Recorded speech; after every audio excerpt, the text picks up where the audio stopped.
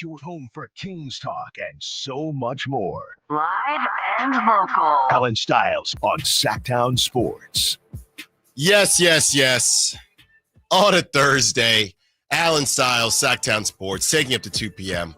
Kyle Ledbetter behind the glass for you today. And if you're on the YouTube, I did go into my garage and find the pool party shirt. I refuse to wear it because that's not good for the brand, but Kyle Ledbetter has it on. And it was a bit of a pool party last night, but that really wasn't even the issue, as Jordan Poole didn't even play in the fourth quarter.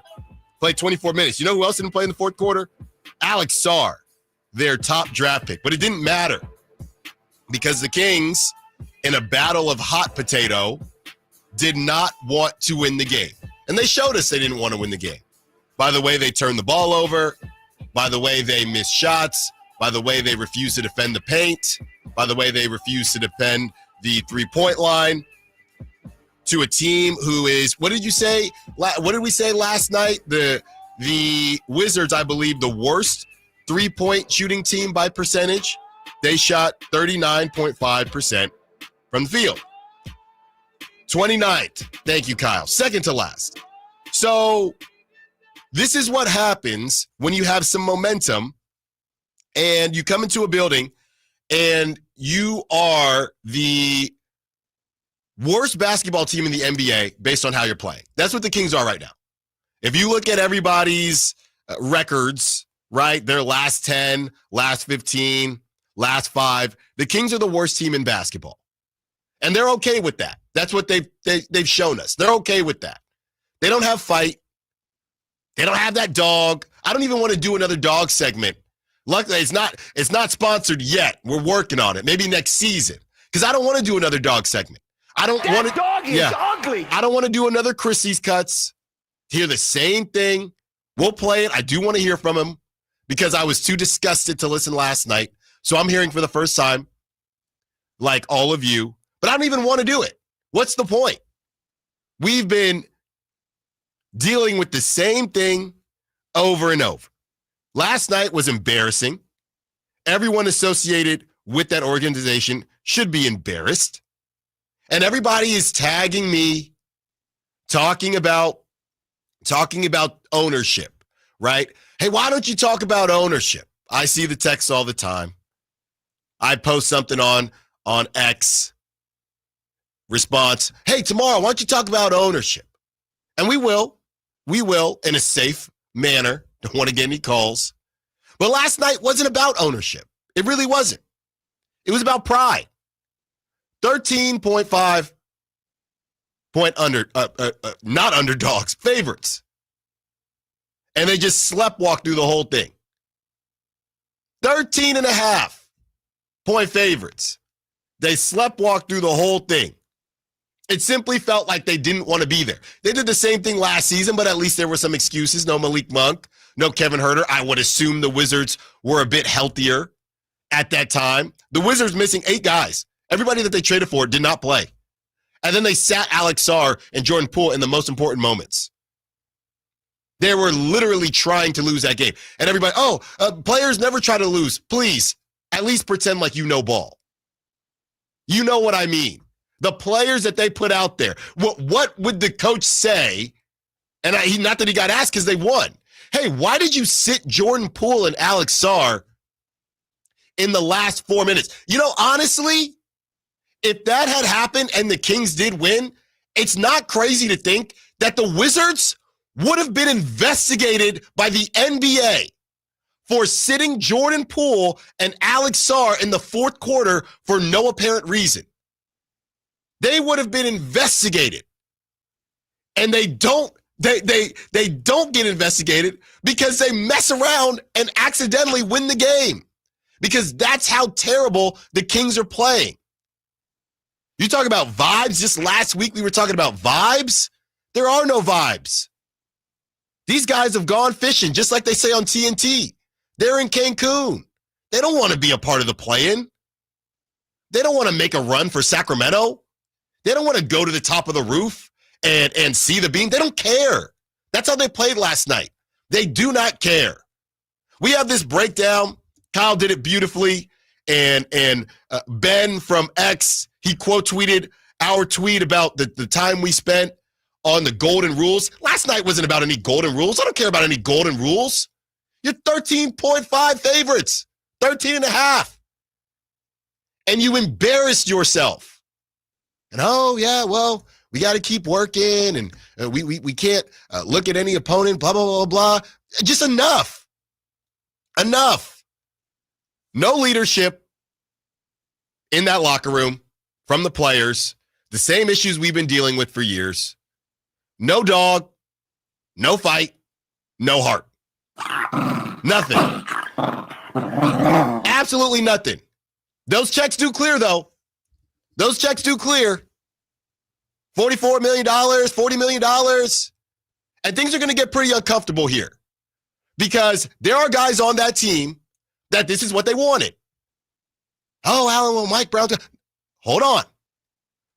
There are guys on that team right now that wanted Mike Brown gone, and they knew what that would lead to with De'Aaron Fox. So you're going to do that, which is fine. Then you come out and lay an egg against the worst team. Actually, not the worst team, because you're the worst team in the NBA. The worst team in the NBA at that time. I had somebody respond to me yesterday when I said the Kings are playing the worst basketball in the NBA. You know what their response was? And I don't know if they were trolling me. Their response was, no, that's the Wizards. You sure about that? They just lost to them. Are you sure about that? Really? So it was shameful last night. I was mortified. I was getting texts from former colleagues, friends in the Bay Area that know that I came out here to do my thing and I'm loving my time in Sacramento, and they just didn't know what to say. They were made nameless, but I got at least 3-4 texts last night from media members, buddies of mine. Man, Allen, what's going on out there? Brother, I don't know. Looks like they don't want to play basketball. Looks like they just want to take their checks, go home, and we'll see what happens next year. That's what it looks like. Fortunately, or unfortunately, the only team that seems to care less is the Phoenix Suns. And I'll tell you right now, this whole 9-10, are the Kings going to lose to the Clippers or the Timberwolves, or if the Warriors fall back in? The Kings are not getting out of that 9-10 game. They're not beating the Mavericks. You know why? Not because they don't have the talent, not because they're not good enough, because they don't want to. They clearly just want to go home. Send them home because they want to go home. They want to go to El Dorado Hills, Folsom Lake, Elk Grove, wherever the hell they live, Napa, wherever the hell they live. That's what they want to do. They don't want to make a run. They don't want to put butts in the seats. They don't care about playoff revenue. That'll make some ears perk up in that organization. They don't care. That's what I saw last night. Honestly, so just to peel the curtain back, so doing the daddy daycare thing, wife was busy doing some work. So I'm hanging out with toddler Stiles, and I had on my, everybody that knows me know I have very exotic socks on at all times. Today, I have on Reese's socks today, okay? Wow, that is crazy. Yesterday, I had on Scooby-Doo. So I get home, I take off the socks, and you had Ritz one day. I had Ritz one day as well. I get home, I take off the socks, and my daughter says, doggy, when she sees the socks. And I said, whoa, you cannot disrespect Scooby-Doo by just saying doggy. This is one of the most famous doggies in the world. So, we try to, he really is. It's Air Bud. We'll do that during the summer because we damn sure not talking about the Kings. Not every day. I mean, Clifford would like a word. Clifford would like a word. So I say, you know what? I know we're trying to limit screen time, but let's sneak in a little Scooby-Doo episode. We turn on Scooby-Doo, and she was in heaven. She had never seen anything like it. It was a great episode. Reminded me of my Saturday mornings. And about halfway through the Kings game, I thought to myself, if I didn't have this show today and it didn't put food on the table for my family, I would turn back on Scooby-Doo. I'd rather watch Scooby-Doo than this garbage because clearly they don't care. And some of you are tuned out. Some of you, Allen, I see Allen, man, I love the show, but The Kings right now is just tough. I don't blame you. I'm not going to sit here and say that I'm subjecting you to anything or forcing you to do anything. Life is tough. You shouldn't have to watch this. And you shouldn't have to watch this and then watch those that are in control parade around like they're actually doing something in this league. You know what I'm excited to watch tonight? I'll say it because I don't care anymore. I'm really excited to watch Lakers Warriors because I'm really excited to watch good basketball. Because following the Kings, covering the Kings, you don't get to watch it. Frankly, insane. You just don't. I find myself more excited on days where the Kings don't play. And there's been a lot of apathy this last week where, oh man, it kind of just is what it is. Last night brought back the anger for me because there's levels to this. You're not good. You're not as good as the Thunder, fine. You're not as good as the Celtics, fine. Even the Magic, everyone knows how I feel about Franz Wagner and Paolo Banchero. Those guys are studs. They're good every other game right now. So the Kings, you can get caught on a rough day. It was still embarrassing, but you can get caught on a rough day. But last night, the Kings were in Cancun. The Kings were in Cabo. Just hashtag and send in to me all the vacation spots the Kings were in their mind last night during the game. Because they weren't in D.C. They were not in Chocolate City. They were not there. Their bodies were there, but they were not there. Where else? Where's Chris Biederman going for his...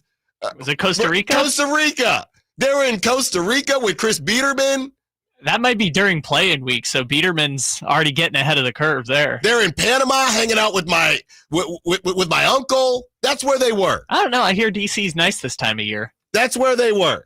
They were not in Washington, D.C. Will they be in Charlotte tomorrow? I have no clue, but we got 4 hours to figure it out. Roundtable coming up at 12 o'clock. We will get the feelings from Chris Watkins, Brendan Nunes, and Frankie Cardicelli. Kings lose to the tanking Withers. What do we do next? Allen Stiles, Sacktown Sports. All guests and callers join us from the Folsom Lake Honda hotline. Folsom Lake Honda, your one-stop Honda shop. I'm Ken Korak with your Green and Gold Report, brought to you by Comcast Business, powering possibilities. Well, for the A's to have any chance of contending this year, it will start with starting pitching. And besides the tough outing by Joey Estes in the home opener, and looking back at the Seattle series and led by offseason acquisitions Luis Severino and Jeffrey Springs, the A's starters went 23 2/3 innings. They allowed just 14 hits and 3 earned runs.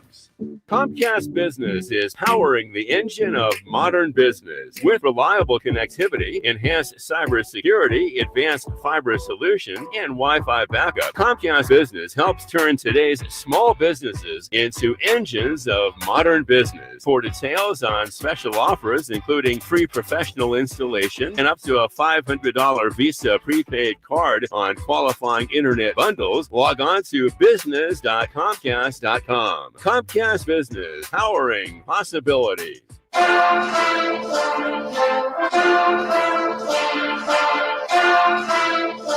Right side, drives inside, reaches with the left hand on a twisting reverse and scores. Malik Monk with the bucket. 4 seconds to go. Kings within 1. Here comes a run into traffic. The scoop to beat the buzzer is good by Jordan Poole. That's a great take. End-to-end push in transition with time running out. Allen Stiles. Watch the show on youtube.com/Sacktown Sports 1140. Or listen on the Sacktown Sports app. Yeah, Jordan Poole. When's the last time Jordan Poole and Alex Sarr got a night off, got a quarter off, and it wasn't because they were getting their doors blown off?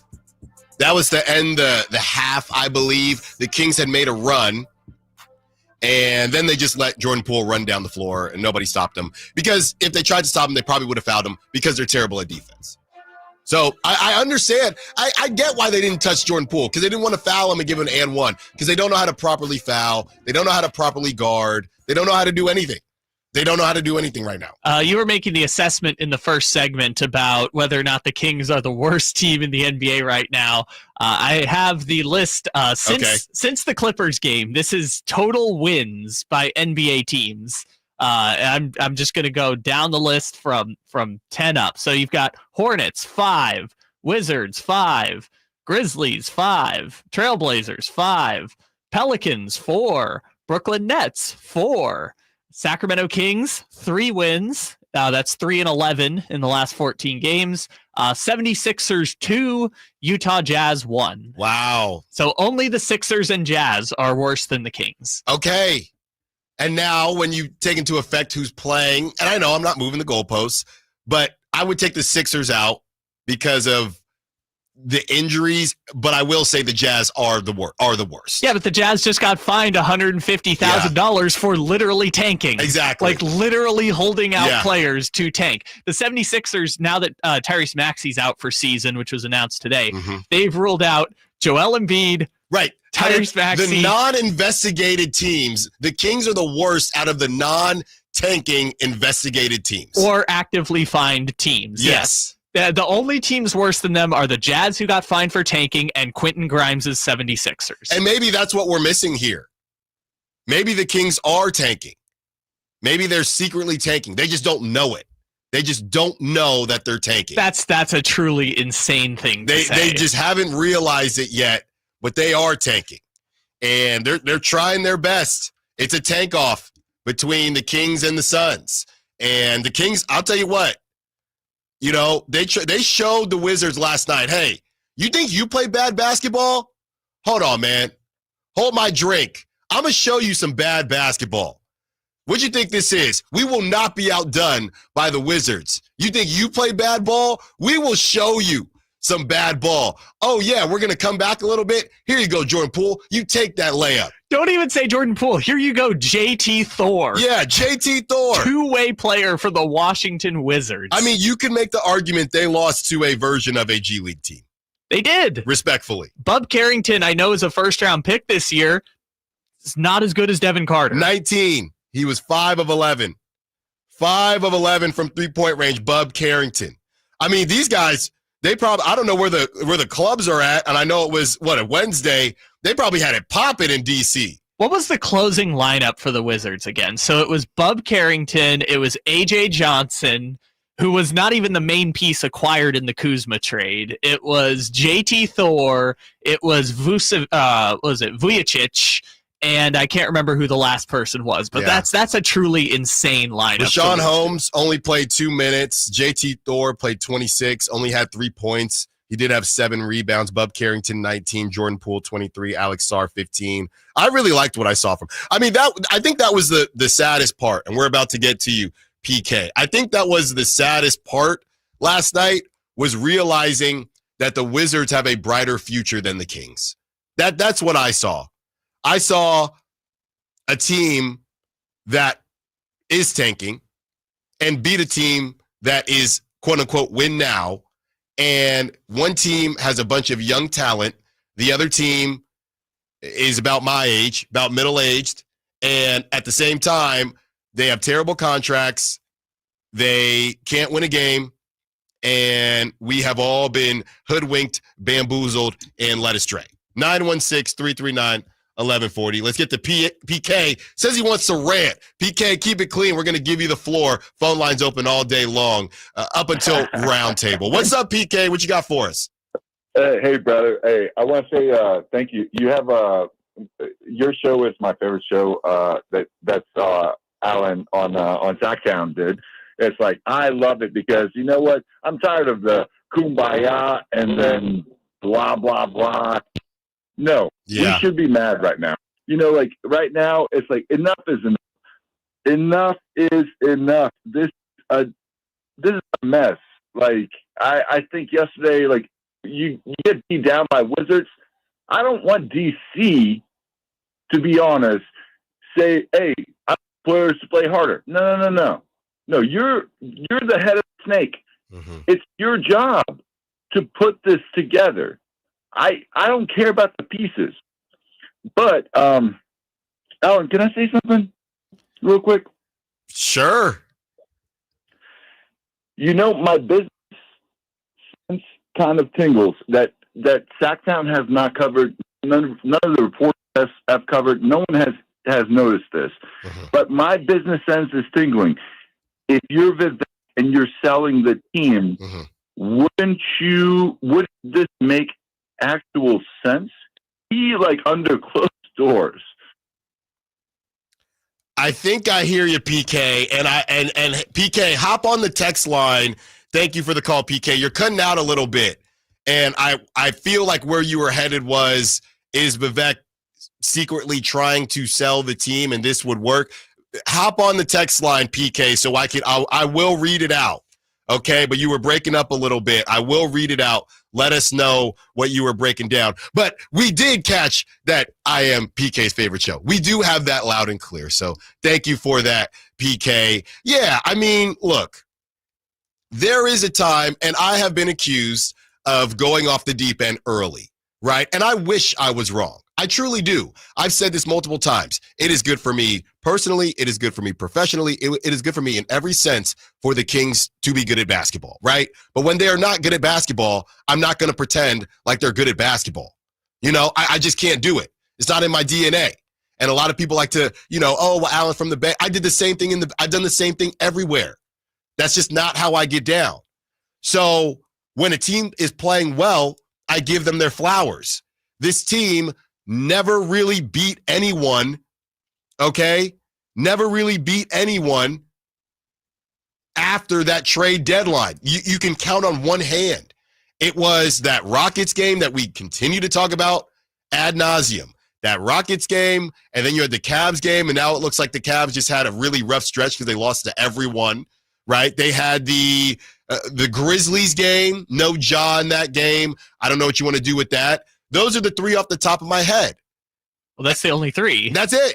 They are 3-11 in their last 14 games, which how insane is that they beat the team that might win the Eastern Conference in that stretch of 3-11? So PK hopped on the Sack chat, and if you are driving about to get home and you want to continue to be a part of the conversation, Sacktown Sports 1140, that is what you search on youtube.com. You will see my beautiful face, and you will see Kyle in his pool party shirt, and you will know you are in the right place. PK says, wouldn't it make sense if Vivek decided to sell the team last year and now this is why it's so messy? So I think if I'm hearing you correctly, PK, it's maybe it's not his top priority in some sense, and that's why things have kind of gotten led astray.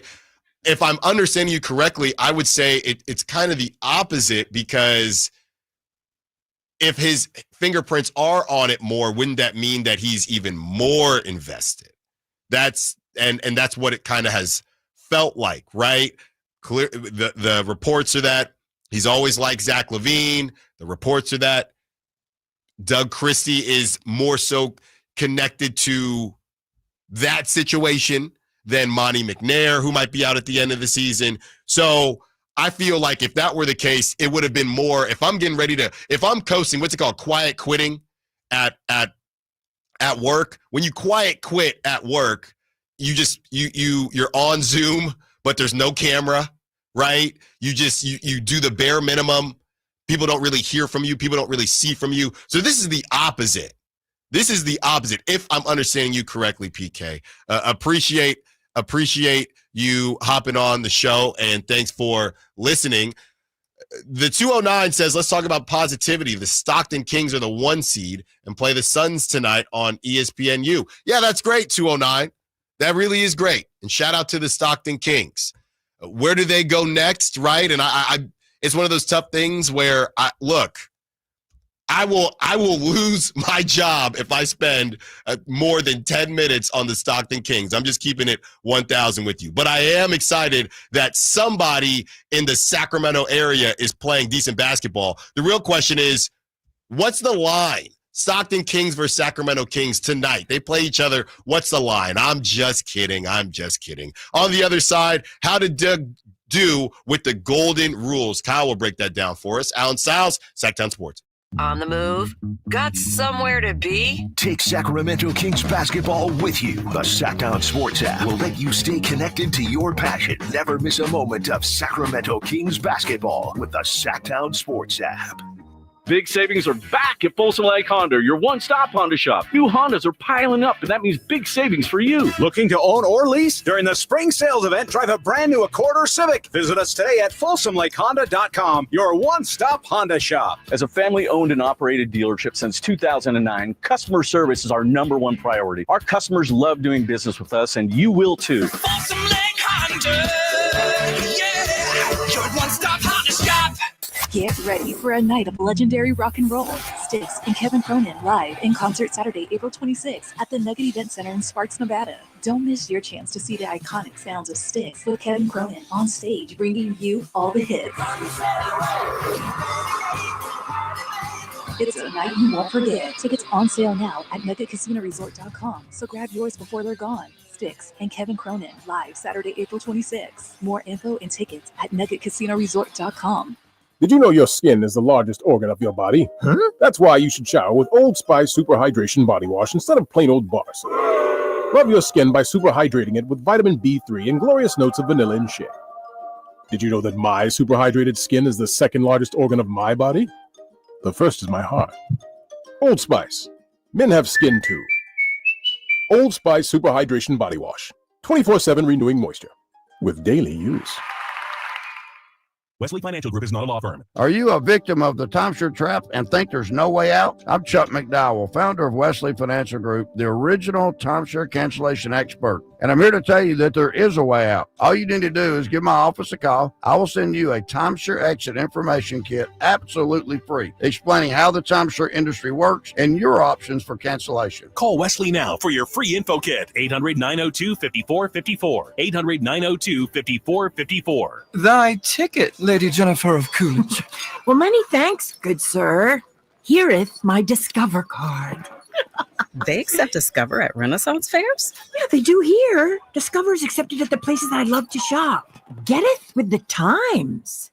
With the times? You're playing the lute.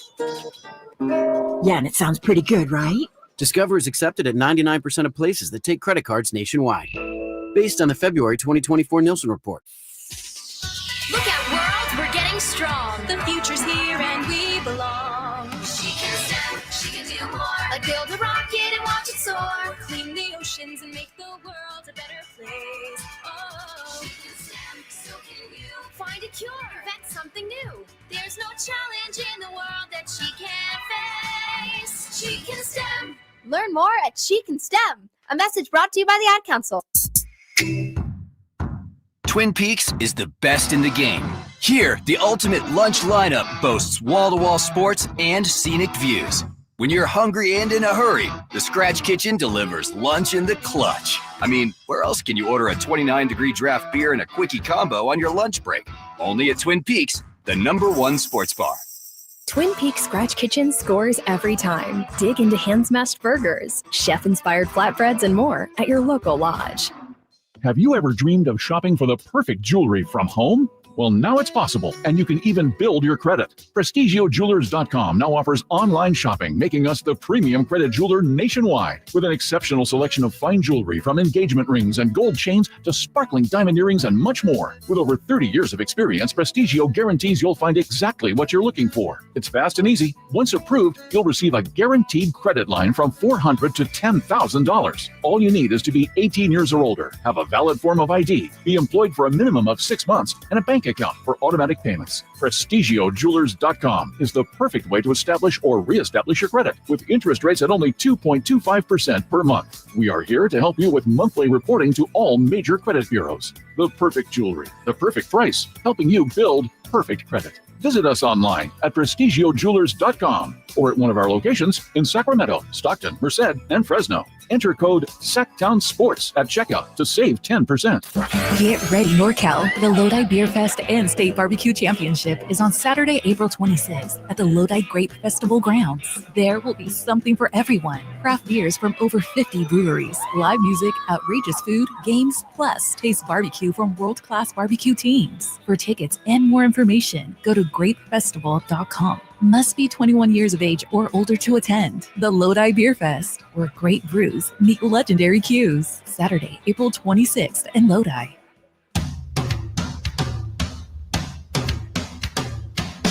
Low dribble. Here comes the high screen. Feeds the pass to Vucevic. Right wing. Gives it up to Thor.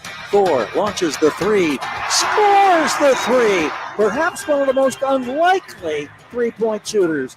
J.T. Thor knocks down the triple. 35 seconds to go. Back to a two-possession game. DeRozan just drove inside, didn't get a foul call. He couldn't believe it. Kings trying to foul, and they do in transition. Allen Stiles You can join the show by texting 916-339-1140. on Sacktown Sports. JT Thor, not known for his three-point shooting, seems to find a way to shoot the three ball against the Kings. Very similar to the Indiana Pacers and Pascal Siakam. That three-pointer that iced it for the Pacers. I feel like there have been versions. I just think the Kings are mentally weak. I just think they are not very strong psychologically. Because what happens is they let stuff snowball, right? So they lose to that I can't remember who they lost to, but they lost to somebody after that Clippers game, right? So the Clippers broke. They've been broken like 15 times. And you tried to gorilla glue them a couple times. There's just no more gorilla glue. So that Clippers game where Kawhi makes a shot, Zack LaVine doesn't, and then they lose that next game. This Pacers game, they play a great game, blow it in the end. Do they have any mental strength to come back and take care of business against the Wizards? No, they don't. They lay another egg. So that's who they are. That's who they are. And by the way, early returns on one Zack LaVine. The Chicago Bulls in their last 15 games, this is from our guy Chris Biederman. The Chicago Bulls in their last 15 games are 10-5, and the Kings are 4-11. The Bulls are tied for the fourth best record in the NBA over that span. The Kings are third worst ahead of only Philadelphia and Utah. That's what we broke down earlier. And again, this is not a Zack LaVine thing. This is an adding Zack LaVine to the group that you already have was not a good decision. And you know, we should be able to compartmentalize. I know some people aren't able to do that, but I've never swayed on how I felt about De'Aaron Fox. I don't think he's a number one. I think he is going to be a heck of a number two, or even even more of a heck of a number three. That doesn't mean that the Kings should have moved him when they moved him. That's how that I have been consistent with that the whole time. Now, when Zack LaVine did come into the fold, a lot of us thought, okay, 24 points a game to exactly what De'Aaron's doing, maybe this could work. And we found out very quickly that it's not working. So everyone is allowed to be optimistic and see how things turn out. When you looked at it on paper, none of us knew how it would look, right? I was confident in Malik Monk to be able to maybe play the point guard position at a better rate than he's playing it. I didn't think he'd be Chris Paul or Rajon Rondo, but I thought he'd be better than what I've seen. I thought Zack LaVine, it would make more sense when he came out here.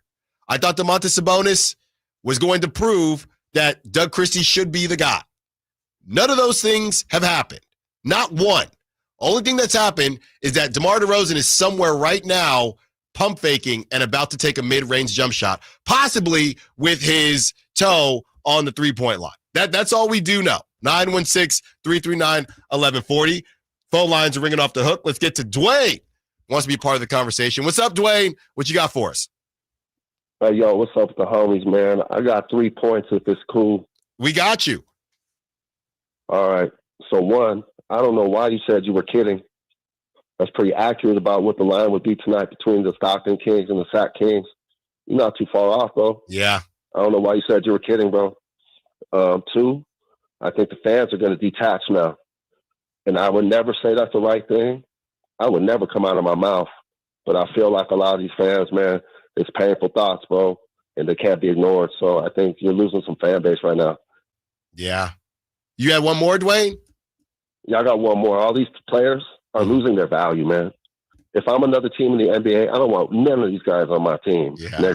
Because this is some bullshit. Hey, gotta go, Dwayne. Gotta dump that. Gotta keep it moving here. Thanks for the call, Dwayne. Well, now we're fine. No one's hearing this. Yeah. Thanks for the call, Dwayne. And yeah, people are upset. People are upset because the Kings are not playing well, okay? And when they're not playing well, it makes you upset because you spend your time, you spend your money, and honestly, that is also your choice. I will break down what that means and what I mean by that a little bit later in the show. Kyle, a beautiful breakdown of the golden rules. I took a look at this, but I want you to break it down. Seemed like last night the golden rules just didn't really matter. Yeah, and so after the game, I came back and I was thinking, how do the golden rules work? And it's a one-game sample size. Is this a trend or just something that happened in one game? So yeah, I did the experiment that our friend Ben on Twitter put together for us after the Pacers game. Right. I did the same thing that Ben did, which, by the way, thank you, Ben. I saw he did a giant thread of the golden rules and net ratings. I haven't got a chance to look at it yet, but I'm going to take some time because he quote tweeted me, and I love the back and forth. Go ahead, Kyle. Thank you for your research, Ben. A fellow, let me get the sounder ready. Fellow. Nice. There you go. Love it.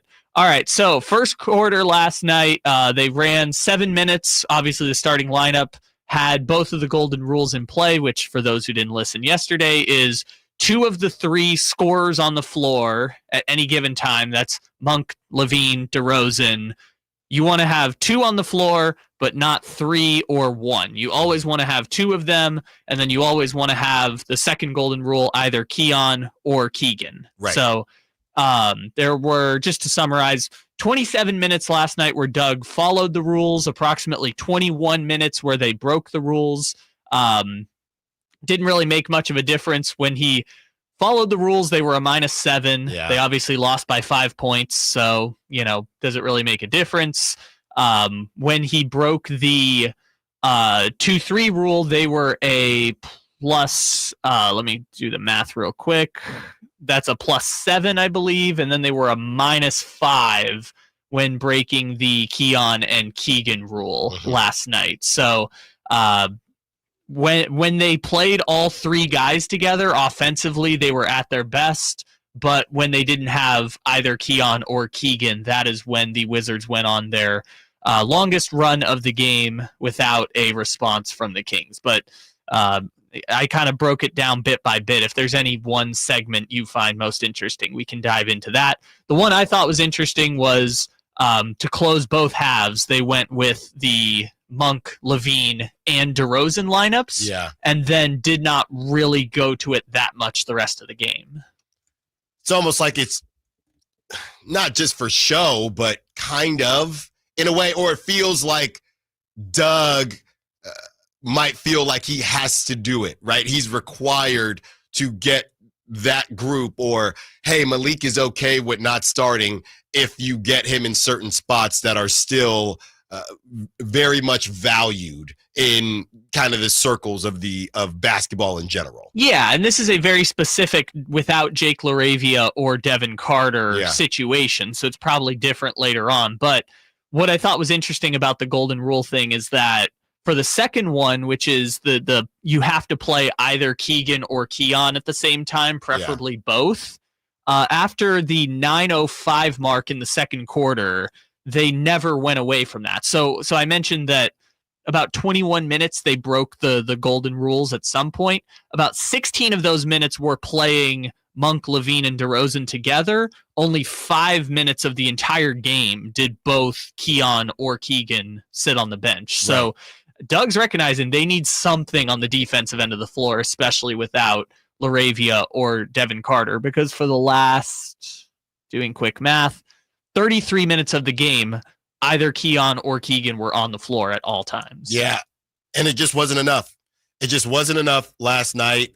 We can throw out the golden rules. That was a team that is not the players actively trying to lose. The organization, the Wizards, are not doing anything. They had 16 wins, people. So golden rules, non-golden rules, you just got to have some pride. And somebody else wants to use a different term than pride or heart, and we will discuss what that is. Text line is going crazy. Call line, Steven, we see you. We will get to you on the other side, and we will get to Christie's Cuts because I want to hear what he has to say. I haven't even heard it yet, so I want to hear what he has to say. Allen Stiles, Sacktown Sports. Get in the zone, AutoZone.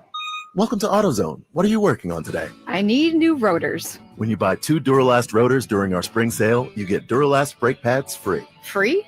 With the rotors. Well, that's great. What if I need extra stopping power? You can upgrade to Duralast Gold pads for just $10. So Duralast pads are free? Yep. And an upgrade is just $10? That's right. Part of the spring sale at AutoZone. Get in the zone, AutoZone. Restrictions apply. Hey, everybody, it's your boy Kyle Draper. You know, I still remember the first car I ever owned. It was sweet. It was cherry red, but it didn't quite run the way that I wanted. It would make a funny sound like something like that when I was driving, and eventually I had to get rid of it.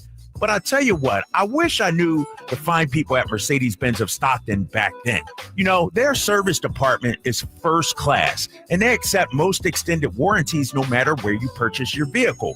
Their service department, those technicians out there, they're super experienced, more than 224 years. Plus, they treat you fairly. The price is fair. They treat you like your family. So schedule your service today at Mercedes-Benz of Stockton. It's just a short drive right off I-5. Or, of course, you can go online anytime at mbfstockton.com to schedule your service today. And tell them Drape sent you. With 25 award-winning years in Northern California, Ashton & Price is your local injury law firm. Pro attorney tip: if a firm presents as local but they're in LA, red flag. If your first consultation is not with a lawyer, big red flag. At Ashton & Price, your first consult is with a local attorney, and if serious injury prevents travel, a lawyer will come to you. Still not enough? George Washington's my uncle. At Ashton & Price, no red flags, just red, white, and blue. Remember, for the best advice, don't think twice. Call Ashton & Price. Attention! If you owe money to the IRS, this is an urgent message. The IRS is cracking down by sending out collection letters, garnishing paychecks, seizing bank accounts, and putting liens on homes and businesses. They call it enforced compliance, and you better watch out because penalties and interest on unpaid taxes compound daily, making it even harder to get out of debt. Don't let tax debt destroy your life. You need to call Optima Tax Relief, America's #1 tax resolution firm. They're experts in taxpayer assistance programs that can save you thousands if you qualify. A+ rated by the Better Business Bureau, Optima's resolved over $1 billion of tax debt for their clients. Let them fight on your behalf, helping to put your tax problems to rest. Call the tax professionals at Optima now for a free consultation. Call 800-343-6460. 800-343-6460. 800-343-6460. Optima Tax Relief. Some restrictions apply. For complete details, please visit OptimaTaxRelief.com. I love this time of year when the azaleas begin to bloom and the singing birds' sweet dawn chorus remind us that blue skies and sunshine are at hand. Hi, this is Frank LaRosa with a word about Naturewood Home Furnishings. In sports, the definition for the word master is one who's achieved a high degree of skill, and that will be on display in the highly anticipated golf tournament. In the furniture business, a master is a highly skilled craftsman, an artist even, whose work is coveted by those who appreciate design, quality, and durability. John Keyes was the mastermind of Naturewood Home Furnishings. He knew that you wanted your home to reflect your personal style, whether that was a plain coffee table or a masterpiece for you to enjoy forever. That's why when you walk into Naturewood Home Furnishings, you'll find the largest and best selection of the highest quality home furnishings in Northern California. Masterful. Naturewood Home Furnishings, off Highway 50 at Hazel. Look for the water wheel. Spring is in the air, and there's really nothing better than hitting the open road in a new Honda. Whether you're shopping for new or pre-owned, Stockton Honda has the selection and savings. Plus, get top dollar for your trade. And while life's roads are often filled with bumps, buying from Stockton Honda couldn't be smoother. Wherever the road you travel might lead, Stockton Honda is happy to get you there. Come in today or go to StocktonHonda.com. Anytime, anywhere, it's all here. StocktonHonda.com.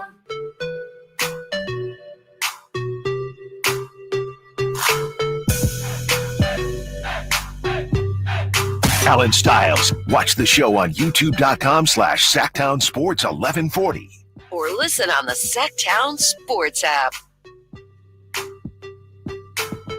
From Jeff on the text line, Allen, you say mentally weak. I say very low basketball IQ. Seems like Mike Brown and Doug can't get their message across. That's why I prefer low IQ. Well, they're coaching different people too. Jeff, they're coaching different players. What's worse? What's more of a dig, right? calling somebody mentally weak or saying they have low basketball IQ. I feel like it's more insulting if you're paying somebody $40 million, $20 million to play basketball and they have low basketball IQ. I feel like it's hard. That's harder to believe. Now, to be fair to Jeff, some of those passes do look like low basketball IQ. The pass where Zack LaVine is on the wing beyond the three-point line, and he tries to pass it to Sabonis, and it's the most lackadaisical pass to the middle of the key, Sabonis at the top of the key, closer to the free throw line, and just gets completely Jose Alvarado'd, okay, Grand Theft Alvarado'd. That was bad basketball IQ. I will say that, Jeff. But it's hard for me to look at everything the Kings do and Domantas Sabonis and DeMar DeRozan, who's going to be a Hall of Famer, and Zack LaVine. These are vets in the game. I don't think they would like me saying that this team is mentally weak, and I'm not calling out a specific person. I'm saying that the team is mentally weak. Now, if the argument is, well, then I think the team has low basketball IQ as a whole, it's possible some of those passes definitely make it look like that, Jeff. So I hear you on that one. 916-339-1140. Steven has been patiently waiting. Steven, what you got for us? Hey, I appreciate you for texting me back yesterday, man. I wasn't trying to get at you, so I just wanted to put that out there. You're all good, Steven. You're all good, man. I'm glad that you could take I'm glad that there's someone that can actually have a conversation like an adult. There you go, Steven. What you got for us? Okay. So LaVine and Herter. This is the one thing I want to kind of start off with. Okay. I'm going to try and cook here, but make it quick. So Herter has a really great season with Atlanta. Okay. Ups his value, comes to Sacramento, continues playing great, injures his finger, completely forgets how to shoot. Completely lost the ability to shoot. Okay. Zack LaVine is playing with the Bulls, has a good season. Okay. Comes up to the trade deadline, comes to Sacramento, falls off a cliff. Right. Absolutely falls off a cliff. Seems like he forgot how to play basketball. That says to me that it's more injuries taken out, of course, but that feels to me more like an organizational issue. Okay. It seems like that this organization does not have all their ducks in a row. And Fox was right. He was right about everything. Yeah. Thanks for the call, Steven, as always. Look, as far as Zack LaVine is concerned, I just think the fit isn't great. We never really got to see that the fit wasn't great with DeMar, and it might not even just be it's the combination. It's what we've been talking about, throwing Malik in that mix, and I know Keon's been starting, and it hasn't really been helping. This team just doesn't go together, right? It's oil and water. That's just what it is. And I don't know at this point because Malik hasn't even been starting. I know he's been closing some games, right, and closing some halves, but the whole thing was if we look at the minutes here, the minute distribution, and Keon Ellis 22 minutes, Malik did play 34, so maybe that's part of it. Keon was also both of these guys, Keon Ellis and Malik Monk, combined for 15 points. And Malik, we know that turnovers can be a problem. Only turned it over once last night. We know what Keon brings defensively, but Keon had 2 points. He was 0 of 3 from three-point land. I know he's not the first, second, third, even fourth option, so I get it. But Keon did not play well. So it's whack-a-mole. When one thing works, something else doesn't. You get Malik playing, decent, right? 13, 2. He was still 2 of 9 from three-point land. That's terrible. Malik has not been able to shoot the basketball. They shot 25% from three. Every single game. They do one thing, they don't do another. They shoot the 3 one game, they can't defend it. They don't shoot the 3 one game, but they don't turn the ball over as much. They just cannot put together a total game, a complete game. They can't do it. All right, let's hear what Doug Christie has to say after the worst loss of the year. Who knows? Just throw them in a pile. Here are Christie's cuts. The different things I've been on that side, on both sides of that one right there, and the intensity has to ratchet up, and those are things that you have to bring, because at this level anybody can beat you on any given night, and you can't coast in thinking, oh, we'll get to the play-in and then we'll turn it on. And that's been a bit of what's going on, the ability to turn it on and turn it off. You have to play at a certain intensity level, and there is nothing else. You have to play at that level against teams that are at the bottom of this league or they're at the top of this league, period. Yeah. Anything else? The frustration level really is to watch us compete against really good teams. You compete against Indiana for 40 minutes and you let up for 8 minutes. Okay, that's a really good team. That happens. But you come into here against a team that is toward the bottom of the league. They got guys sitting out, and your intensity is not there from the start. You have to look at yourself in the mirror, and me as well. Now, I had a conversation about every aspect of what could happen in a game like this, how we need to be. This is a business. We have to come out with a business mindset. You do not look at them, put a face on it, anything, you go in there. But the intensity, the effort and enthusiasm has to be at a higher level. I'm not questioning whether they will come and play against teams that they know are really, really high level. They're going to do that. It's where you think that you are going to just coast through a game, and that's a respect that you put on your opponent, but that's also a business side that you have, and it's a business approach that it does not matter who we play against. This is how we play, and I have not been able to stamp that the way that I want to stamp it, because that's what I'm about. I'm not about ever disrespecting my opponent or coming out with any type of effort that is. It's always going to be superior to the other team's effort. Now, whether you make shots, a lot of different things, that comes and goes. But when it comes to effort and coming out and smacking people, that's what we do. I do wonder, and everyone coaches differently, you know how fiery Doug can be, and obviously in these situations, he's got to be professional. Do we think Doug has ever just rang them out?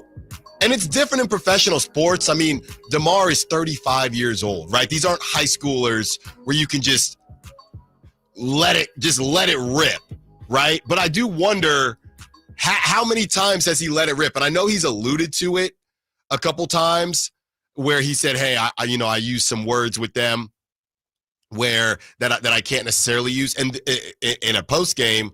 And this goes back to when you do the interim thing and you go from being the cool substitute teacher to being the real teacher. This is how it changes when it's coming from the cool uncle, right? And then it comes from your father, whatever it is. Same message, same idea. But I wonder, y'all are on some BS. That was embarrassing. Stop turning the ball over. Honestly. I've seen better basketball from high schoolers, right? Whatever Carmelo Anthony's son, whatever team he's playing on, or Gilbert Arenas, whatever team his kids are playing on, I can see better basketball in this arena from the state championship when LeBron was up here for his son's game, for Bryce's game. Even they know, stop making passes in traffic. Just stop doing it. And maybe that's not how Doug gets down. Clearly, and again, these are philosophies. Whatever Mike was doing wasn't working. I know it was a different group, but it wasn't working. Whatever Doug is doing, not really working. But at the same time, last night's loss, to me, it wasn't on Doug. It wasn't on Monty McNair. It wasn't on Vivek. It wasn't on any of that. That was on the players not wanting to be there. So if you don't want to be there, just tell us all now so we can stop wasting our time. Just say, Coach, my pinky hurts. Coach, I don't know if I can go.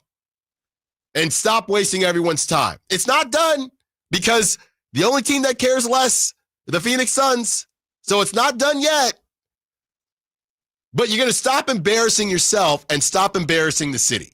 On the other side, 11 o'clock, they can do something, but will they? And this is what some of these guys wanted, apparently. More of your calls, 916-329-1140, Allen Stiles, Sacktown Sports. The only place you'll find Keegan Murray is Sacktown Sports. Out to Keegan Murray, straight away for three, and Keegan knocks down the triple. Hey, Sacramento, it's Keegan Murray, and you're listening to the home of Sacramento Kings, Sacktown Sports. Your local sports leader. Allen Stiles here with your Sacktown Sports injury update, brought to you by Downtown LA Law Group. Zack LaVine underwent surgery to repair his right hand, and he's likely to be out 6 to 8 weeks. Second base duties will be a battle between Max Schumann and Max Muncy. Brady Basso and his left shoulder strain continues to go through a throwing program, and the A's are hopeful that he can begin pitching in minor league games shortly after the start of the regular season. On the court, Malik Monk makes his return from illness as the Kings push to make the play-in. This injury report was brought to you by Downtown LA Law Group. Hi, I'm Allen Stiles. Injured at work? Call Downtown. Downtown LA Law Group, California's leading injury law firm. With over 40 lawyers throughout California, they've won over $500 million in settlements. Downtown LA Law Group will get you compensation for your work injury. You don't pay unless they win. That's right. You pay zero up front. Call Downtown. Text injury help to 40222. That's injury help to 40222. Visit them at calldowntown.com. At SMUD, we power local business with incentives on clean energy equipment, tools to manage electricity usage and save money, tailored solutions from dedicated strategic account advisors, and 50% lower rates than neighboring utilities, all while doing more for the planet with clean energy solutions, savings, reliability, personalized service, clean energy, helping local businesses thrive. That's our clean power promise. Learn more at smud.org. Meda Chevy sends you $8,000 off MSRP on new 2025 half-ton Silverado LT and RST after rebates. Year-end savings on now with $8,000 off new Silverados at MedaChevy.com. Together, let's drive. See dealer for details. Get ready for a night of legendary rock and roll. Styx and Kevin Cronin live in concert Saturday, April 26th at the Nugget Event Center in Sparks, Nevada. Don't miss your chance to see the iconic sounds of Styx with Kevin Cronin on stage, bringing you all the hits. It's a night you won't forget. Tickets on sale now at NuggetCasinoResort.com, so grab yours before they're gone. Styx and Kevin Cronin live Saturday, April 26th. More info and tickets at NuggetCasinoResort.com. Twin Peaks is the best in the game. Here, the Scratch Kitchen delivers lunch in the clutch. I mean, where else can you order a 29-degree draft beer and a quickie combo on your lunch break? Only at Twin Peaks, the #1 sports bar. Big savings are back at Folsom Lake Honda, your one-stop Honda shop. New Hondas are piling up, and that means big savings for you. Looking to own or lease? During the spring sales event, drive a brand new Accord or Civic. Visit us today at FolsomLakeHonda.com, your one-stop Honda shop. As a family-owned and operated dealership since 2009, customer service is our #1 priority. Our customers love doing business with us, and you will too. Folsom Lake Honda, yeah, your one-stop Honda shop. Did you hear?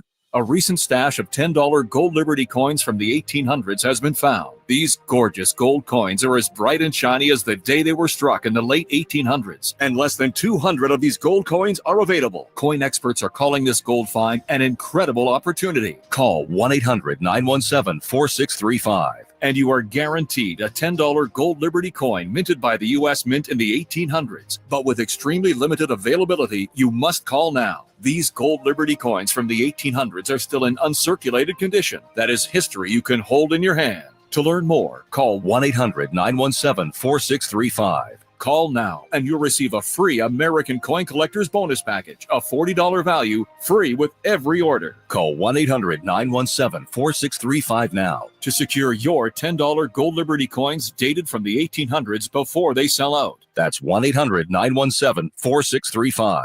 Have you ever dreamed of shopping for the perfect jewelry from home? Well, now it's possible, and you can even build your credit. PrestigiaJewelers.com now offers online shopping, making us the premium credit jeweler nationwide. With an exceptional selection of fine jewelry, from engagement rings and gold chains to sparkling diamond earrings and much more. With over 30 years of experience, Prestigio guarantees you'll find exactly what you're looking for. It's fast and easy. Once approved, you'll receive a guaranteed credit line from $400 to $10,000. All you need is to be 18 years or older, have a valid form of ID, be employed for a minimum of 6 months, and a bank account for automatic payments. PrestigiaJewelers.com is the perfect way to establish or reestablish your credit, with interest rates at only 2.25% per month. We are here to help you with monthly reporting to all major credit bureaus. The perfect jewelry, the perfect price, helping you build perfect credit. Visit us online at PrestigiaJewelers.com or at one of our locations in Sacramento, Stockton, Merced, and Fresno. Enter code SACTOWNSPORTS at checkout to save 10%. Sacramento Kings basketball. Two-hand pick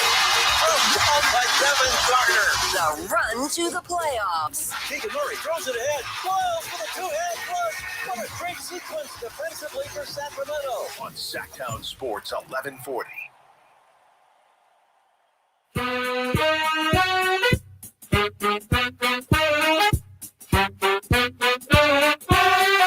Your home for Kings talk and so much more. Live and local. Allen Stiles on Sacktown Sports. The Chipotle National High School Basketball Tournament is on ESPN2 right now. I just looked up. And I want to see how many bad turnovers. Are there less bad turnovers in these games than when I watch the Kings play? Somebody on the text line said, Alan, you need to remember to include Domas in the bad turnover conversation. For sure. For sure. And sometimes those passes aren't even that bad, and he can't hold on to them. So I got you, 916. Domas is not dodging the smoke. Nobody is safe when you lose to the G League Wizards. Nobody's. And who's playing tonight, Kyle? Cayenne Anthony, Carmelo's son. You mean he's playing in the Chipotle He is. whatever? That's right. That's right. I can't wait to watch some good basketball. Just a palate cleanser. When you go to sushi and you get the ginger, that's what I need. And it's just from the gook of watching Kings basketball. And so that for you is Cayenne Anthony and all of the boys from Montverde Academy. Everything today. Everything today, from national to the NBA, huge game with the Lakers and Warriors, two teams that actually have a vision, that actually care about Lakers winning have basketball. A vision. Well, they were given a vision. Yeah. They didn't have a vision. They were given a vision. Lakers fell backwards into a vision. That's right. Hey, and sometimes that's how it goes for the Lakers. The Lakers kicked the Mavericks in the back of the head and ruined their vision. Oh, shout out Prolific Prep. They are playing in this tournament. Prolific Prep out of Napa won Jalen Green on the Houston Rockets, another team that cares and has a direction. He's out of Prolific. You want Prep. me to just put baseball on in there for you? No, I need to see. But in all honesty, we've been bagging on the Kings for a good bit, and we will continue to do so. But I did want to take a brief break from that, because the reality is, like I said, with the Suns and how bad that they've been playing, the Kings, as much as they lose, I think they're going to be unable, and they're going to try their hardest. And it seems like they're trying really hard to fall out of the play-in. I just don't know that they're going to be able to do it. There's still a game up on the Suns. They have the Hornets next. If you go 0-2 to the Wizards and the Hornets, I mean, I would hope that you don't make the play-in, but I have no clue, because it's all based on what the Suns do. So, or what they try, and I'm double-checking here. Yeah, Blazers are still out of the conversation, back 3 games. I'm looking at who the Suns have next. Yeah, the Suns have the Celtics tomorrow. They are at Celtics tomorrow. Dave brought up the hilarious scenario on Twitter of let's say the Suns finish exactly what they're expected, which is in games they're favored, they win, and in games they're underdogs, they lose. Mm-hmm.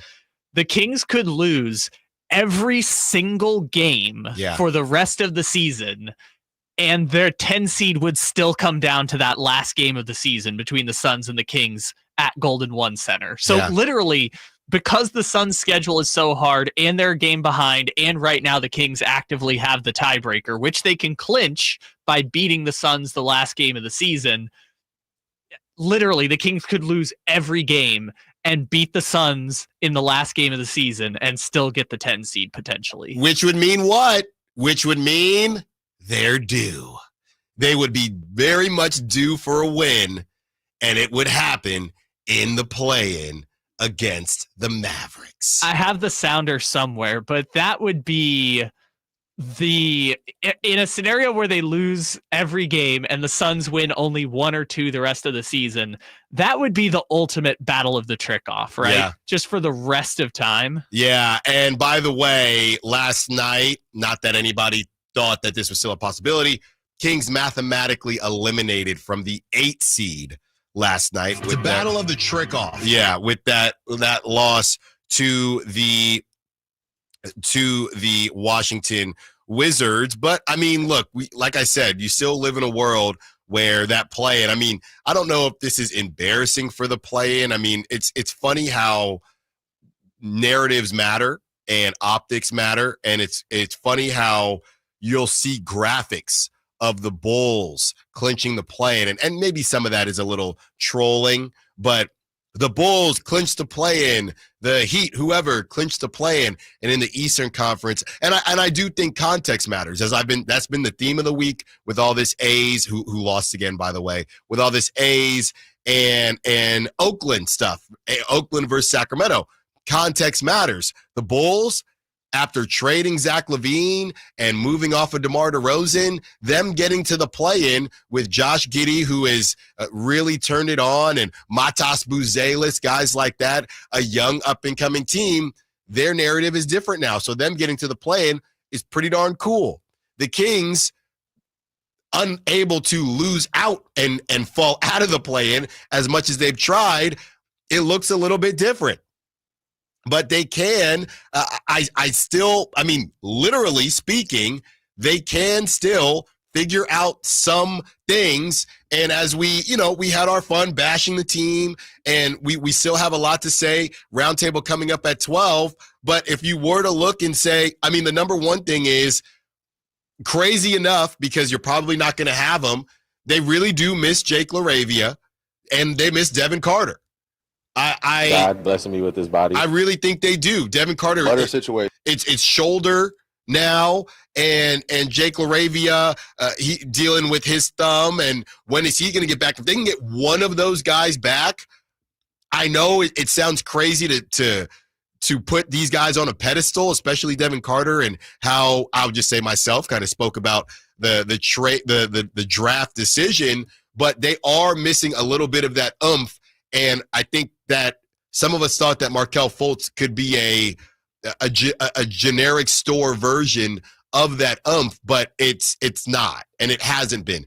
Devin Carter can be a game changer. We don't know about what he's going to be able to do offensively or as a guard or facilitating the basketball. One thing we know is he can get after you defensively. And Jake LaRavia, he was just getting around to shooting the basketball at a high clip, and he is very active. You can throw him on point guards. You can throw him on small forwards. I think it's a big miss. So, if they're able to get these guys back, great, or at least one of them, I think that would be huge. What we're seeing right now, Malik Monk is complete. You have to find a way, and this is what last night was supposed to be. I don't know what you can do to get Malik back going, 2 of 9 from 3 last night, but you need Malik Monk. You need Malik Monk. When you move off of somebody like De'Aaron Fox, and I'll tell you this much, you can't be missing Zack LaVine and Malik Monk. I know Zack LaVine had 18. Again, everything he does, it feels very quiet, 2 of 7 from 3-point range. Somebody else, and as much as everybody wants to move off of DeMar DeRozan, and that's fine, he's still incredibly important to this team. Somebody else has to figure it out between Zack LaVine and Malik Monk. You have to be, if this is how you're going to rock and roll. And I will say one thing I really liked about last night, Keegan Murray, and it felt like they were making it a point to get Keegan Murray the rock, and Keegan Murray was being very decisive, 4 of 10 from 3-point range, which doesn't sound great, but that's 40%, right? That's 40% from 3-point range, good for 18 points. So I did really like the fact that we're going to get Keegan going. Right? He wasn't able to make some threes in higher pressure situations where we would have liked. But that was honestly, I know I sound crazy here. That was a positive that I took away from last night. Understanding that if Keegan's going to be on the floor, we need to make sure that he's getting his shots because that can open some stuff up as well. But it wasn't enough to beat the Wizards, missing 8 dudes, right? So everyone's expectations, I feel like I don't need to say to lower your expectations because I feel like everyone's expectations are already there. The only thing, because I don't think they're going to win the 9-10 game right now. I think that they have more talent than the Mavericks, but they have had more talent than the Pacers that night. They had more talent than the Magic that night. They had more talent than the Wizards, way more talent last night. So to me, it's beyond talent, and it's whether or not, how broken are you? How broken are you? And this is a heck of a situation for Doug Christie to be in. And Kyle and I were talking a bit off the record, and now it's a bit on the record right now.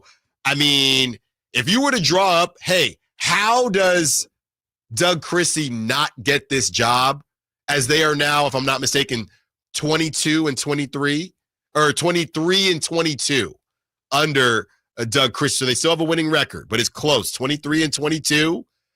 If you were to say, how does Doug Christie lose this job? It would be very similar to what we're seeing, realistically. Yeah, because you kind of have a representative sample size now. And to your point about the 9-10, I mean, you're just playing the chances. I mean, a 10 seed has never made it through the play-ins. So only 2 have ever won the 10-9 games. So what are the chances that they could be the first when they've given very little hope so far? Now, I will say this, as I try to be a bit optimistic here, most 10 seeds are supposed to be 10 seeds, right? And this is just off the top of my head. How many 10 seeds are there because they are grossly underachieving? When the Lakers were the 7 seed last season, everyone knew probably shouldn't be in the 7 seed. They got up out of there, right? Teams that maybe had an injury, and the Kings have had injuries. So there are still reasons for this. Has there been a 10 seed that has truly underachieved and been in that situation versus, that team is a 10 seed? Whether it's injury and then they don't get the guy back or whatever it is, couldn't you make the argument that this could be the most underachieving 10 seed, which means that there's room to grow? Well, I've got all 8 previous 10 seeds right here, and we can go through them after the break. We will do that, and we will also break down what exactly is it that this team wanted and who wanted it, and are they getting exactly what they wanted? Allen Stiles, Sacktown Sports. Patrick was way behind on his IRS taxes. I was in way over my head. The total amount ended up being somewhere just over $30,000. $30,000. Then the IRS came to collect. Started getting letter after letter. A lien had been filed against me. They were going to basically hang me completely out to dry. He had to do something. That's when I reached out to Optima Tax Relief. Patrick's life quickly got a lot easier. It was very easy, pretty much hands off. They picked up the ball and ran with it. And how'd it go? I couldn't believe it. I had to ask 2 or 3 times. I saved an incredible amount of money. How does Patrick feel about Optima? Couldn't be happier. They definitely helped me. Optima Tax Relief, the best place to call. They're the best in the business. Do what Patrick did and call Optima Tax Relief for a free consultation. Call 800-343-6460. 800-343-6460. 800-343-6460. Optima Tax Relief. Testimonial from an actual client. Some restrictions apply. For complete details, please visit OptimaTaxRelief.com.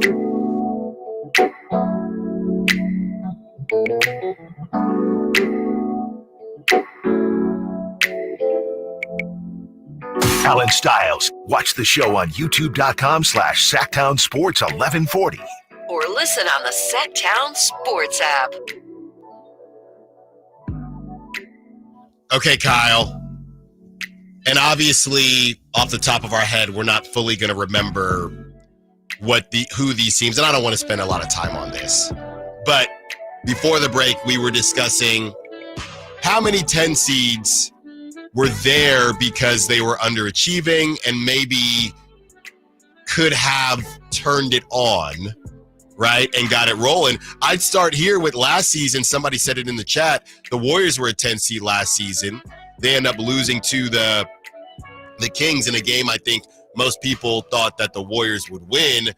But the Warriors, again, it wasn't a situation like they had made any moves. They just weren't very good, and they hadn't been good. I'm sure there were some injuries mixed in there because they're all elder statesmen, but there wasn't a change to where with the Kings, you haven't seen the best version of them. They made this crazy trade. They fired their coach, and they've been really injured. If they can get healthy, could they be a team where, hey, they're not, we do the same thing. March Madness is still going on. And I saw some great words or heard some great words from Kelvin Sampson, head coach of Houston, and not really for the show, but if you find yourself, he was talking about coaching and what successful coaches do and what they don't do. And I was trying to liken it to professional sports. It's a little bit different in the NBA than it is in college, but just this idea of, hey, this team is a 10 seed, but we haven't really seen the best of them. I know I'm reaching, but I was pretty rough on the Kings in the 10 o'clock hour. So I'm going to try to give them a little bit of leeway here and try to be a little bit optimistic because, look, and I see the text, people, we need to trade tomorrow. We're stuck, people. We cannot, the season is not over yet. We're not Adam Sandler. This is not Click. We can't fast forward. So we might as well try to be optimistic on what could happen in the play-in. It'll be over soon, but it's not over yet. All right, Kyle, give us those 10 seeds. All right. Well, I've got some good news for people who want optimism that the 10-seeded Kings might be special because there have been 8 play-in games before, 4 West, 4 East. These are the teams that have fallen. The 2021 Hornets were a 10 seed. That sounds like a 10 seed. They were 33-39 that year. In the East. In the East. 2021 Spurs, they were 33-39. I believe that was DeMar? I believe this was his last year with the Spurs. Okay. So then they traded DeMar DeRozan, and in 2022 the Spurs were the 10 seed again. This was that year that DeJounte Murray made the All-Star team. 34-48, 10 seed lost. Again, 2022 Hornets. 43 wins, lost. You mentioned the Warriors last year, 46 wins, most of any 10 seed. They lost to the Kings, obviously. And the 2024 Hawks were a 10 seed. They were 36-46 and ended up getting the number 1 pick. So if you want hope, Kings fans, of landing Cooper Flag, the Hawks were the 10 seed in the play-in last year, and they landed the number 1 pick in the draft. So I guess that's optimism. The 2 teams that won, the 2023 Thunder, which I have the roster up here, was Shai Gilgeous-Alexander and just a bunch of dudes. Yeah. It was Josh Giddey, Lou Dort, Kenrich Williams was starting.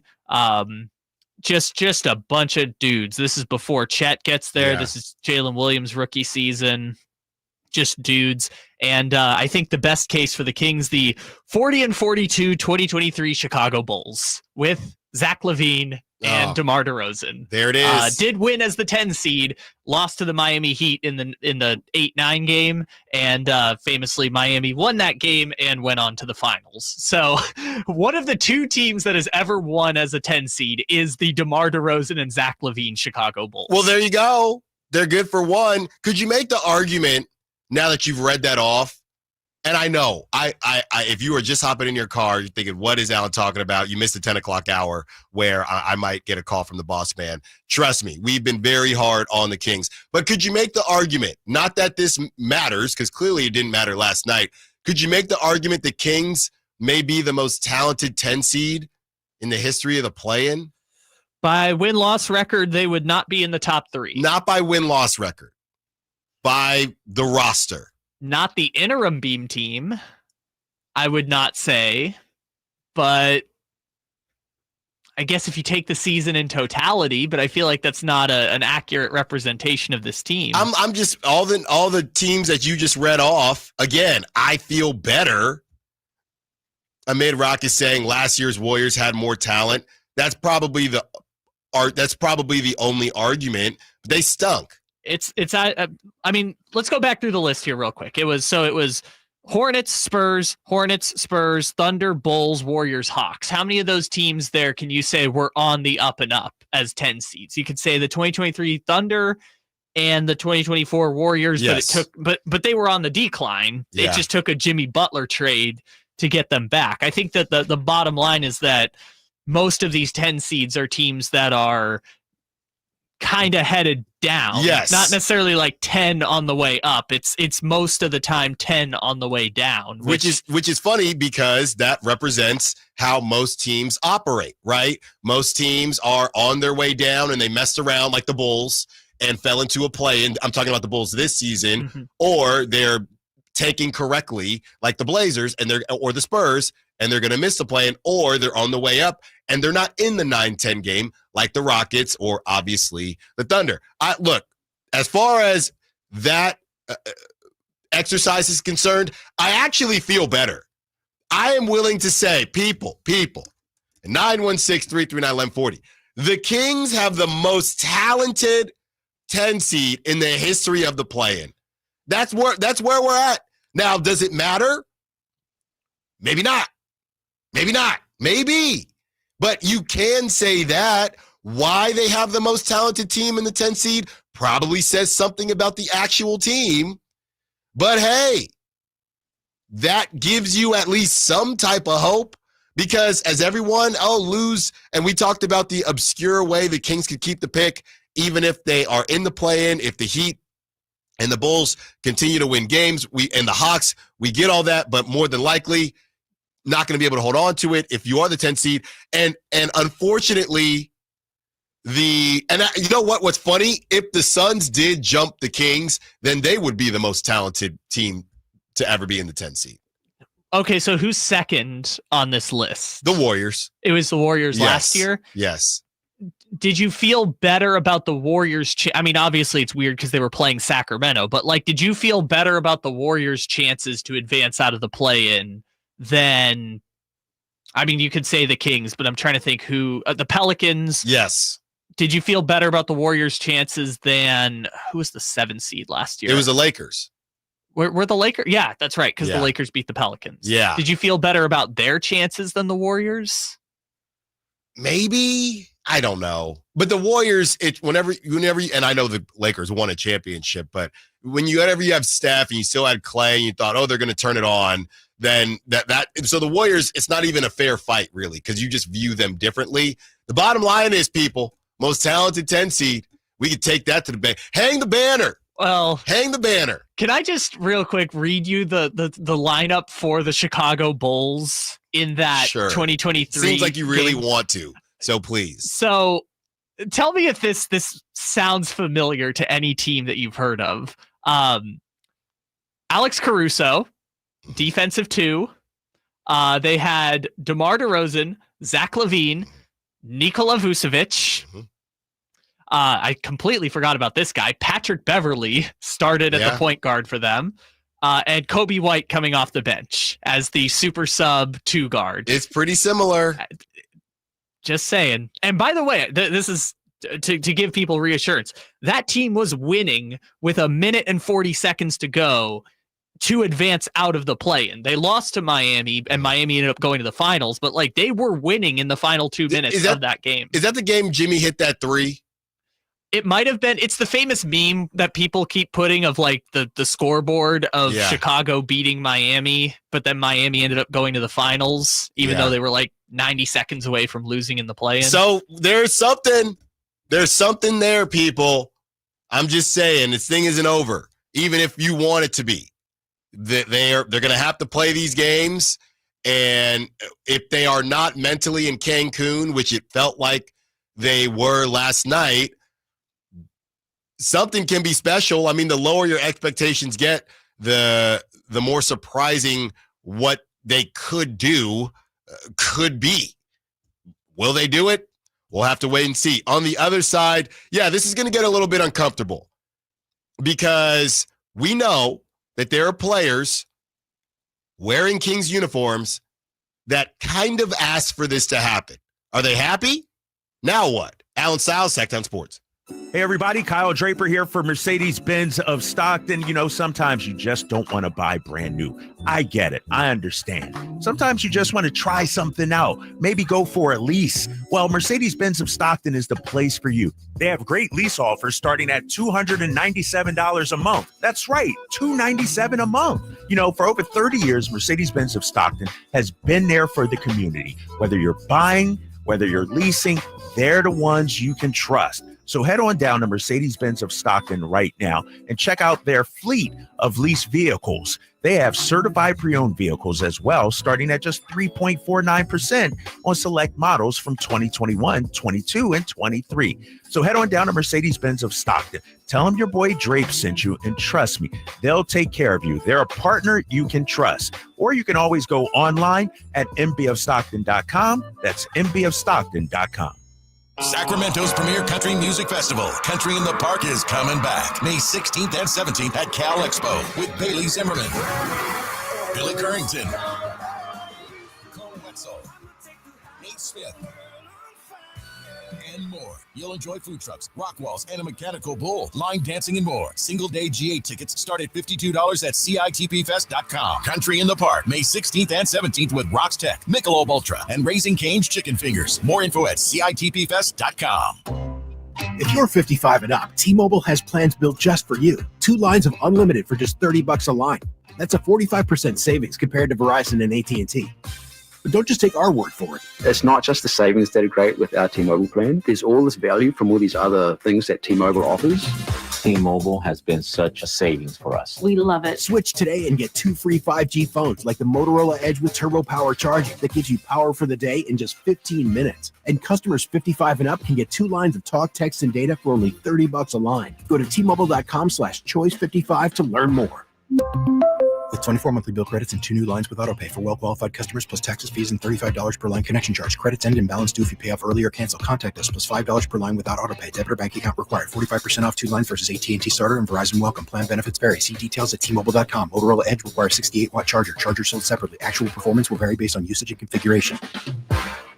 It's Carmichael Dave talking to you about my good friends at American Energy. You're in the Sacramento area. You know how the seasons work. They are a-changing right now. So American Energy wants to help you stay warm for the rest of the cold season, but help you stay cool during the warm season. Best way to do that, make sure your system is operating safely. So right now is the time to take advantage of half off a tune-up, $24.50. They cut that right in half, and if you want a diagnostic, guess what? You can't beat free. If it's free, it's me, and now it can be you. And also, it's the end of the season blowout. $4,000 off a new system plus any rebates. That $4,000, that's a direct drop from the sticker price. It's a great deal. Check them out at theaeway.com or an instant quote, or give them a call at 916-520-9990. That's 916-520-9990. Tell them your good buddy Carmichael Dave sent you. Call 916-520-9990 now. The sewer system. It's probably the last thing on your mind, and that's okay. Because at the Sacramento Area Sewer District, it's our first priority. As the region's largest sewer utility, we own and maintain thousands of miles of sewer pipe. And our job is to get to your sewer problem before it interrupts your life. So whether you've got a slow drain or a backup, call us first, day or night. The Sacramento Area Sewer District. It's a dirty job, but we're happy to do it. There's no better time than now to get yourself into a brand new Jeep because it's Jeep Adventure Days at Sacramento Chrysler Dodge Jeep Ram, offering the best deals in town and a selection other dealers are jealous of. Stop on by. They're just off of Business 80 across from Hagen Oaks Golf Complex. Sacramento Chrysler Dodge Jeep Ram. Spring is here and summer's just around the corner. Is your child's smile ready to shine? Kids Care Dental and Orthodontics offers expert care for checkups, braces, and more. Schedule online at kidscaredental.com. That's kidscaredental.com. Bright smiles are just a click away.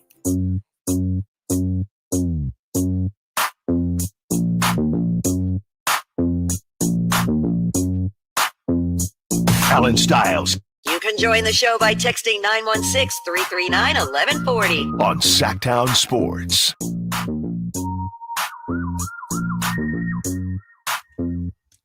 Oh, man, we got to do it. We got to do it. Because the streets are talking. The streets have been talking. And TC, we see you. We'll get to you.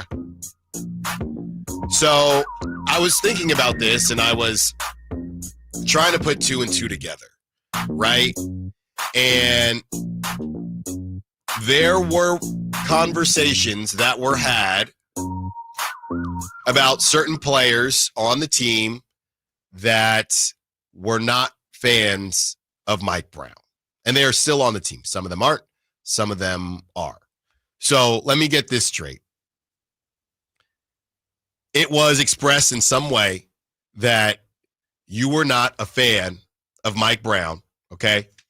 You were not a fan of Mike Brown. You probably knew that moving on from Mike Brown would lead to De'Aaron Fox taking off. It's not a huge team.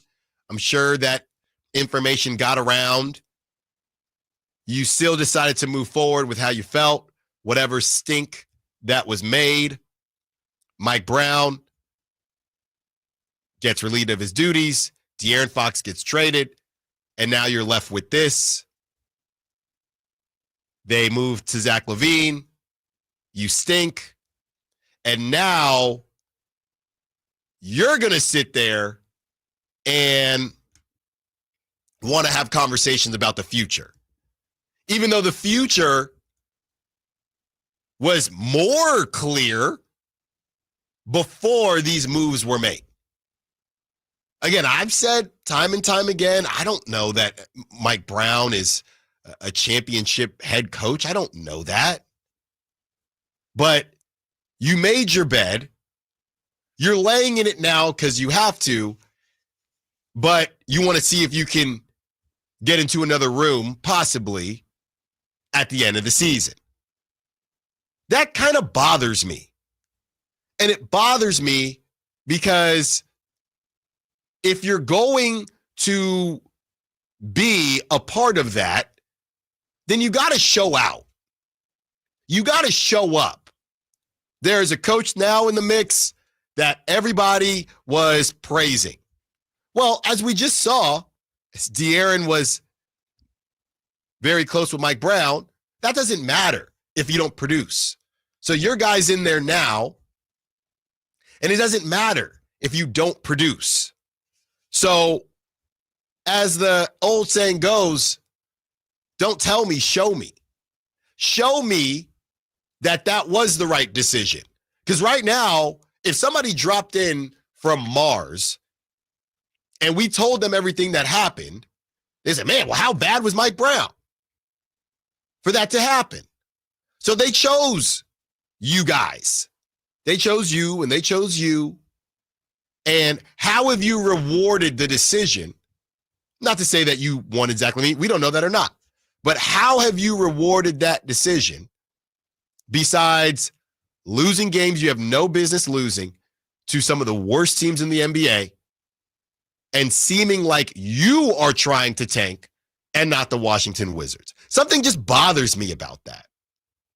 So now we're going to have to go through all this stuff, and we have some of the sound from Sam Amick. What's going to happen with Domas, and is he going to still want to be on the team? We are here, I guess, rumors, right? Allegedly, there were things said and there were conversations had about Mike Brown, and a lot of these guys, or a couple of these guys, got what they wanted.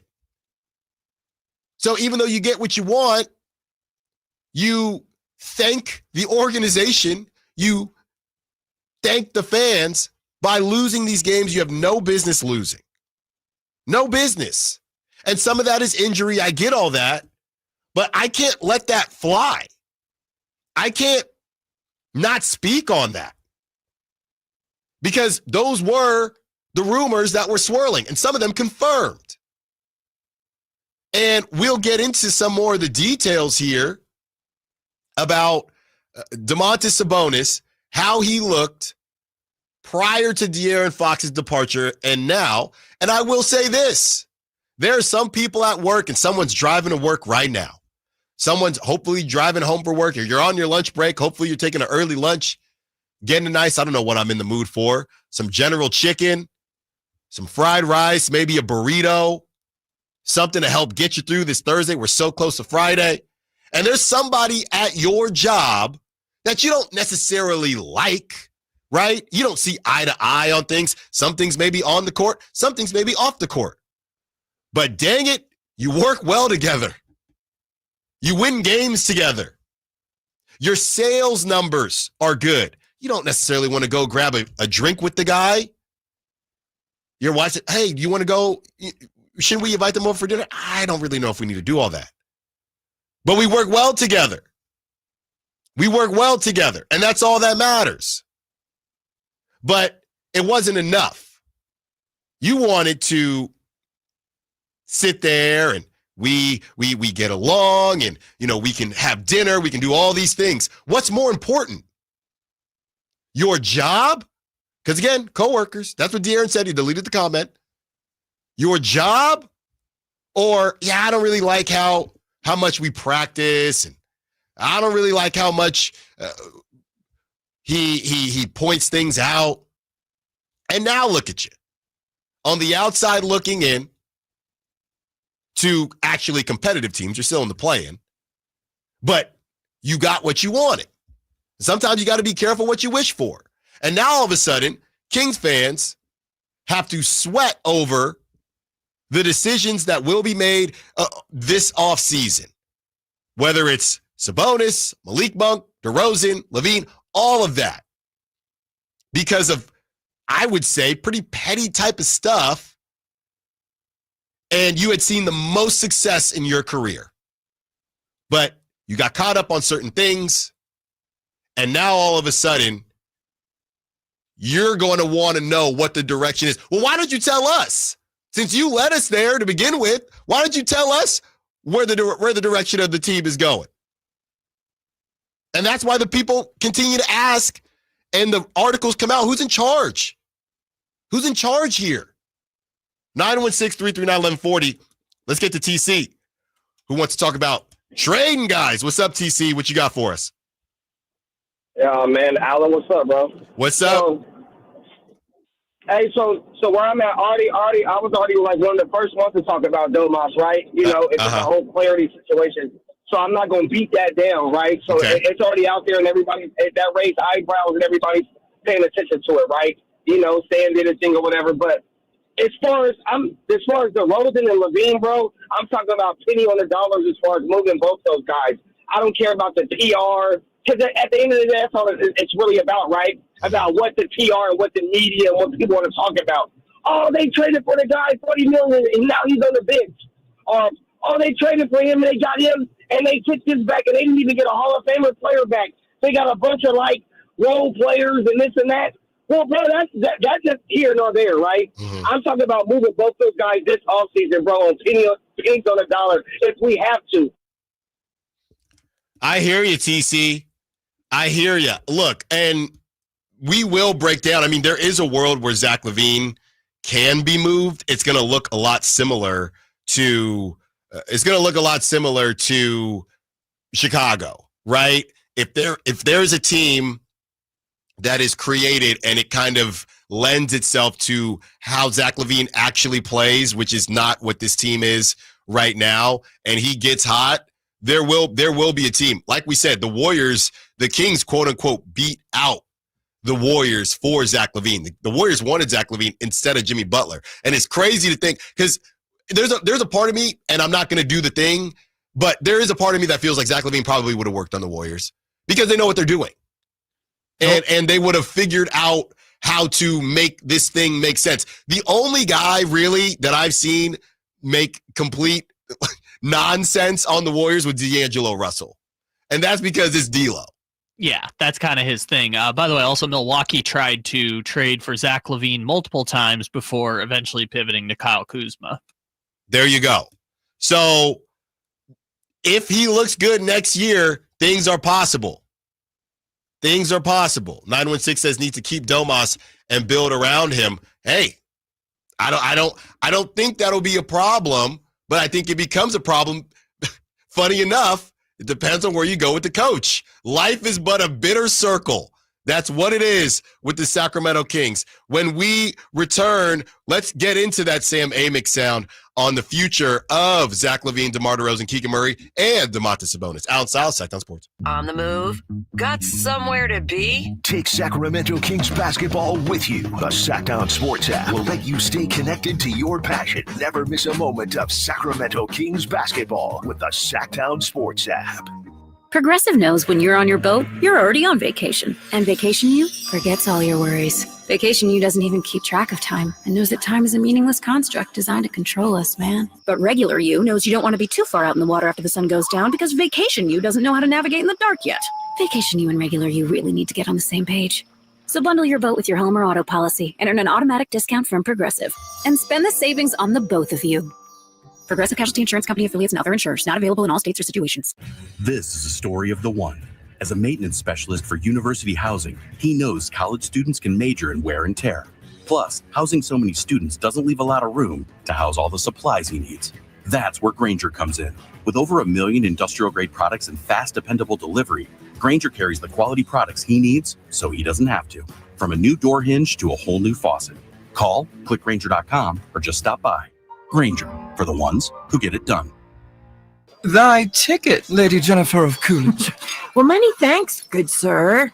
Hereth my Discover card. They accept Discover at Renaissance fairs? Yeah, they do here. Discover is accepted at the places I love to shop. Getteth with the times. With the times? You're playing the lute. Yeah, and it sounds pretty good, right? Discover is accepted at 99% of places that take credit cards nationwide. Based on the February 2024 Nielsen report. Look out, world, we're getting strong. The future's here and we belong. She can step, she can do more. Like build a rocket and watch it soar. Clean the oceans and make the world a better place. Oh, she can step, so can you. Find a cure, invent something new. There's no challenge in the world that she can't face. She can STEM. Learn more at She Can STEM. A message brought to you by the Ad Council. Big savings are back at Folsom Lake Honda, your one-stop Honda shop. New Hondas are piling up, and that means big savings for you. Looking to own or lease? During the spring sales event, drive a brand new Accord or Civic. Visit us today at FolsomLakeHonda.com, your one-stop Honda shop. As a family-owned and operated dealership since 2009, customer service is our #1 priority. Our customers love doing business with us, and you will too. Folsom Lake Honda, yeah, your one-stop Honda shop. Twin Peaks is the best in the game. Here, the ultimate lunch lineup boasts wall-to-wall sports and scenic views. When you're hungry and in a hurry, the Scratch Kitchen delivers lunch in the clutch. I mean, where else can you order a 29-degree draft beer and a quickie combo on your lunch break? Only at Twin Peaks, the #1 sports bar. Twin Peaks Scratch Kitchen scores every time. Dig into hand-smashed burgers, chef-inspired flatbreads, and more at your local lodge. Spring is here, and that means gigantic savings for all your oil change needs at Jiffy Lube today. Get a $25 gift card with the purchase of any Pennzoil Platinum full synthetic oil change through May 31st at your local Jiffy Lube service center in the greater Sacramento areas. And don't forget about the additional $30 off online coupon at jiffylube.com. Terms apply. Valid email address required. See pennzoil.com/rewards for details. Jiffy Lube, huge spring savings for you today. And now a brief history of the garage door. Garage doors could date back to 450 BC when chariots were stored in gatehouses. Here in the States, they became a thing around the start of the 20th century. You could find a float-over door in a catalog way back in 1906. National Garage Doors have been around since 1974. They're family-owned and operated, so you can trust them to solve any garage door issues you may have. Squeaky door, malfunctioning door, or a need for a new door, which is what prompted us to give them a call, 916-638-4554. At National Garage Door Services, their #1 priority. I've witnessed that commitment in my own home, certainly in our garage. National Garage Door sells quality Rainer-branded garage doors. They are the nation's BSE broken spring experts. So if you have a garage door that looks and sounds like it dates back to 450 BC, National Garage Door can help, whether it's a garage door tune-up, repair, or replacement you need, they'll take care of you at National Garage Door, 916-638-4554. That's 916-638-4554, National Garage Door. With reliable connectivity, enhanced cybersecurity, and advanced fiber solutions, Comcast Business is powering the engine of modern business. Switch today and ask how to get a $500 prepaid card on a qualifying gig speed package. Offer ends 4/21/25. New customers only with a 2-year agreement. Other restrictions apply.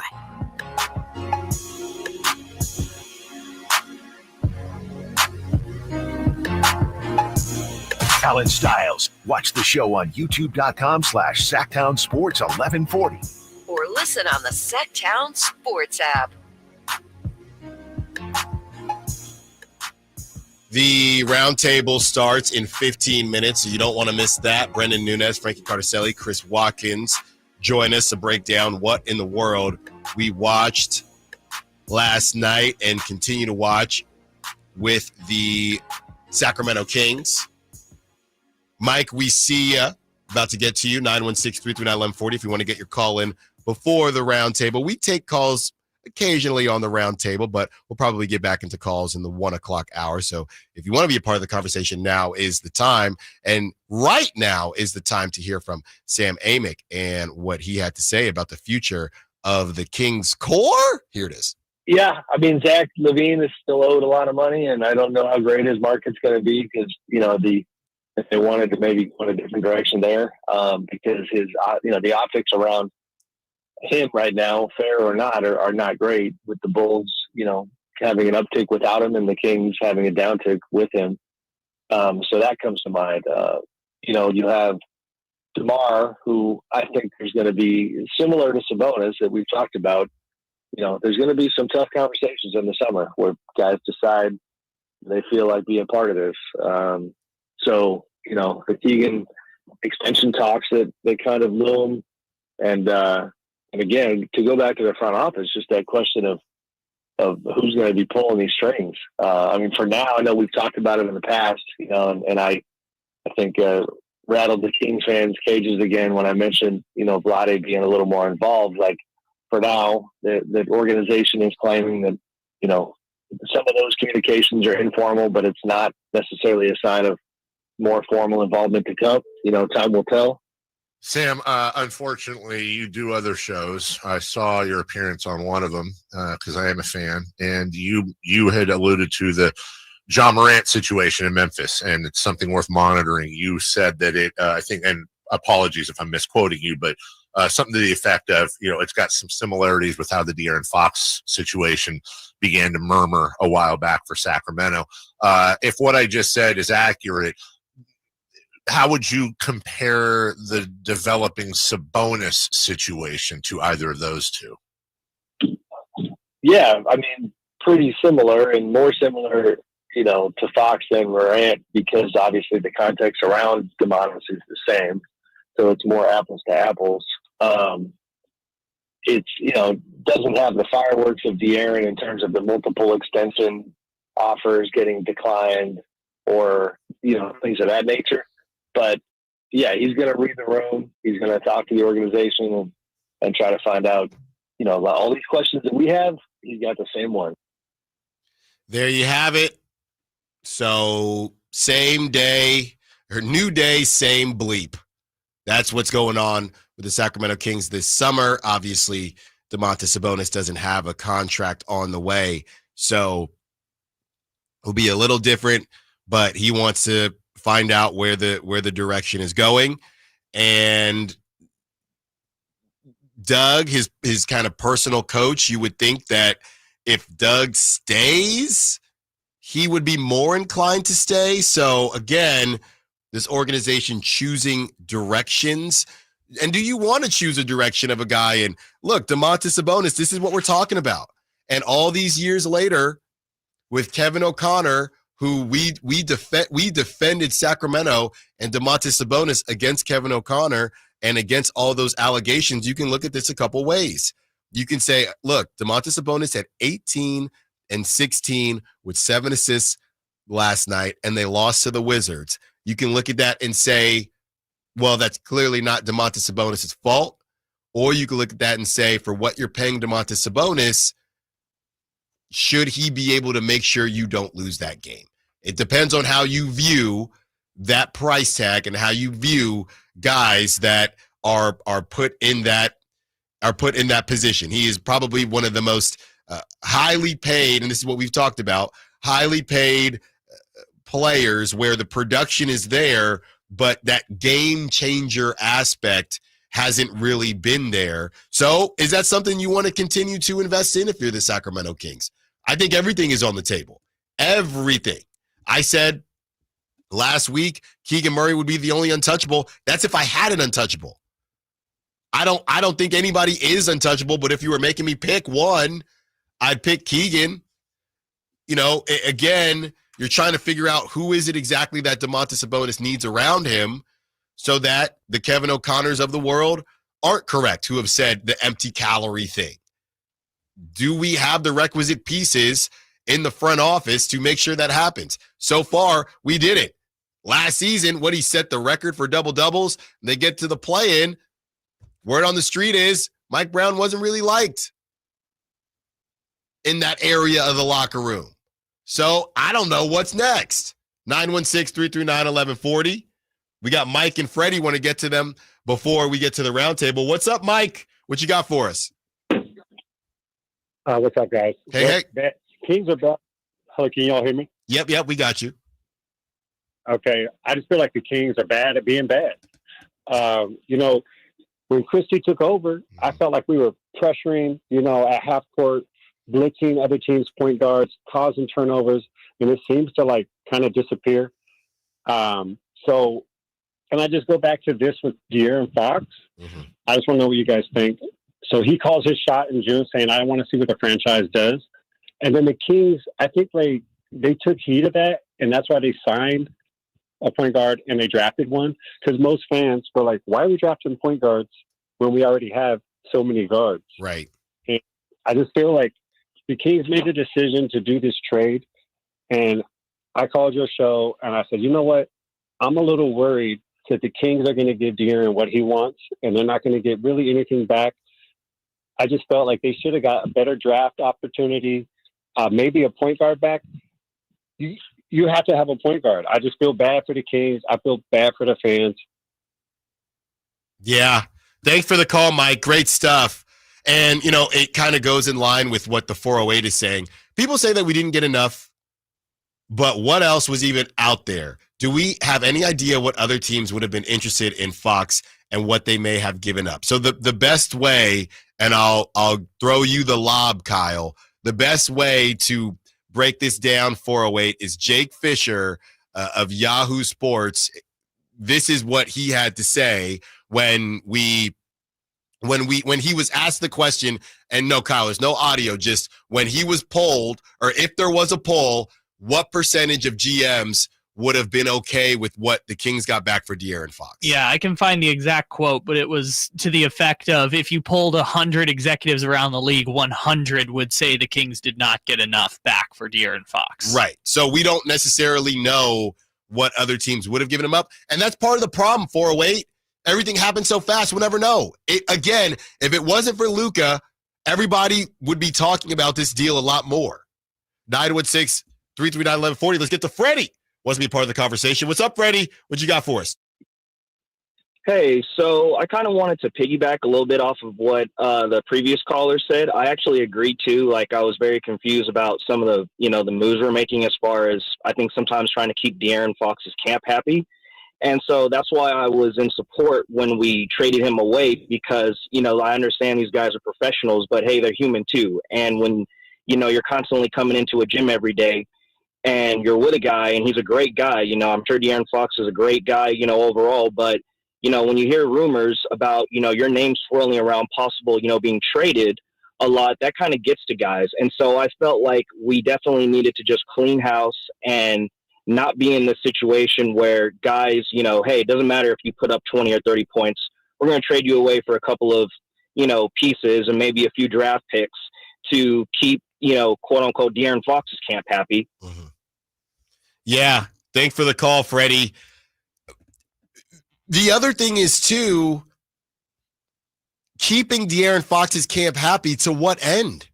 right? And again, when you move on from Mike Brown, then you know what's going to happen.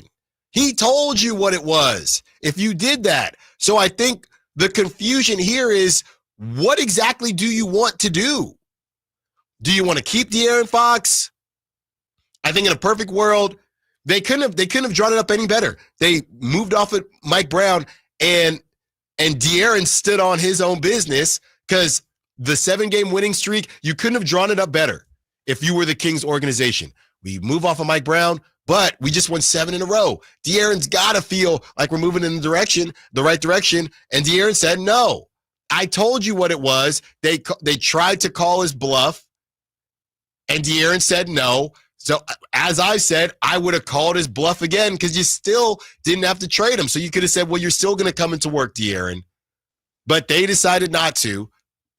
They decided to give him exactly what he wanted. And in turn, and that was a great call from Sam Amick when we read off what the Bulls are doing. It's not fair to Zack LaVine.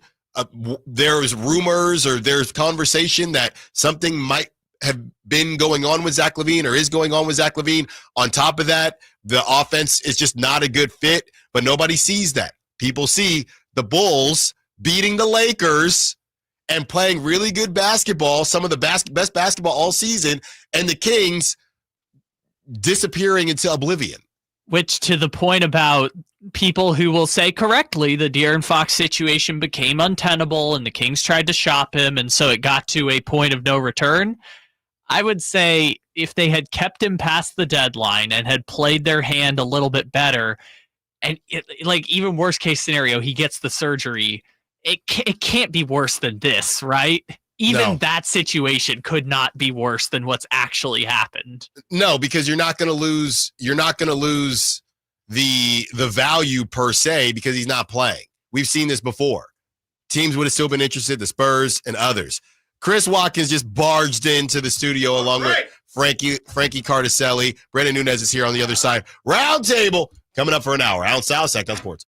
Keegan Murray plays here. Keegan scores another three-pointer. Keegan Murray knocking it down for 23 points. Snatched De'Aaron Fox for game scoring honors. Sacktown Sports is your proud home of the Sacramento Kings. For an online consultation with a healthcare provider who will determine if appropriate. Restrictions apply. See website for details and important safety information. Subscription required. Price varies based on product and subscription plan. Hey guys, millions of men experience ED, but not everyone can access or afford treatments like Viagra. At HIMSS, our own board-certified urologist, Dr. Peter Stahl, knows this better than anyone, and he knows that HIMSS can help. Hi, I'm Dr. Peter Stahl, Senior Vice President of Men's Sexual Health at HIMSS. I've helped many guys with ED, and it has never been more convenient to treat than it is right now, thanks to HIMSS. Through HIMSS.com, you can access a full range of treatment options for ED, including daily or as-needed meds through a 100% online process. If prescribed, your medication is shipped to you for free. Find the ED treatment that fits your needs. Options at up to 95% less than the brand names when you get started at HIMSS.com/joy. To start your free online visit and find ED treatment at up to 95% less than brand name prices, go to HIMSS.com/joy. That's HIMSS.com/joy for your free online visit. When an overwhelmed injury victim calls Ashton or Price, we immediately remove their legal burden and introduce them to the very best medical care in the region. They focus on their health and we handle all the rest. When they reach the end of their medical journey and are reunited with happiness and hope, we unleash our decades of legal experience to obtain maximum compensation. We are real, local, experienced litigators and snappy dressers too. Consultation's free and there's never a fee until we win. Remember, for the best advice, don't think twice. Call Ashton and Price. Get ready for a night of legendary rock and roll. Styx and Kevin Cronin live in concert Saturday, April 26th at the Nugget Event Center in Sparks, Nevada. Don't miss your chance to see the iconic sounds of Styx with Kevin Cronin on stage, bringing you all the hits. It's a night you won't forget. Tickets on sale now at NuggetCasinoResort.com, so grab yours before they're gone. Styx and Kevin Cronin live Saturday, April 26th. More info and tickets at NuggetCasinoResort.com. Lowe's knows that your deadlines don't change, even when your job does. But with Lowe's Buy Online, Pick Up in Store, we'll help you adjust on the fly. And when you absolutely can't leave the project, we can deliver to your job site as soon as same day. Lowe's knows pros. We help, you save. Valid on eligible in-stock orders and select zip codes placed by 2 p.m. for same-day delivery by 8 p.m. Subject to driver availability. Fees vary based on purchase. More terms apply. See Lowe's.com/same-day delivery for details. Hey, Green Gobbler here. So you've got a clogged drain in your bathroom. Water in the sink's overstaying its welcome. You're spitting today's toothpaste on top of yesterday's toothpaste. You hope that it go away. Yeah, clogs don't just go away. I make them go away. I'm Green Gobbler, the only clog dissolver you need. I'm bleach-free, safe for your pipes, and I work. Guaranteed or your money back. Because I never met a clog that was going to unclog itself. Green Gobbler. Let the gobbler get it. Millions of Americans take medicine like Ozempic and Zepbound. Many of them are overpaying by thousands of dollars a year. These GLP-1 medications for diabetes, weight loss, and more may not always be covered by your insurance, but GoodRx can help.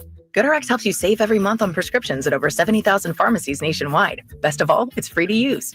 Check GoodRx to save on GLP-1s. Just go to GoodRx.com/GLP. That's GoodRx.com/GLP. GoodRx is not insurance, but can be used instead of insurance, including Medicare and other federal and state-funded programs. This is a story of the one. As a maintenance specialist for university housing, he knows college students can major in wear and tear. Plus, housing so many students doesn't leave a lot of room to house all the supplies he needs. That's where Grainger comes in. With over 1 million industrial-grade products and fast, dependable delivery, Grainger carries the quality products he needs so he doesn't have to. From a new door hinge to a whole new faucet. Call, click Grainger.com, or just stop by. Grainger, for the ones who get it done. Hey, everybody, it's your boy Drapes, Kyle Draper from Mercedes-Benz of Stockton. All right, I know what you're thinking. Here we go again, another Drapes commercial for his guys and girls down there at Mercedes-Benz of Stockton. But trust me, listen to this. Whether you're in the market for a new vehicle or a pre-owned vehicle, Mercedes-Benz of Stockton, they'll take care of you. Trust me, they got certified pre-owned vehicles starting at 3.49 APR on select 2021, 22, and 23 models. And take it from me. When you go to Mercedes-Benz of Stockton, you leave out feeling like you're valued, like they trust you, like they care for you. Matter of fact, it's like they're your family. That's right. So for over 30 years, Mercedes-Benz of Stockton has been there for the entire community. And get this, it's not that far away, guys. Just a short drive down I-5, or of course, online anytime at mbfstockton.com. So head on down to Mercedes-Benz of Stockton and tell them Drape sent you.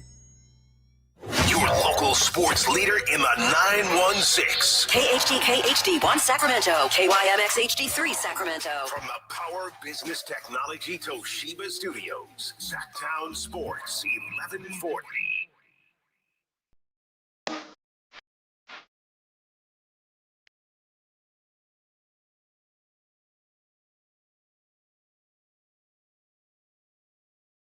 To home for Kings talk and so much more.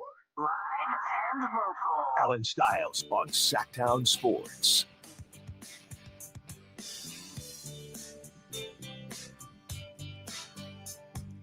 We are back, 12 o'clock hour, joined by the round table.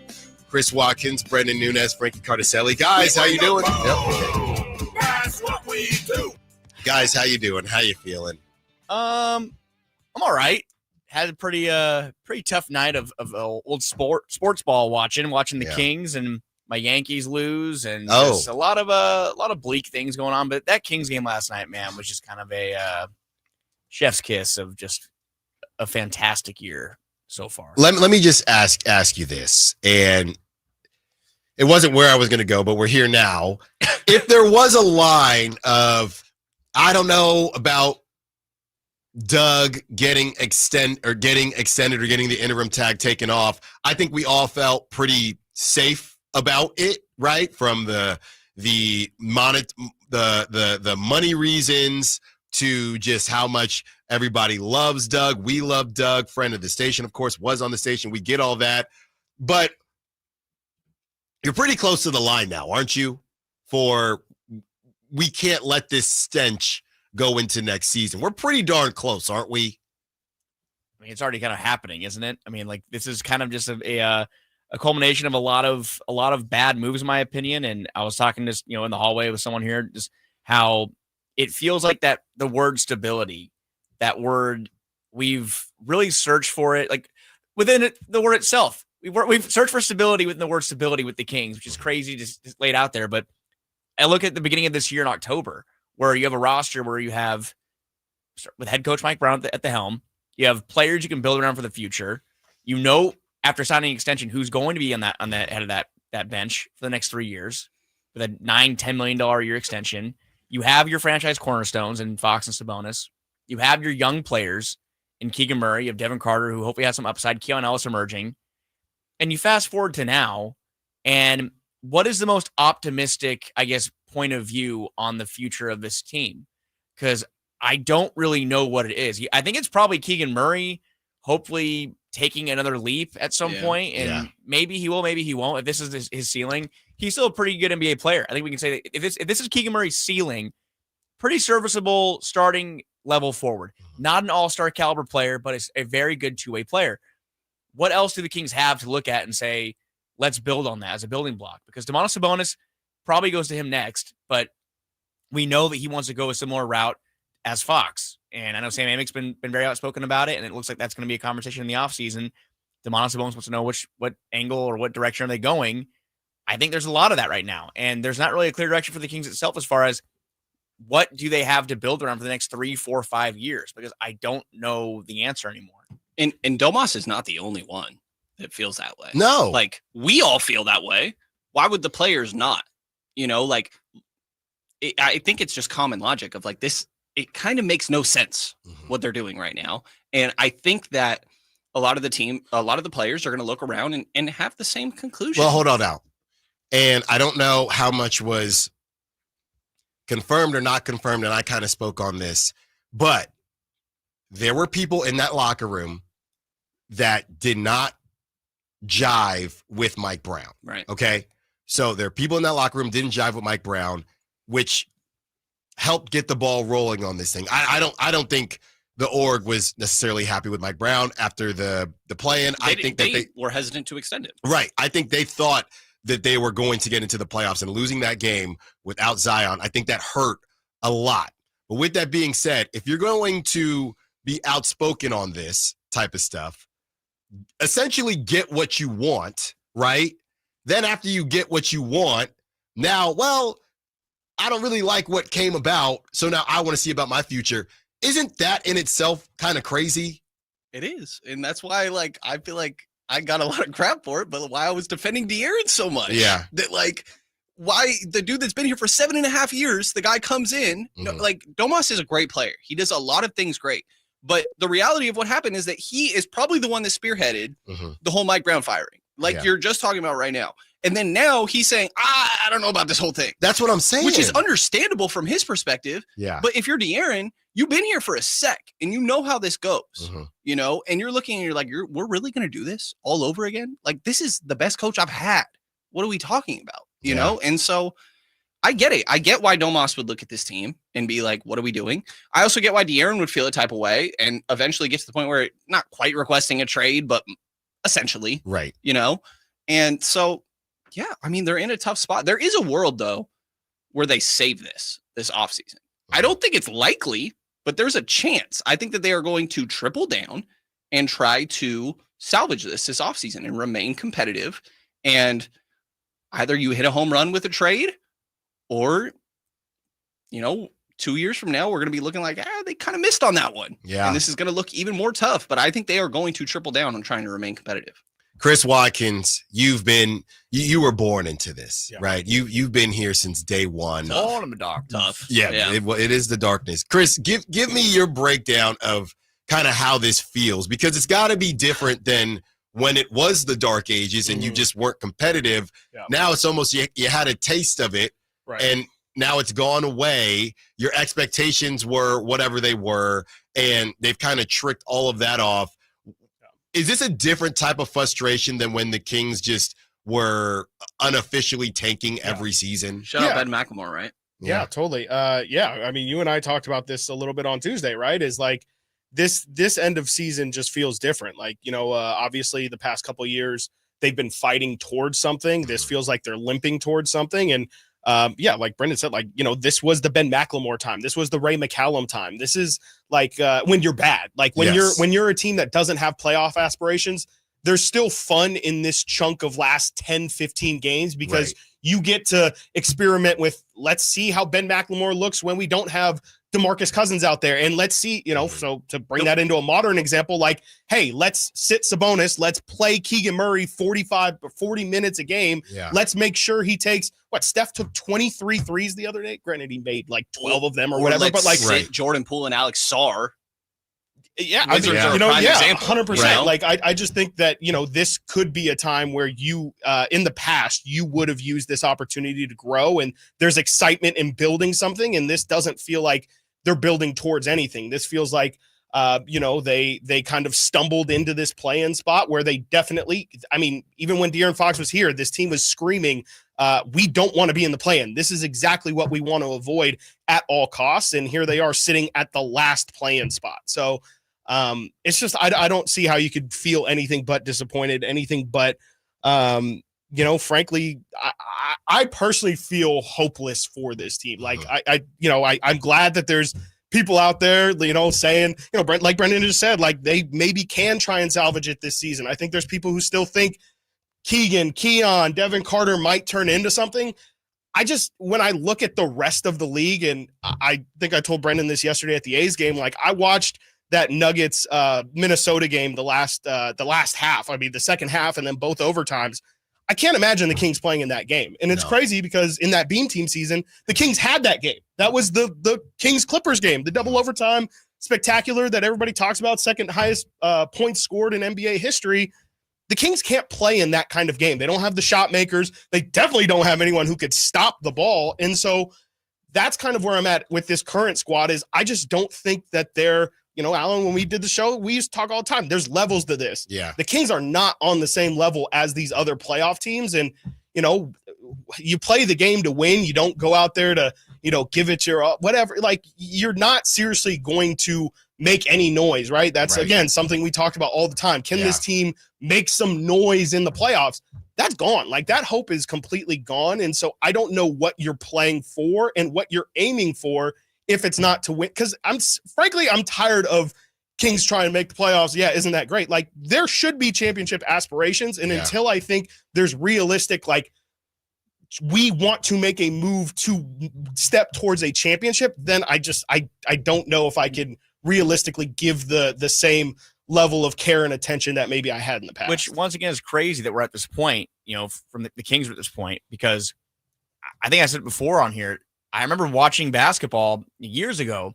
I think like the LeBron Cavs and the 73-win Warriors, watching those games, being like, man, this feels like a completely different league than the one the Sacramento Kings playing. Like, I can't believe that this team plays in the same league. And also, it felt like that. I think it was when Boston was coming to town, how the Kings would just get completely boat raced by Boston every year. And I feel like these teams are in different leagues. It's crazy with the team that started in the spot that it did at the beginning of the year is back to that point right now where they're in a game against a Washington Wizards team that is trying to lose to get Cooper Flagg and sitting their best two players in crunch time, losing. It's crazy that they're back at this point. And they do have some talent. Like Brendan said, no doubt. Zack LaVine, Domantas Sabonis, Keegan Murray, Malik Monk, those are some good NBA players.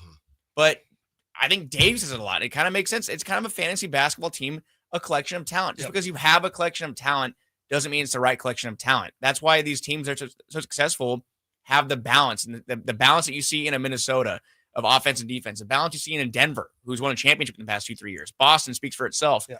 The Kings are so far removed from that. They're so much further away from that than they were in October. And I don't know if there's a pivot you can make in the offseason or a kind of quote unquote win now move that can salvage the things that have been undone, the culture that's been shifted, all the good that's gone into turning the Kings away from being the doorstep or a team that people, dunk on or make jokes about. All that goodwill is gone.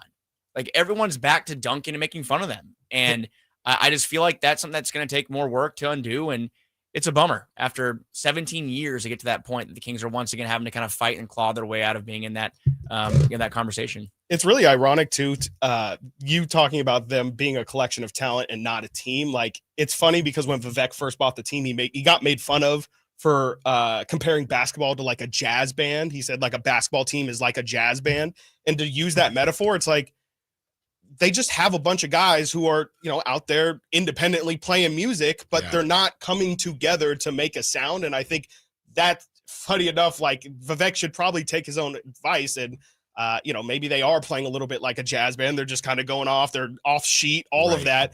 They kind of need to like have hey, you play the drum, you set the rhythm. Hey, you're the lead singer. Like the whole performance is going to be based on the you. composer from Whiplash. The crazy thing, the thing they're missing is the lead singer. The most important part of the whole band is what they're missing. JT Thor, his only 3 points, his only points yesterday. Yeah.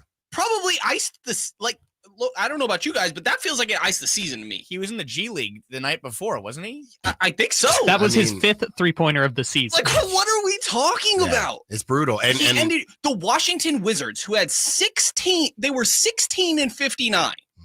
In control. Beat you yesterday. In control of the first pick. Again, like everybody has said, actively trying to lose. They sat their 2 best players. First of all, not even that good. No hate. But their 2 best players aren't even that good. Pool party. Yeah, we can go back and forth. Shout out Kyle, great shirt. And you still lost that game. They're actively trying to. JT Thor, who Kyle, you said he's hit 5 threes all year. His 3, open look. What are we Bottoms. talking? Yeah. What are we? Let that guy shoot. Don't get me wrong, but holy crap, you should never be in a scenario where a JT Thor 3 matters. No, never. And that's the larger point. And even with Pascal Siakam, I'm sure he's made more than 5, but he's not known for his 3-point shooting. He did it when the Kings played the Pacers. By the way, guys, speaking of the good old days, it is Frank Mason III's birthday. So, G League MVP. That's some respect on his name. He was 30, I think. 29. Good old days. Shout out 94, baby, I think. So there you go. Good old days is great. And love the 31st birthday. There you go.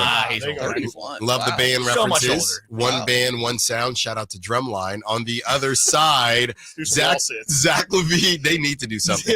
Zack LaVine, Malik Monk. One of them has to get going, guys. How do they get it done? Allen Stiles, Sacktown Sports. You never know what you might hear when listening to a Sacramento Kings game. Out of Keegan, going for another triple. Man, is he feeling it. Can he do it? Yes, there's number 11, Keegan Murray. Keegan steps back. He just knocked down his 12th three-pointer, a Kings franchise record. He's got 45 points. Never miss a moment of Sacramento Kings basketball with Sacktown Sports and the Sacktown Sports app. Spring is in the air, and there's really nothing better than hitting the open road in a new Honda. Whether you're shopping for new or pre-owned, Stockton Honda has the selection and savings, plus get top dollar for your trade. And while life's roads are often filled with bumps, buying from Stockton Honda couldn't be smoother. Wherever the road you travel might lead, Stockton Honda is happy to get you there. Come in today or go to StocktonHonda.com. Anytime, anywhere, it's all here. StocktonHonda.com. Hey, what's up, Sacramento? It's Kyle Draper. Turn up the cleanliness at your restaurant, healthcare, or industrial business with Alsco Uniforms, the official sponsor of the Sacramento Kings Mop Crew. We've got you covered with crisp uniforms, hygienically clean linens, floor mats, and, of course, mops delivered weekly. But that's not all. Alsco Uniforms also offers weekly services for first aid and restroom supplies. Discover why it pays to keep clean with Alsco Uniforms. Just go to alsco.com to learn more. Again, that's ALSCO.com.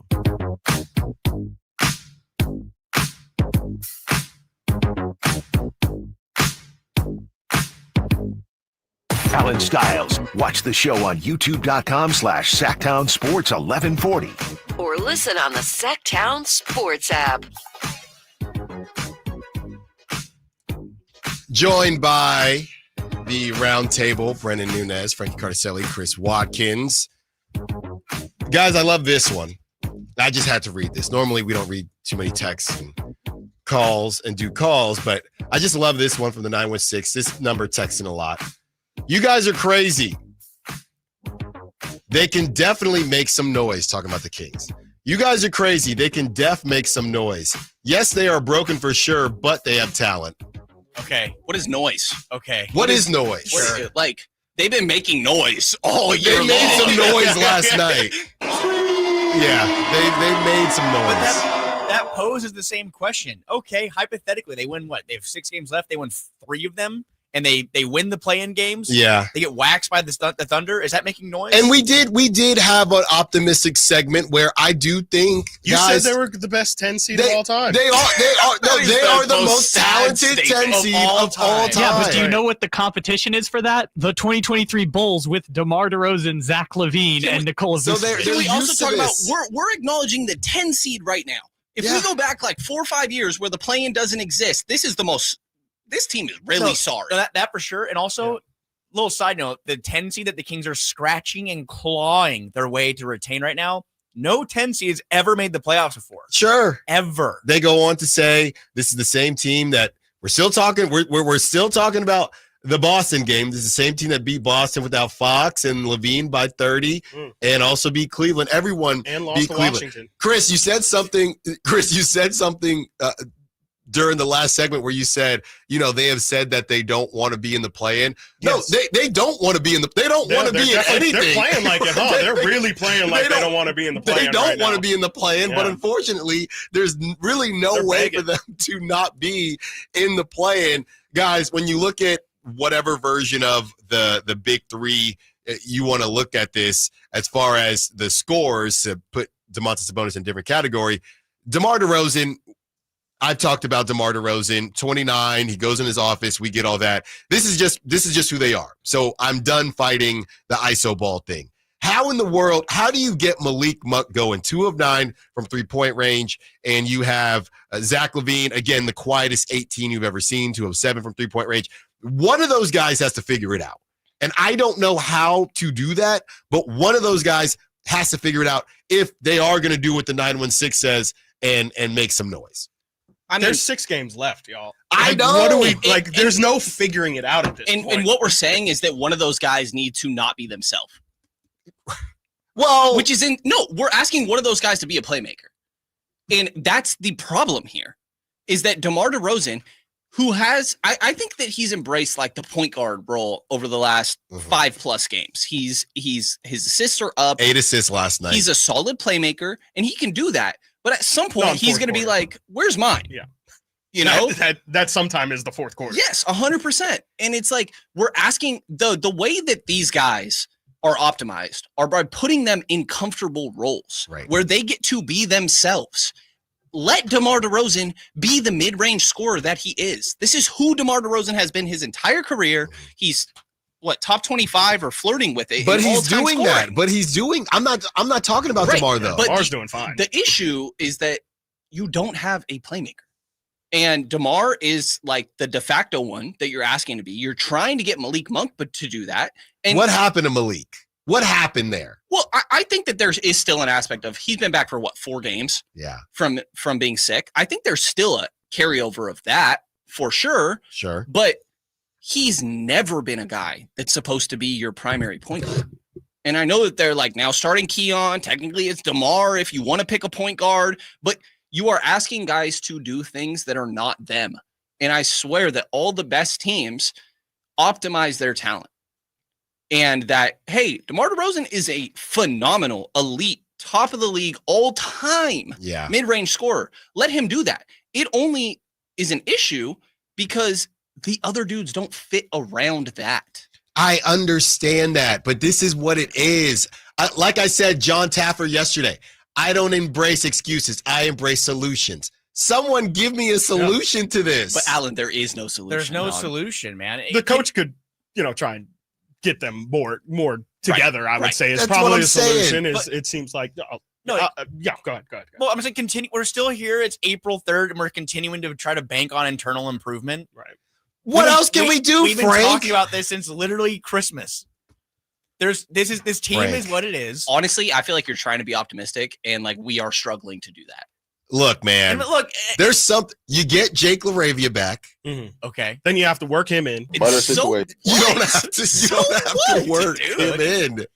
Jake LaRavia is not saving this season. Usually you are the most pessimistic, negative person on these This is airwaves. 3v1 right now. We are trying. No, if you listen to hour one, if you listen to hour one, I already got my licks in. Don't get And me look, wrong. for the record, this isn't fun. We don't want to come on here. I don't know. You got to smirk. My goodness, man. I wish they were good.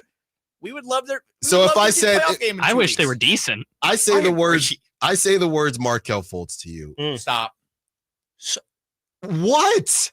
Go ahead. What were you gonna say? He was brought on. He was. Okay. Brandon can't even look at me. We're talking about Markelle Fultz right now, the dude that they signed 20 games ago. We're looking at a Markelle Fultz, okay, who was brought on to do some of these things. Guys, I'm looking for solutions here, and nobody has anything for me. I mean, that's the problem. I would say that the answer, I guess, if you have to find one, is kind of like what Brendan said. Like, you got to mold these guys. Some of these guys have to fit into some roles. Like they can't just go out there and be themselves. Like DeMar DeRozan wants to be the ISO scorer that seals games and is the been top 3 in clutch finishers the past couple of years. Like, he wants to be that guy. Well, I think we've seen that. You can live and die by it, but the Kings are dying by it quite often here. Maybe it should be, on Doug, or maybe it's, Mike Brown used to talk about this all the time, not to bring up Mike Brown again, but people are going to get tired of hearing the coach's voice. Like, it's got to be internal. It's got to be the guys talking to each other and saying, was that fun? Hey, DeMar, I know you got 8 shots up the last 5 minutes. Did the other 12 people on this team have fun? Like, I think that maybe there's some accountability that needs to be had for this team, which I think, again, Mike Brown's main message was self-accountability. I really feel like that's really what if they are going to salvage what is left of this season. Thank you, Chris. They have to try and come together as a group, and as cliche and Hoosiers movie as it is, like, you have to come together as a group. You have to sacrifice things, and you have to see the goal at hand, and that is to at least make the play-in. But, I think that's all thrown out, frankly, because there's no better opportunity than yesterday's game. Like, the Kings were struggling going into yesterday's game. The Wizards were the worst team in the NBA. There's no reason why you shouldn't have that circled. And there's 2 mindsets. You can say, it's the Wizards. We can roll in there. We should be fine. There's our get back game. We don't have to worry about it. Or you could say, we've lost 2 in a row. We have to win this Wizards game. Right. What's the harm in beating the Wizards by 50? Let's give this a playoff effort, and let's make sure that we win the games that at this point in the season, we have to win. Yeah. My honest answer. What can they do to salvage, or what can they do to turn their... You will answer it after the break, Sure, Frankie. sure. And just like Chris said, talking about remember the Titans, they will remember the day they play the Titans. They will remember the day they play the Kings, because it was only their 17th win of the year. Allen Stiles, Sacktown Sports. Domantas Sabonis plays here. He finds Sabonis. Put the frosting on the cake. Put the cherry on the sundae. Sabonis with a 2-hand flush. Makes it 114-106. Sacktown Sports is your proud home of the Sacramento Kings. Coach Doug Christie here for your truck headquarters, reminding you that every deal at Folsom Lake Ford is a slam dunk. Shop all your favorite models on sale now, including America's best-selling truck for over 47 years, Ford F-Series, plus a huge selection of Broncos, Bronco Sports, and all of Ford's award-winning SUVs at FolsomLakeFord.com. Listen, I know a great play when I see one, and if you want to save on a new Ford, you gotta drive the lane straight to Folsom Lake Ford in the Folsom Auto Mall. Right now, buy any new Ford with 0 down on approval of credit. Save big with low interest financing, and Folsom Lake Ford always pays top dollar for your trade. So hurry to Folsom Lake Ford, a 6-time Triple Crown winner for sales and service excellence. That's why they're my trusted dealer, and they should be yours too. Tell them Coach Doug Christie sent you, or shop them online at FolsomLakeFord.com. Are you tired of your tee shots ending up in the adjoining fairway while the rest of your foursome is hitting it down the middle? Well, experts will tell you that being properly fitted for golf clubs will help you strike your drive center cut. The Hagen Oaks Player Performance Studio and its team of trained PGA professionals are ready to help you get rid of your banana balls and duck hooks. Hagen Oaks Indoor-Outdoor Player Performance Studio fittings are available 7 days a week. Make yours today by calling 916-808-2531. That's 808-2531.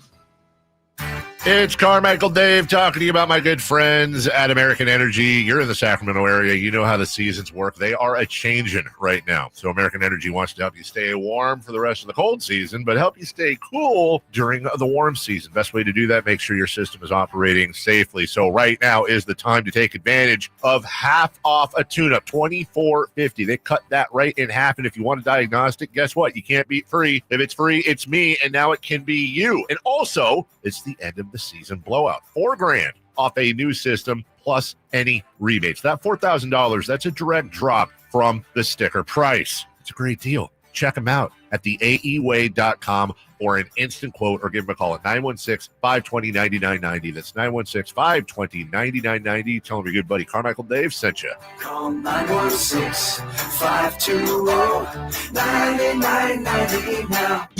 Only one radio program captures the excitement of hunting and fishing as it happens. The award-winning California Sportsman with Sep Hendrickson. Only California Sportsman takes you where the action is. Live on the water, live in the blind, and live with the top pros and experts in outdoor sports. California Sportsman with Fishing Hall of Famer Sep Hendrickson is your premier destination for all things outdoors. Sep's Saturday Morning Outdoors. Ultimate Bass and California Sportsman, 5 a.m. to 8 a.m. Saturdays on Sacktown Sports 1140. Sacramento's premier country music festival, Country in the Park, is coming back May 16th and 17th at Cal Expo with Bailey Zimmerman, Billy Currington, Cole Wetzel, Nate Smith,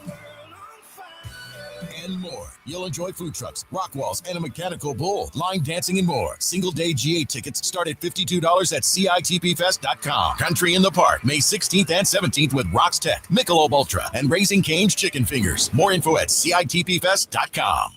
This is a story of the one. As a maintenance specialist for university housing, he knows college students can major in wear and tear. Plus, housing so many students doesn't leave a lot of room to house all the supplies he needs. That's where Grainger comes in. With over 1 million industrial-grade products and fast, dependable delivery, Grainger carries the quality products he needs so he doesn't have to. From a new door hinge to a whole new faucet. Call, click Grainger.com, or just stop by. Grainger, for the ones who get it done. Whitey here, reminding you that not all grills are created equal. When buying a new grill, every detail matters. For March, grab a $149 gift with purchase of every new Napoleon Prestige stainless steel grill, including a pizza lover starter kit and much more. More March savings include up to $79 off Rogue models. Napoleon grills are built different, built better, built to last, with a lifetime warranty and premium stainless steel that boasts quality. See how Napoleon will help you achieve the perfect grilling experience. Visit Green Acres Nursery today with your best selection of Napoleon grills and accessories.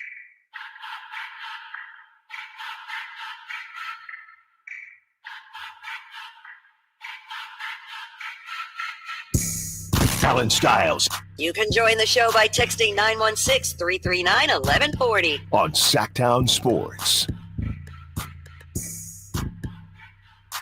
Joined by Chris Watkins, Brendan Nunez, Frankie Cardicelli, the round table, taking up to 2 p.m., talking all things Sacramento Kings. And it was a rough one last night. And Frankie, before the break, outstanding tease by you, even though you were going to say it and I had to stop you. That's right. Frankie, you said there is a way that the Kings can turn it around, and I am on pins and needles waiting to hear this answer. It's simple, but doesn't seem like it's been that simple for the past, I don't know, I think Chris the other day, like 20 years it feels like.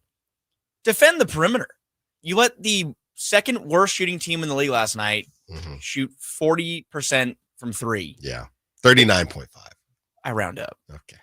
The Kings, though, during this last 14-game stretch, they're 3-11, as we have so delicately laid out. They're letting opponents shoot 43.7% from three during those 14 games. I think if you have to like kind of put all your eggs in one basket, and the offense is kind of in a disarray right now, we've talked about a lot. It's kind of a your turn, my turn situation. Mostly DeMar DeRozan kind of getting his looks. Try to lock in as much as you can and defend the perimeter, because the Kings are getting just absolutely destroyed every single night. Just kind of looking at these losses, from the perimeter. 39% last night, 46% against Orlando. Down the line, 48% against Milwaukee. You can look at every game the Kings have lost over the past 2 weeks, and you can look at three-point shooting as the culprit. So will that solve all the problems? No, those are probably a lot larger, but I think if you want to put yourself in a better spot and you do want to go to the play-in, and you do want to have a chance at maybe sneaking into that 8 seed, you have to defend the perimeter, especially against teams that are more reliant on 3-point shooting down the final of the year. Because what do you have? You have Denver, you have Phoenix in the last game of the year, you have Cleveland on the back-to-back's brutal, man. All the optimism to me just kind of goes out the window when you look at the back-to-back. The Cleveland, Detroit, Sunday, Monday situation coming up is going to be pretty tough, especially after you look at the fact they blew that game in Washington, a game they should have had. Yeah, and they did do the same thing last season, but that you didn't have DeMar DeRozan, you didn't have Malik Monk, right, and Kevin Huerter. That was that East Coast stretch where things just didn't work out for them. And they have Zack LaVine, but you wouldn't really know it by how the games have played out. Chris, what have you seen from Zack LaVine? And not much. I don't think either of us watched him too much when he was on the Bulls. Correct. But Yeah. what is missing here? I feel like I don't want to say effort, but doesn't feel like he's early on. We talked about he would just go sit in the corner. Yeah. He's not sitting in the corner as much anymore. Mm-hmm. Somebody on the text line actually said it best, that sometimes it feels like he'll just take a 3 because he feels like he should, right? Like, I don't want people to come at me and say I haven't shot enough, so here's a 3 for you. Right. And he just chucks it up. What's the miss here? And like I said, I know we haven't really watched too much of Zack LaVine prior to arriving in Sacramento, but feels like there's more engagement attempting to be had, but it's just not working. Yeah, I mean, it's probably kind of to sound like a broken record, but I think he probably just doesn't have a very clear vision of what his role is, right? Because I would imagine, what Zack LaVine has been best at this season and what he is really gifted is at being a scorer. Like, we see him hit crazy shots. He's had 13 of 17 nights. He was 15 of 17, I think, in another night here in Sacramento. Like, he can be in crazy efficient. I think he just, and he said it, I believe, last time when they were in Sacramento all those weeks ago, like, he likes the ball in certain spots. And I think some of it is him still trying to figure out, but I think it's just been really hard because, if he is being told that his role is to be a scorer, well, I can imagine he's a little bit confused when, again, not to beat a dead horse, but DeMar's taking a ton of shots. And, you talk about Malik, and now Malik's coming off the bench. And so now Malik already, we know, wasn't the fondest of coming off the bench. And now that he's back there, he's for sure going to make sure he's getting his looks from coming off the bench. And so I think it's a little bit of just one ball, too many mouths to feed, and there's no table setter. There's no guy there who's making sure that everyone's getting an equal amount of touches, making sure that, people are getting the ball in the right spots. It seems to me like Zack LaVine is really a victim of his circumstances, and he has a team that is trying to salvage any little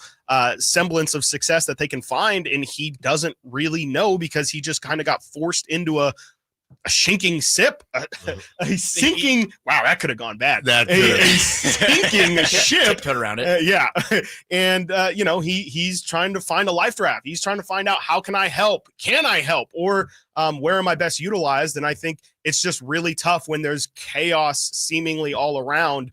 To try and find, to bring it all back to Frankie's word, like, to find some stability in any of it. Like, I think he's just really struggling to figure out, as he was thrown into this situation, where do I fit in? The only thing I'll add with Zack is that I have heard that, like, when he missed a game for some personal reasons, that for whatever it matters, because when it comes down to it, like, we just have to focus on the basketball, right? Yes. But I think there are some personal aspects going on in Zack's life. I think that, like, post-pregnancy for his wife, there's things there and things like that. They just had a baby. And I think that factors in, but I think that everything that's not to take away from what Chris said, that I think that everything he said is valid, and our job is to focus on the basketball side. But I do think there are aspects of non-basketball things that are factoring in here, but what are we supposed to do about that? Look, and I'm not saying that Monty McNair or even Vivek should be paying attention to where these guys are at in their personal lives.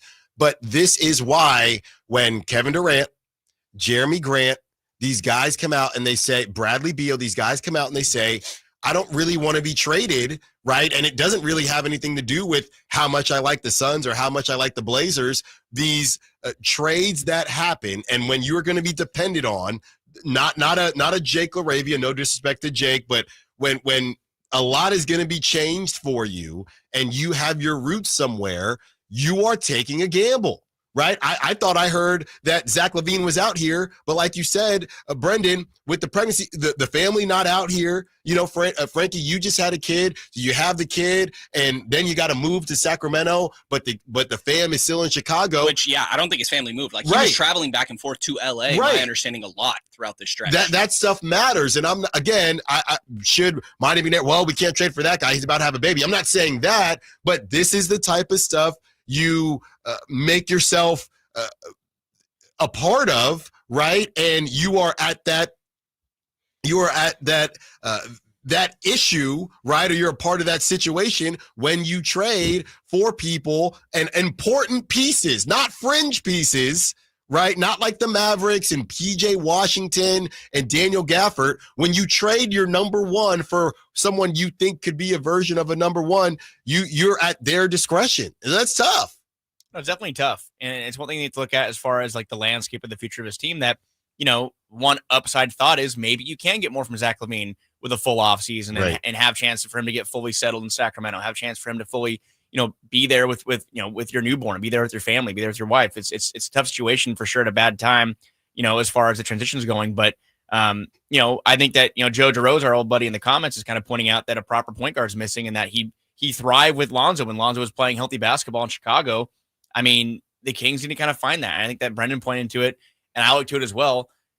You kind of wonder in what universe we thought the Fox LaVine combo might have happened, earlier last year. I think, would that have worked better if he has like an actual traditional point guard running the show? And I know Fox would score first for the most part, but he was really, really good at finding his teammates. And Malik really is good, but in a pick and roll setting, not really quite the connection that him and LaVine can find. I mean, Malik's really a guy who's connected well with Domas and Valanciunas, even Alex Lem. When Lem was here, Malik really can connected with him in the second unit. So I think that Zack LaVine, the fact that he's playing kind of, in a weird non-aggressive fashion right now and kind of looks like he's kind of floating around is concerning right now. But if we're looking towards the offseason, which is probably going to happen in the next week or two here, you have to hope that you get more from him because he is, at the moment, probably the Kings' best player. I mean, Domas, there's an argument there too as far as what he can do, but Zack LaVine right now, if you're looking at, where the roster stands going in the offseason, Zack LaVine's got to be there at the top of that list that you need more from.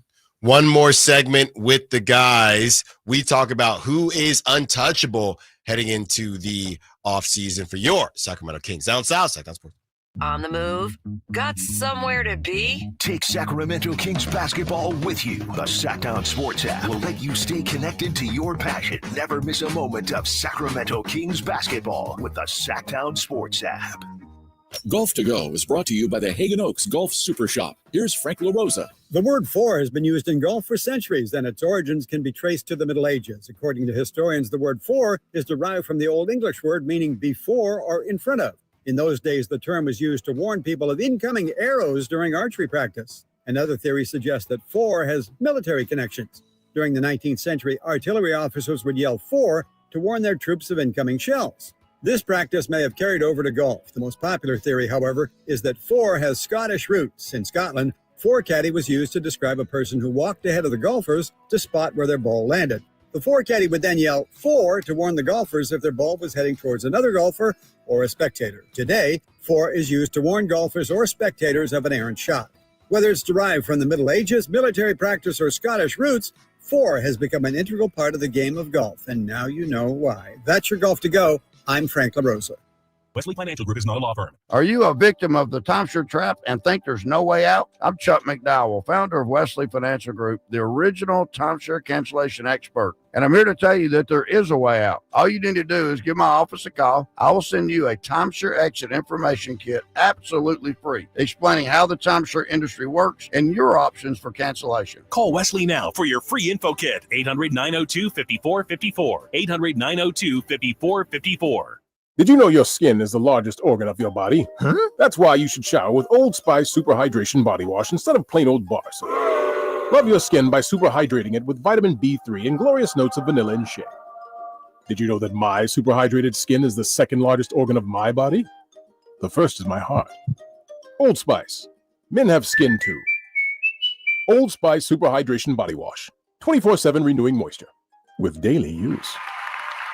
At Elk Grove Honda, not only do we have a great selection of pre-owned cars at very fair prices, but every one of our pre-owned automobiles are treated with kid gloves with a 182-point inspection that covers everything from unibody to tires to brakes and engine filters. Then our cars receive a mobile oil change and fresh fill-up with full synthetic mobile oil. We know you have lots of choices of where to purchase your next car. Come to Elk Grove Honda, home of the 182-point inspection and mobile oil change. We're in the Elk Grove Auto Mall, Highway 99 at Elk Grove Boulevard.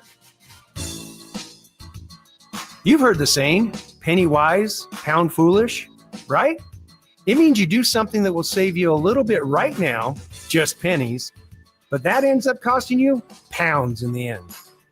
People put off tuning up their furnace because they don't want to take the time or spend the money to get it done. But it only takes 90 minutes and costs just $87, which is just pennies compared to the huge problems and expenses that can rack up if you don't get your furnace tuned up. You'll also save money on your energy bills, and your system will last longer. So don't be penny wise and pound foolish. Call Bell Brothers for a precision tune-up and professional cleaning today. Our number is 916-444-1234, or find us online at thenosurpriseguys.com. The No Surprise Guys, Bell Brothers. Get ready, NorCal. The Lodi Beer Fest and State Barbecue Championship is on Saturday, April 26th at the Lodi Grape Festival grounds. There will be something for everyone. Craft beers from over 50 breweries, live music, outrageous food, games, plus taste barbecue from world-class barbecue teams. For tickets and more information, go to grapefestival.com. Must be 21 years of age or older to attend. The Lodi Beer Fest, where great brews meet legendary cues. Saturday, April 26th in Lodi. Big savings are back at Folsom Lake Honda, your one-stop Honda shop. New Hondas are piling up, and that means big savings for you. Looking to own or lease? During the spring sales event, drive a brand new Accord or Civic. Visit us today at FolsomLakeHonda.com, your one-stop Honda shop. As a family-owned and operated dealership since 2009, customer service is our #1 priority. Our customers love doing business with us, and you will too. Folsom Lake Honda, yeah, your one-stop Honda shop. Want the best movie experience in town? Join Sacktown Sports IMAX Pass by visiting SacktownSports.com. Sign up today. You can win tickets to see this week's films at the Esquire IMAX Theater.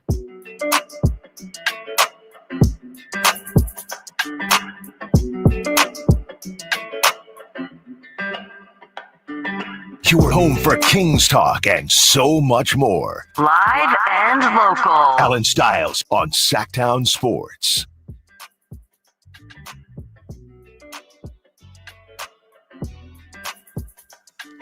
One more segment with the guys.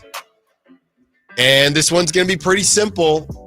Very tempting to talk off-season trades and things like that. And there's information out there that we're going to break down at some point this offseason. But I want to start here, guys. Feels like Keegan Murray, there has been a little bit of an emphasis to get him going. And that was probably the only thing I liked from what I saw yesterday. Now he goes. You liked things yesterday? Well, I did. I liked Keegan being decisive, 4 of 10 from 3-point range. Felt like he could have made some more timely threes, but I like that he wasn't hesitating at all as we do talk about what this team looks like and what it could look like in the future. Are there any untouchables on this team? I'm just going to open it up to the floor. You love that word. No, there is no untouchable. Not one. No. Not even a one. No. I don't think you can Not say even close. I don't think you can say any player that you wouldn't include in any potential deal. Your best players are potentially going to ask for a trade. Yeah. I think like if there's one I had to say it would be nice for them not to move him, it's Keegan. That's obviously I think it's pretty obvious that they're nice not to move him. But if there's a deal that's too good to say no to, I mean, the Kings right now they're in a position where they might have to start from scratch. Like they're very, very close to where they need to start from scratch. But like we've alluded to, it's unlikely that they do that right now. I can't see them going into the offseason saying time to tear it down, even though that I think that maybe wouldn't be the worst thing in the world. And it would be horrible from a fan perspective to have to watch them lose for a couple of years in a row. And from our side, we don't want to watch losing basketball. We have a great time watching competitive, fun basketball. It's not fun to watch a team win 18, 19 games. And, well, I guess in the Wizards case, occasionally beat a decent team like the Kings or a near 500 team like the Kings. I want to see the Kings be competitive, but I think if you're going in the offseason, everything has to be on the table. Everyone has to be on the table. And the players that you kind of look at as young, building, quote unquote, building blocks to have for the near term are Keegan, Devin, Keon, who we've talked about it before and at length, that he has an interesting kind of contract situation where the Kings could decline his option this summer and try to sign him to a longer deal for more money, or they can, we'll see what happens. But I mean, as far as that list, it's very, very short. And as far as guys that you would like to not trade. You know what's interesting about the play-in, and we talked a little bit about this at the beginning of the show, the play-in is really where teams go to die, right? I mean, either you've probably underachieved to some level or you've overachieved to some level, but nobody sets their level at the play-in. Because I'm looking here, and there are more untouchables for teams below the play-in than in the play-in, because they're headed in a certain direction. I look at the Spurs. Obviously, they have Wemby and a couple guys. And then you look. Who? Yeah, who else? Who else is on that team? He ain't untouchable. Don't get me started on that. He is not untouchable. Doesn't really matter. All-time audio. You look at the Wizards, they'd probably say Alex Sarr and guys like that. But then you get to that 9-10, and you have the Heat and the Bulls for the Eastern Conference. Maybe Matas, but again, the Bulls are a situation. I love Matas. The Bulls are a situation where they're surprising some people. They weren't supposed to be better once Zack LaVine left, and the Heat, I don't know what the Heat are doing. And then you look at 9-10, and it's kind of a dumpster fire, right? And I don't think anybody's untouchable on the Mavericks either. They decided to make this move, and they have some terrible injury luck, and here we are. Chris, any untouchables? I don't think so. I mean, I think there's, like Frankie said, like maybe people they prefer not to move on from, but realistically, it doesn't matter which direction you're going. You have to consider trading everybody, like even Sabonis. Like if you're thinking about getting better, like I think to what Brendan said earlier, like you kind of need that lead singer. You need a best player on the team if you're going to try and continue to move forward. And maybe I can't say no disrespect, because it is like I don't think Domantas Sabonis is good enough to be the best player on a team that realistically is, making the second round of the playoffs. Like I think you need to, and if you're going the opposite direction, then who's the player you're probably going to get most draft compensation for? It might be Keegan, but I'm sure Domantas Sabonis is pretty high on that list. So either direction you plan on going, unless that direction is keeping tied for whatever that would be worth, you have to consider trading everybody. Like you said, I mean, DeMar DeRozan's probably going to ask to be traded. Zack LaVine's probably going to ask, what am I doing here in general? Rich Paul guy, by the way. Yeah, totally. Like, I think there's just going to be a lot of people who wouldn't mind being moved out of the situation. And frankly, I think there's some people that the Kings are going to actively search to try and get out. I think Sam even said this morning that Vivek has said that, there's going to be a lot of changes around or something like that. Like there's just a feeling that there's going to be a lot of new blood in the air next season. The very important thing to note is, if we're looking at, this is the possibility of like, okay, or the door that's don't tear it down completely, salvage it, reload, not rebuild. You are not in the same position you were in last offseason, where you are a enticing option for free agents. I don't think any DeMar DeRozan type players are going to come saying, you know what, maybe I will sign with Sacramento because I like what they're doing. Which, to be fair, I don't even know if that was really DeMar's reasoning. A little bit. It was a last-second move. A little bit of money involved. Came home. A little bit of money involved. 6 hours away. I agree with your point, though. But the point is, the only way to upgrade this roster, I think, is going to be through trade. And we've seen, Sam talked about John Morant's kind of in the beginning of those De'Aaron Fox conversations. Kevin Durant obviously is going to be interesting to look at this offseason. Is that something the Kings should be interested in? Should they wait out for other players to become available? That you never know. More players become available in an NBA offseason. More stunning moves happen, I think, in an NBA offseason, or even during the season, like we saw with the Luka trade. Things can change in an instant. And the Kings right now, I think that you aren't in a position, you haven't earned it enough to be able to say no to another team. This isn't like the Lauri Markkanen situation, where you can say, you know what, we like what we're doing. We're going to hold on to these guys and kind of keep building with the group we have. This group is so all over the place. You need to find a direction. You need to stick with it. And it's not going to meet the free agency at this point. Not that the Kings even have cap space to work with. I think they have virtually none. So, yeah. I mean, I think nothing says more than the fact that, at least personally, I don't know how you guys feel, I'd rather be in the spot that the Washington Wizards are in. I said that last night. That the Utah Jazz are in. Easy. The Hornets. Blazers. Low-key in a bad spot. Yes. Yeah. Yes. They're about to get a great player in a top 5 heavy draft. They have a direction. They have like an identity to this team, even if the current year is, hey, we're not going to be that good, but we're going to figure out how to get more top-end talent. And they have a clear pathway to that. Yeah. The Kings have the most confusing pathway. While I said earlier, yes, I think there's a world. I agree with Frank. The way that they solve this is through trade. I think there's a world where, sure, they hit a home run. But the tough situation is that we've seen this front office be so patient and try to be picky, which I think is an understandable. I was on here a lot saying that, like, probably justifying the patience more than most people, I feel like. But you have put yourself in a corner where you don't get to be patient. Whatever's out there this offseason, you have to try to figure out the best way to go ahead. Also, who is the GM? We don't even know that. We don't know who the head coach is. I think that really keep an eye on what happens next couple of weeks because, we've seen it happen before with the Kings in general, but, it'll happen quick. If they miss the plan or they lose the first game of the plan, I think we get an answer pretty quick of who's going to be head coach or GM because the Kings are not going to want to have to go through a lengthy process with if they miss the plan, they get to keep the draft pick. That's the bright side. How much is money a factor, or will money be a factor in whether they decide to keep Doug Christie or not? That's money? Everyone keeps talking about, the contracts and how Doug will be cheaper That's than a too Taylor bad. Jenkins. There's none of that. They probably shouldn't have signed Mike Brown to an extension just to pay him $10+ million the next 2 years and worry about paying the next head coach. Also, that's a risk you have to take on when you do make a move like that. We've talked about playing while ownership does want to stay under the luxury tax for specific reasons of shares of pay and all that. They've never skimped on coaches. They've paid 2 coaches more often than not. Yeah. I don't think that money is a factor in this at all. Doesn't hurt the cap. Doesn't affect the cap. Nope. They can pay 5 head coaches. I know it doesn't affect the cap, but it affects a wallet. Right. Whose?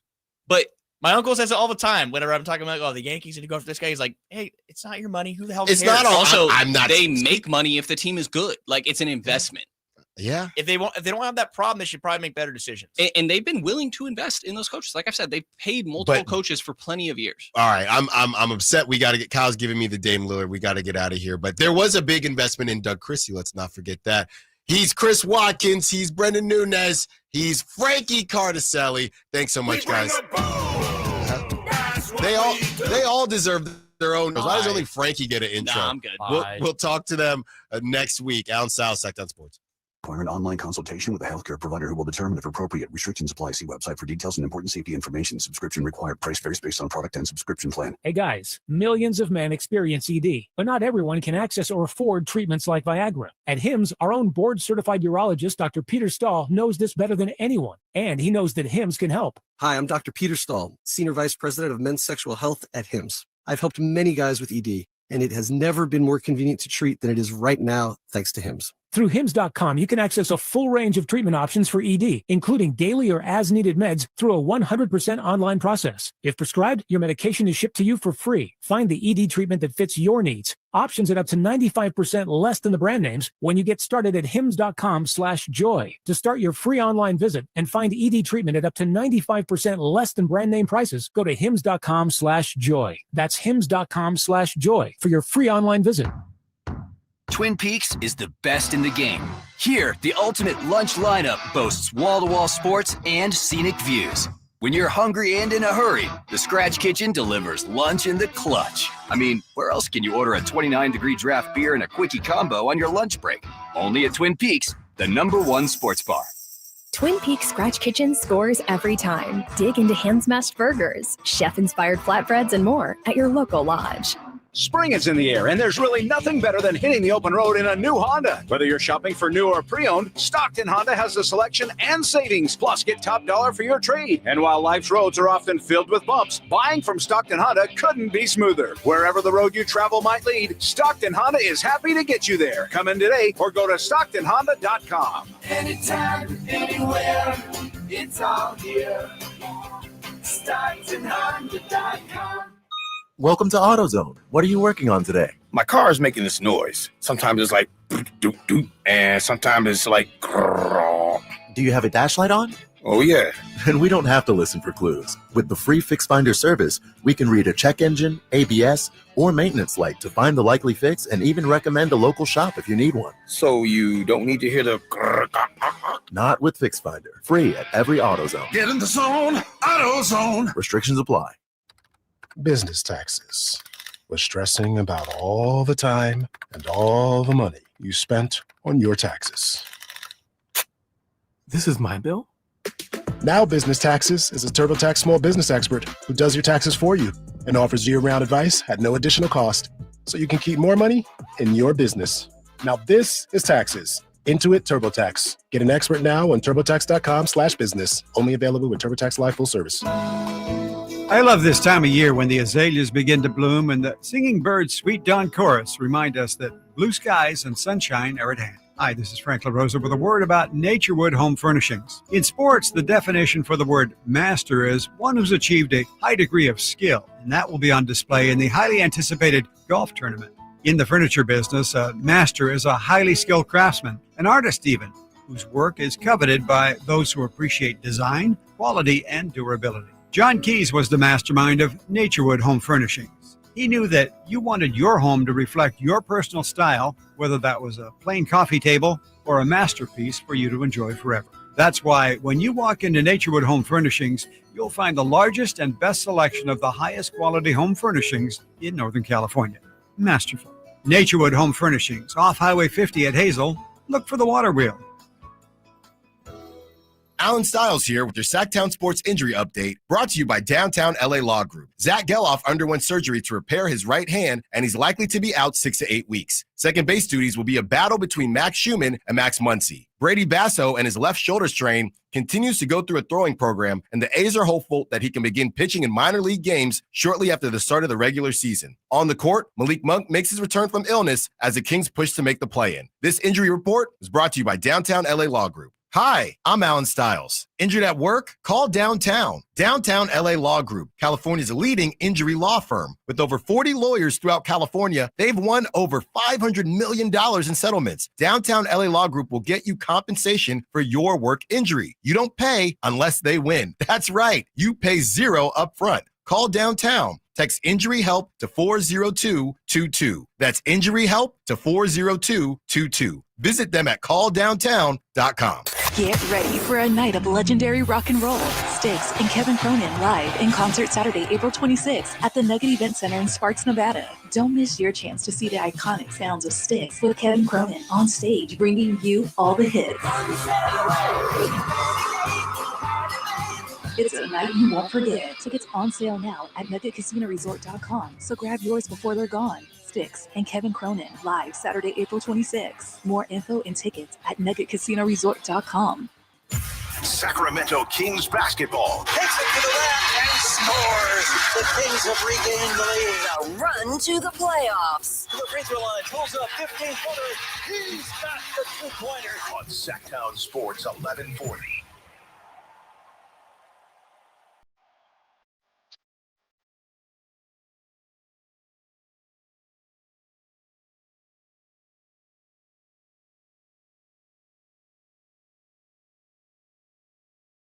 Home for Kings talk and so much more. Live and local. Allen Stiles on Sacktown Sports.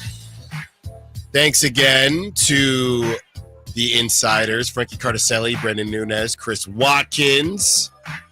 Great hour. If you missed it, if you're just out joining us in the 1 o'clock hour, you can rewind on YouTube, and it'll be cut and posted on YouTube as well. Talking about the untouchables. 916 says, I think Keegan, Monk, and Domas all want out this summer. Another 916 says, the only untouchables this offseason should be Keegan and Keon. That's from Sam. And I would say this. You don't have to have an untouchable. And the guys basically all said, the Kings don't have untouchables. They have, it would be nice to keep, right? It would, or we would prefer not to move on from. That's what they have. They don't have untouchables. When you are a 9-10, and we just looked it up, when you are a 9-10 seed, most of those teams don't have untouchables because most of those teams are here because something probably went wrong. Or they do have an untouchable and they're on the way up. And out of that group that we just read off, you have the Mavericks and the Kings. Both teams, something went wrong. And when you look at the Eastern Conference, the Heat, something went very wrong. And the Bulls, they're on the way up now. They move on from DeMar DeRozan and Zack LaVine, and they got hot towards the end of the season. Josh Giddey looking like he could be one of those dudes in the league. They got young talent with Matas Buzelis, Kobe White, guys like that. So that's really, and I don't even know if the Bulls would say that any of them are untouchable. So that it's funny that there are more untouchables with the teams that did not make the play-in. I'm still stuck on that did not make the play-in versus teams that do make the play-in. Because if you make the play-in, it's kind of a nice way of saying, hey, things didn't work out for you, but maybe you could turn it around and get hot. And that's what we're hoping. I guess some of us are hoping with the Sacramento Kings. I wanted to have a conversation about Doug Christie because there are a lot of thoughts that people are throwing out there as far as the job Doug Christie has done and whether or not Doug Christie has quote unquote earned the job title of head coach and moving on from that interim title. Earned is always a confusing word in sports. It can be very clear, right? You earn yourself a walk or you earn yourself a hit in baseball or you earn yourself 2 shots at the line. But it could also be a bit confusing when you look at Doug Christie, who is, sitting slightly above 500 at 23-22 for his time as the Sacramento Kings interim head coach, and whether or not you think that's good enough to continue on this route with him. And if you don't think it's good enough, should you remove what happened to the team as far as the trade is confirmed? And if you do think it's good enough, are you including that? This is a really, really tough situation. I thought it was a bit eye-opening. Again, all of the names, and I don't know how this stuff gets started because it wasn't on this show, but we've talked to multiple people. And the texts that come in, whether it's on the SAC chat, whether it's on the text line, and Kyle, we can open up the phone lines, open them back up, 916-339-1140. Any takeaways from what the roundtable had to say? Any of it, this idea that Doug Christie is at the head of the line because he's going to be, quote unquote, less expensive or cheaper. None of the 3 insiders that we have right here think that will be a factor. Not Brendan, not Frankie, not Chris. So that's not to say that they know for sure. And again, as Frankie said, his uncle always said, it's not our money. It is Mr. Vivek's money. Maybe he does feel like that is important. But if it's beyond the money, there are some names out there. And what Doug Christie is dealing with right now and what is happening isn't a great look. Is it his fault? That's up to your discretion. You make that decision. Me personally, because that's why you're listening to the Allen Stiles Show. Me personally, let's go to our old pie chart, okay? And this is off the top of my head.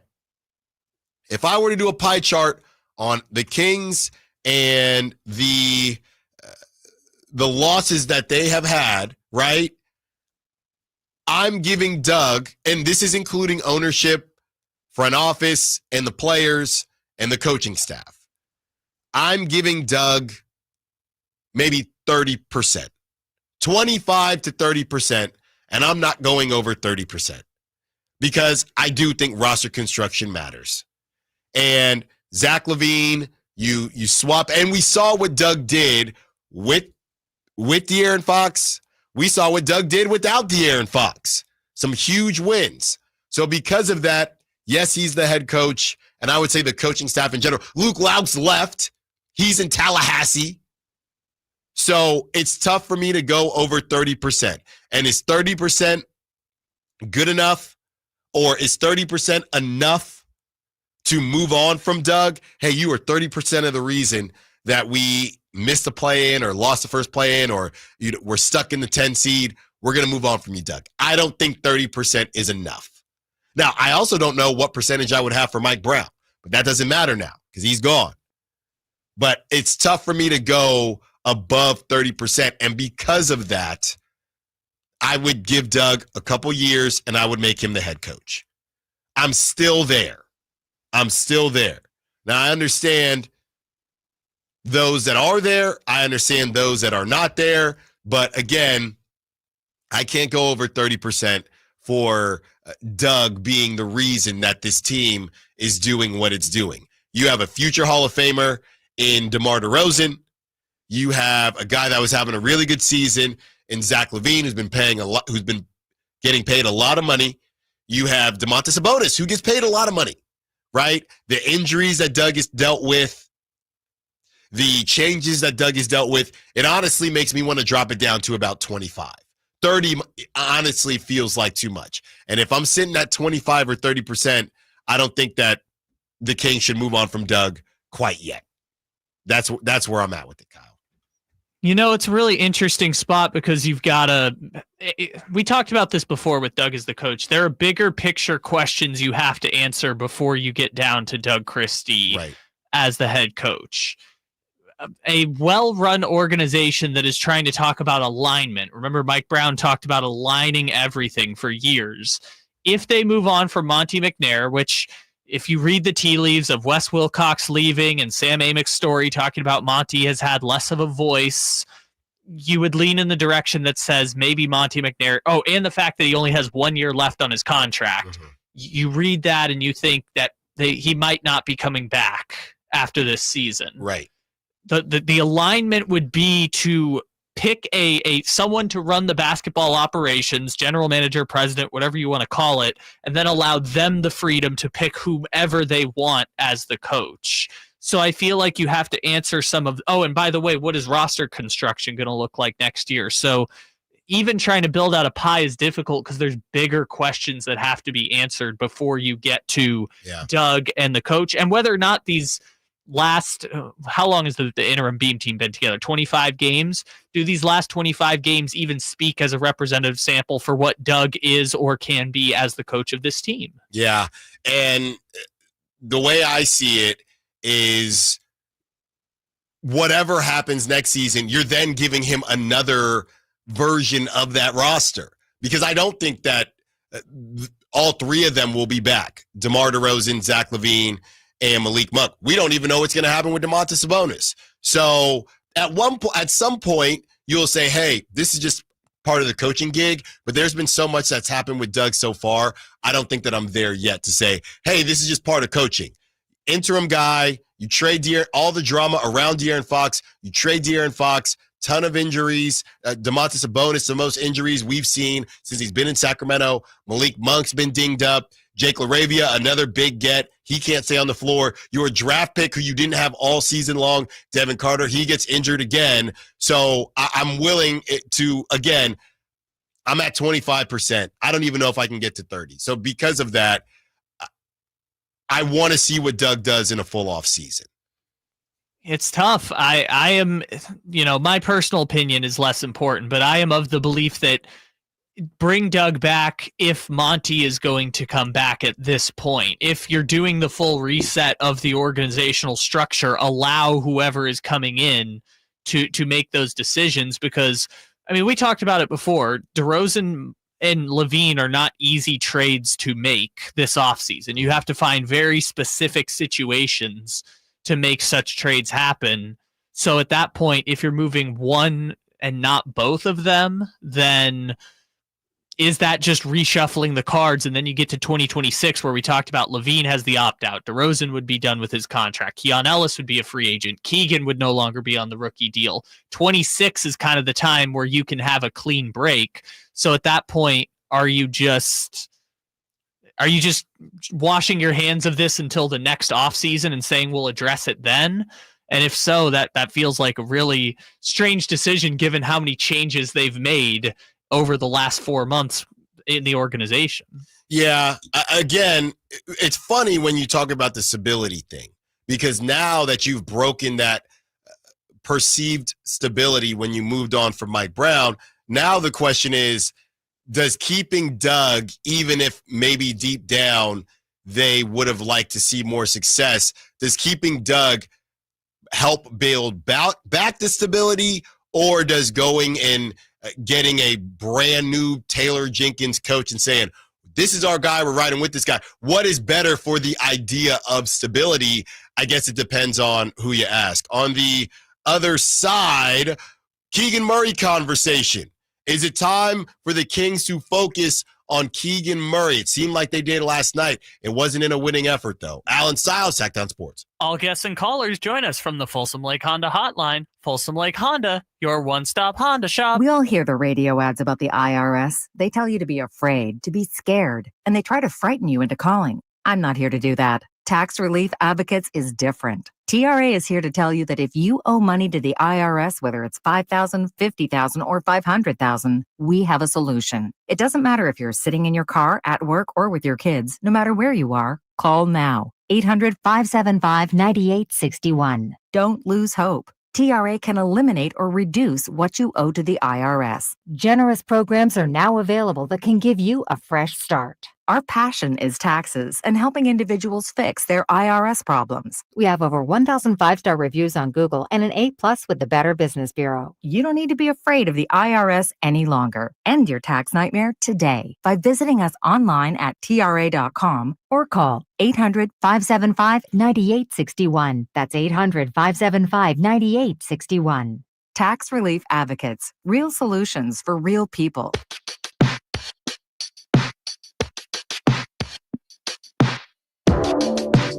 Allen Stiles. Watch the show on youtube.com/Sacktown Sports 1140. Or listen on the Sacktown Sports app. 6 games left. Doug Christie is 23-22. Can he hold on to a winning record? Let's go through, Kyle. Can he hold on to a winning record? And I think that would go a long way. With everything that's happened, play in, whatever the case is. Let's see, 6 games left. I normally would say at Hornets is a W. At Hornets, at Cavs, at Pistons, that's a back-to-back, the Sunday, Monday. So at this point now, let's do that math. So that's 24. So he's 24-24. He's 500 right now. Yep. Hosts the Nuggets, 24-25. Hosts the Clippers. So he could probably finish. Is he going to finish 500? Well, no, it would be he's at 500 going into the Suns game, which the Suns get. Look, if they go at that pace we're talking about, which is what, 2-3 over the 5 games before that, if they go 2-3 over the next 5 games, the Suns would have to go 5-0 for them to clinch the 10 seed at that pace. The Suns, here, the easiest way I can explain it is the Suns would have to finish 3 games better than the Kings the rest of the way to clinch the 10 seed without it coming down to the last game of the season. So it's going to be tight, but I think a winning record after all that has happened, regardless of what happens in the postseason, if I'm Doug, that is a result that I would hang my hat on more so than what happens in the play-in. Hey, you gave me a whole different roster. I got thrown into it, and we still finished with a winning record in a really hard Western Conference. That's my argument to continue being the head coach and why you should continue to rock with me. About to get to some of this Keegan Murray conversation, but Ken wants to be a part of the conversation. What's up, Ken? What you got for us? What's up, Jen? How you guys doing this afternoon? Hey.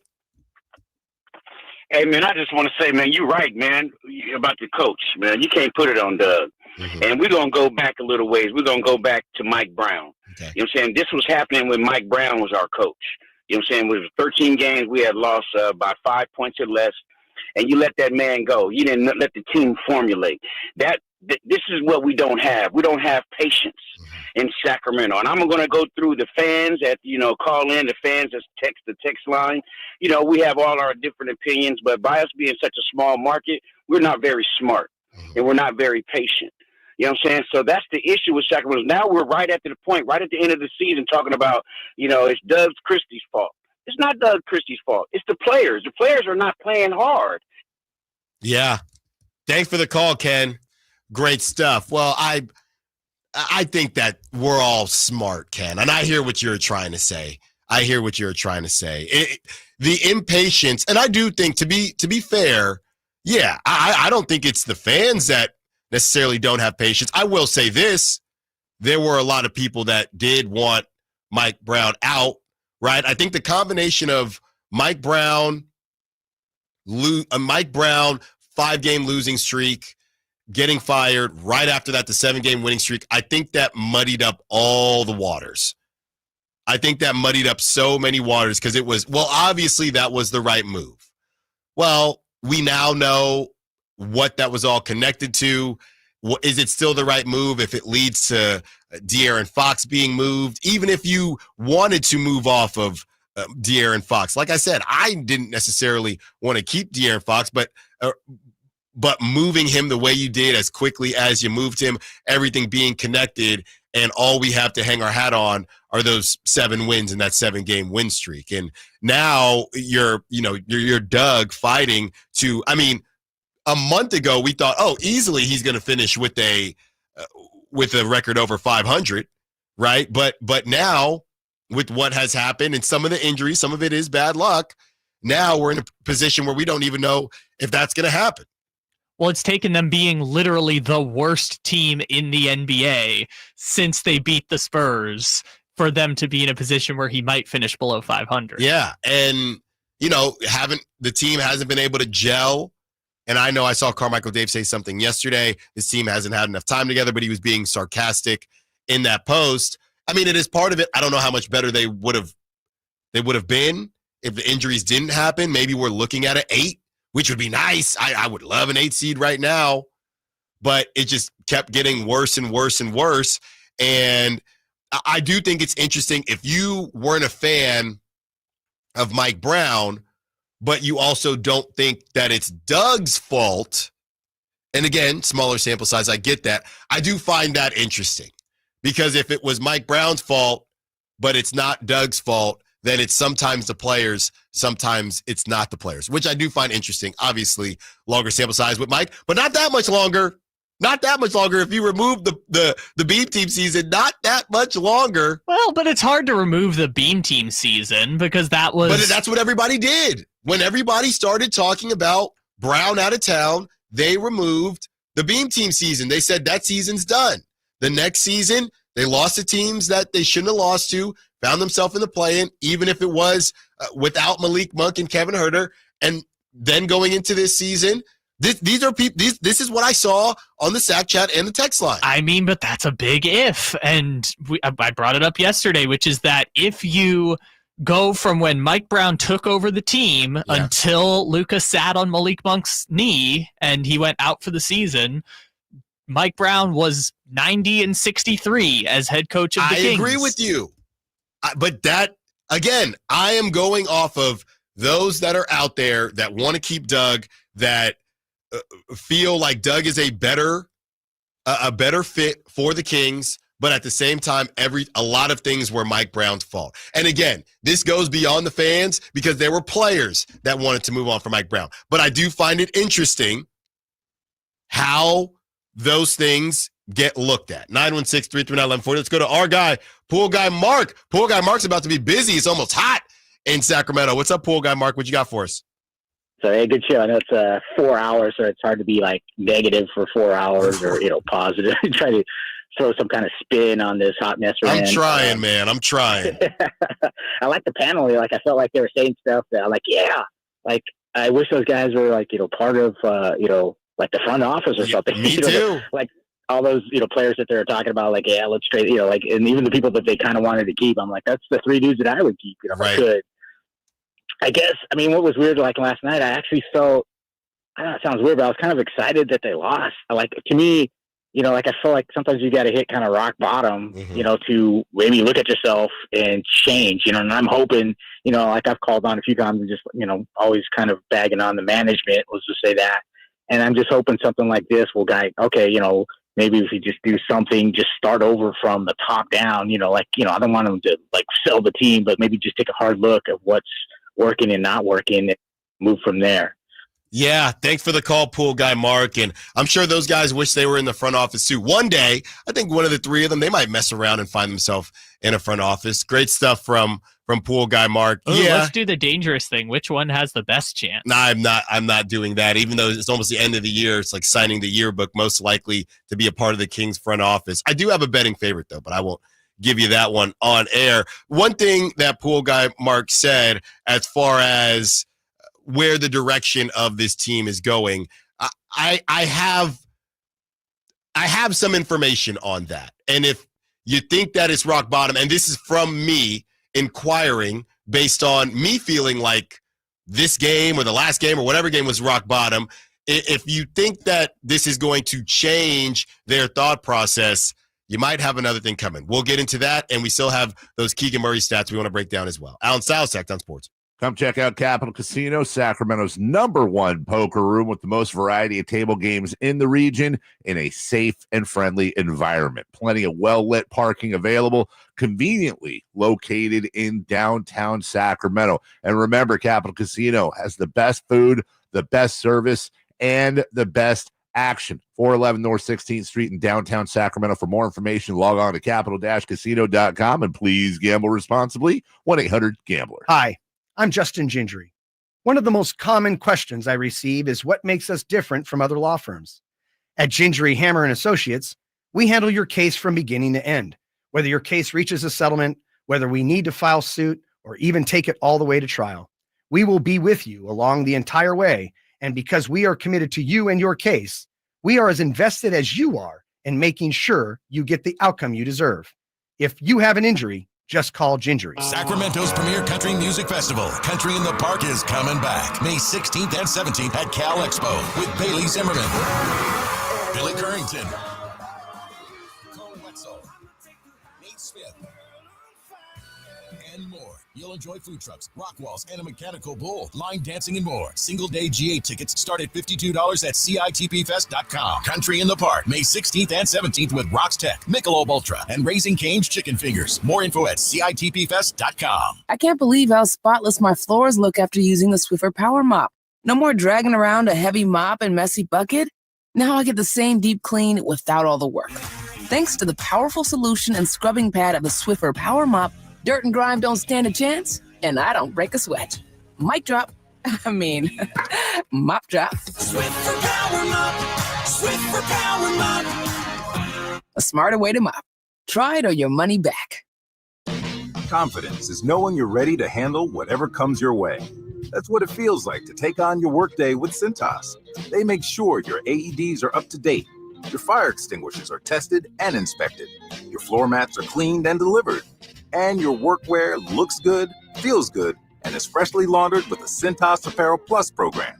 So are you ready to take on today? Visit Cintas.com and get ready for the workday. Spring is in the air, and there's really nothing better than hitting the open road in a new Honda. Whether you're shopping for new or pre-owned, Stockton Honda has the selection and savings. Plus, get top dollar for your trade. And while life's roads are often filled with bumps, buying from Stockton Honda couldn't be smoother. Wherever the road you travel might lead, Stockton Honda is happy to get you there. Come in today or go to StocktonHonda.com. Anytime, anywhere, it's all here. StocktonHonda.com. The sewer system. It's probably the last thing on your mind, and that's okay. Because at the Sacramento Area Sewer District, it's our first priority. As the region's largest sewer utility, we own and maintain thousands of miles of sewer pipe. And our job is to get to your sewer problem before it interrupts your life. So whether you've got a slow drain or a backup, call us first, day or night. The Sacramento Area Sewer District. It's a dirty job, but we're happy to do it.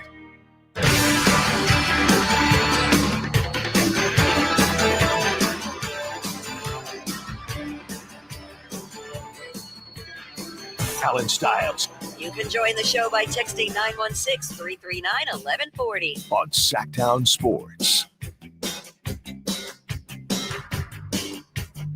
Little bit of NFL news. Raiders and Geno Smith agreed a 2-year, $75 million extension.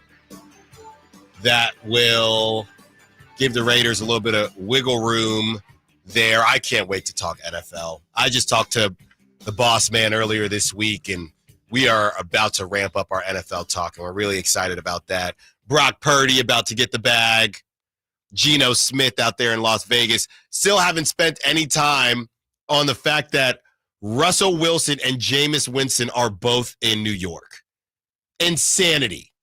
And I mean, Tommy DeVito. The memes that are going to come out of New York, it's going to be incredible. Also, Joe Milton, one of those crazy athletes, Joe Milton III, that was on the Patriots and had some really nice highlights. He can throw a ball 90 yards on one toe, whatever it is. The Cowboys acquire him and a 7th-round pick from the Patriots, and the Patriots are going to get a 5th-round pick. So really excited about some of the NFL talk and the guests that we're going to have this summer as we get closer to the league starting up. And, of course, Niners talk on your Sacramento home of the Niners, and Raiders talk because I feel like it. Even if Carmichael Dave says don't do it, I'm going to do it anyway. I did want to get to this bit before we talk Keegan Murray. Yeah, a lot of people are bringing up the idea of the rock bottom thing, right?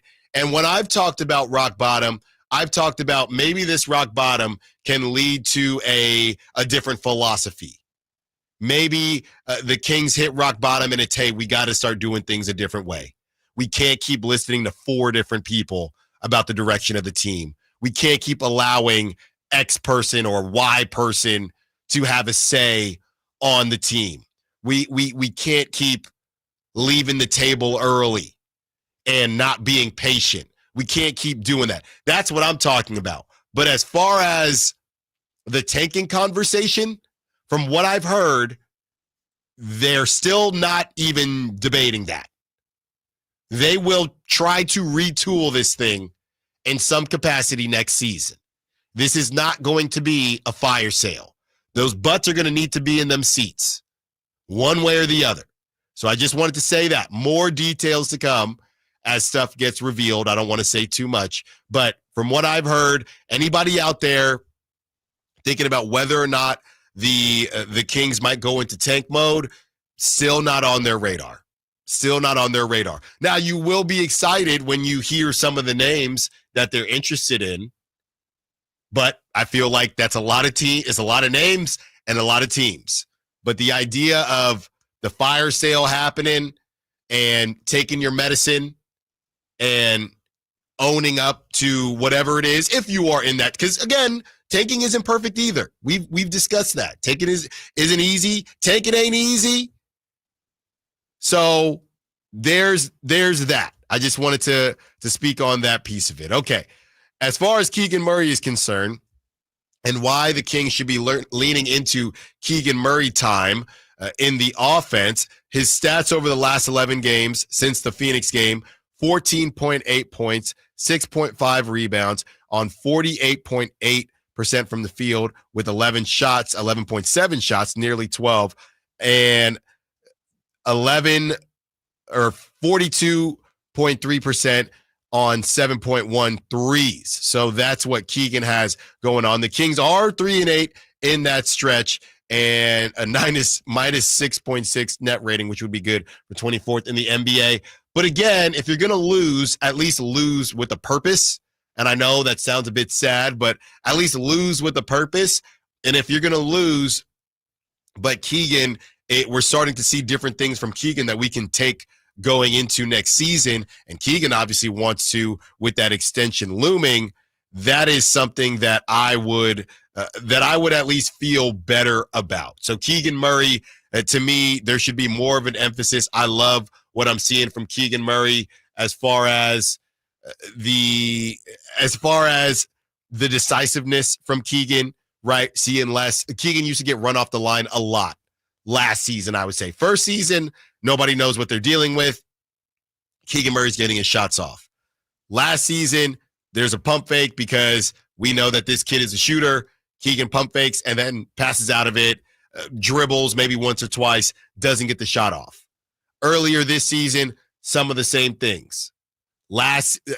these last couple games here, we're starting to see Keegan. He's talking to benches, right? He's getting the ball. He's shooting it. He doesn't care if there's a hand in his face.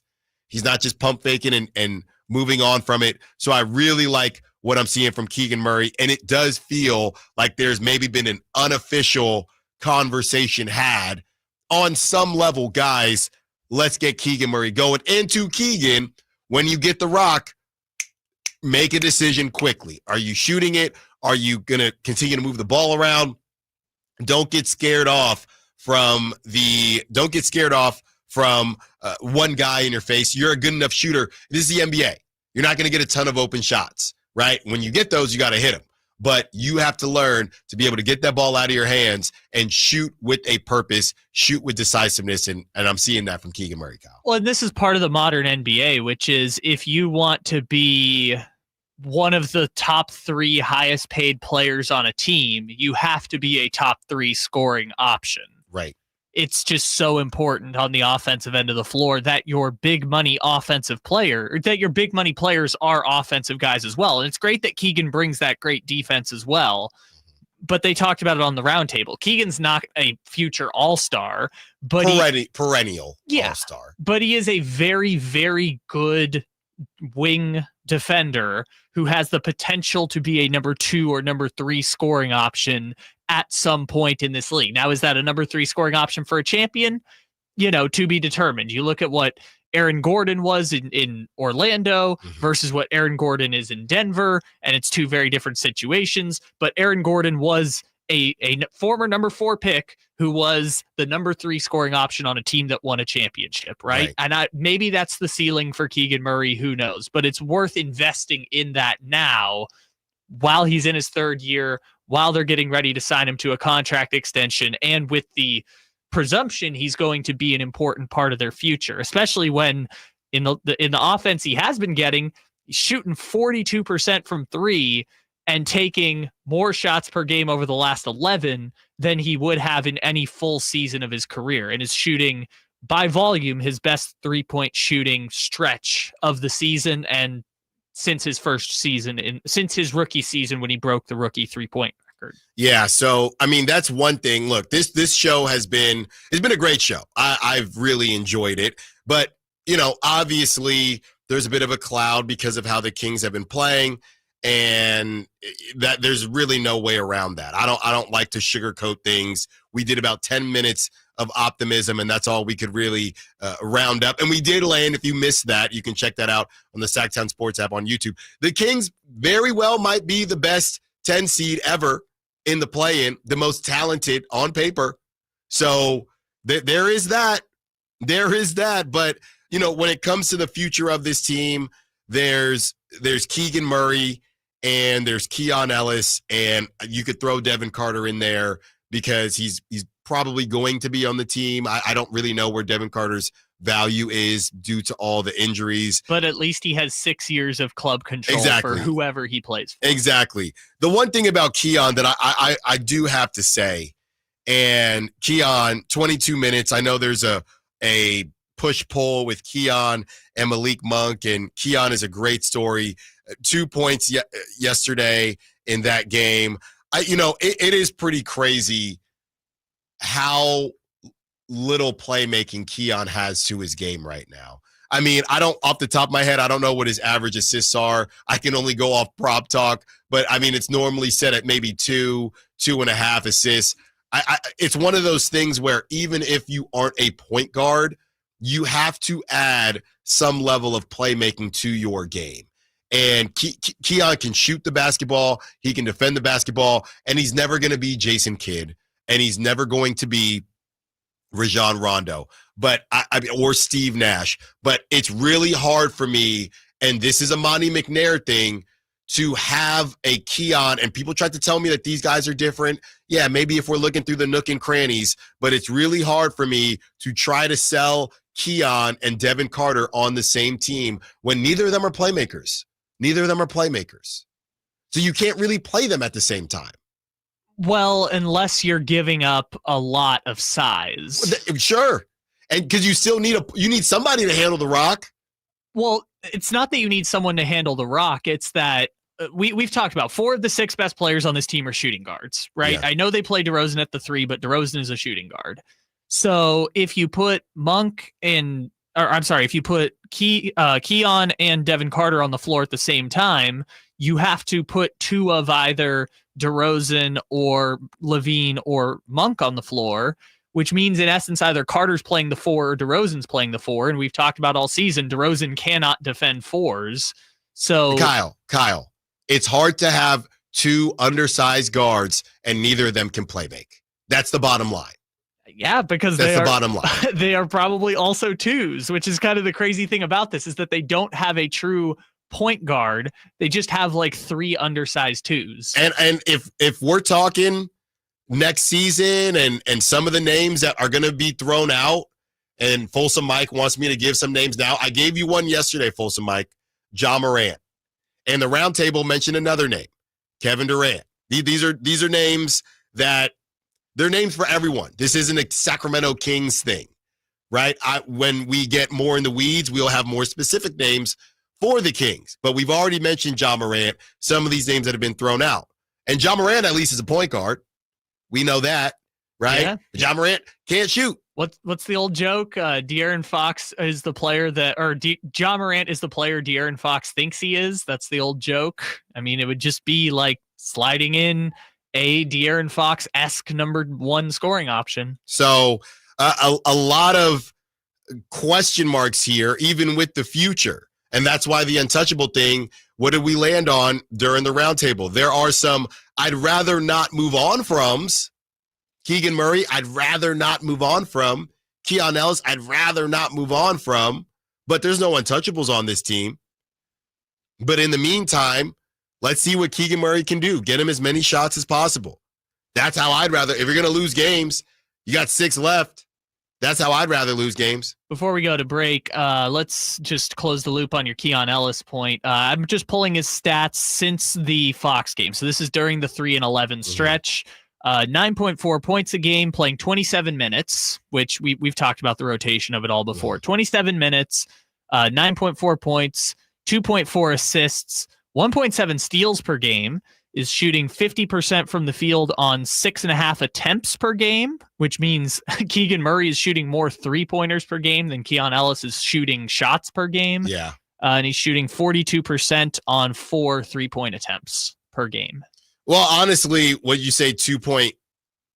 2.4 assists. That's honestly better than I thought it would be, to be completely honest with you. He's only had 1 game with more than 4 assists, and that was the Milwaukee game where he played 37 minutes. Right now, I am more confident. And again, this is if you're just go get a point guard. By the way, speaking of, Chris Paul said he wants to play another year, or Brian Windhorst said wouldn't surprise him if he plays another year. So there's that. Do you know how he fits? He fits the height. Do you know how infuriated I would be if they signed Chris Paul in free agency after they could have just got him in the Fox trade? Well, prepare to be infuriated. You know what always makes us happy? That's Whitey Gleason. And he joins us on the other side. Allen Stiles, Sacktown Sports. On the move? Got somewhere to be? Take Sacramento Kings basketball with you. The Sacktown Sports app will let you stay connected to your passion. Never miss a moment of Sacramento Kings basketball with the Sacktown Sports app. What would it take for a plumbing company to earn your trust? Jerry and Kenny here from Bell Brothers. And let's face it, plumbing and service companies don't always have the best reputation. So to earn your trust, the first thing they'd have to do is actually answer the phone when you call with a real live person. Then they'd have to send a plumber when you needed them, day or night, without charging extra for emergency services. A trustworthy plumber would show up on time, wearing a clean uniform and name badge, and be able to show that they had passed a background check and drug test. A plumber you could trust would give you a firm quote on the job before starting and clean up after they finish the job. That's exactly the plumber you'll get when you call Bell Brothers. A plumber you can trust. Call Bell Brothers right now for all your plumbing needs. Our number is 916-444-1234 or find us online at thenosurpriseguys.com. The No Surprise Guys, Bell Brothers. Progressive knows when you're in your RV, you're already on vacation. That's when you become Vacation You, who just camped where there's absolutely no shade.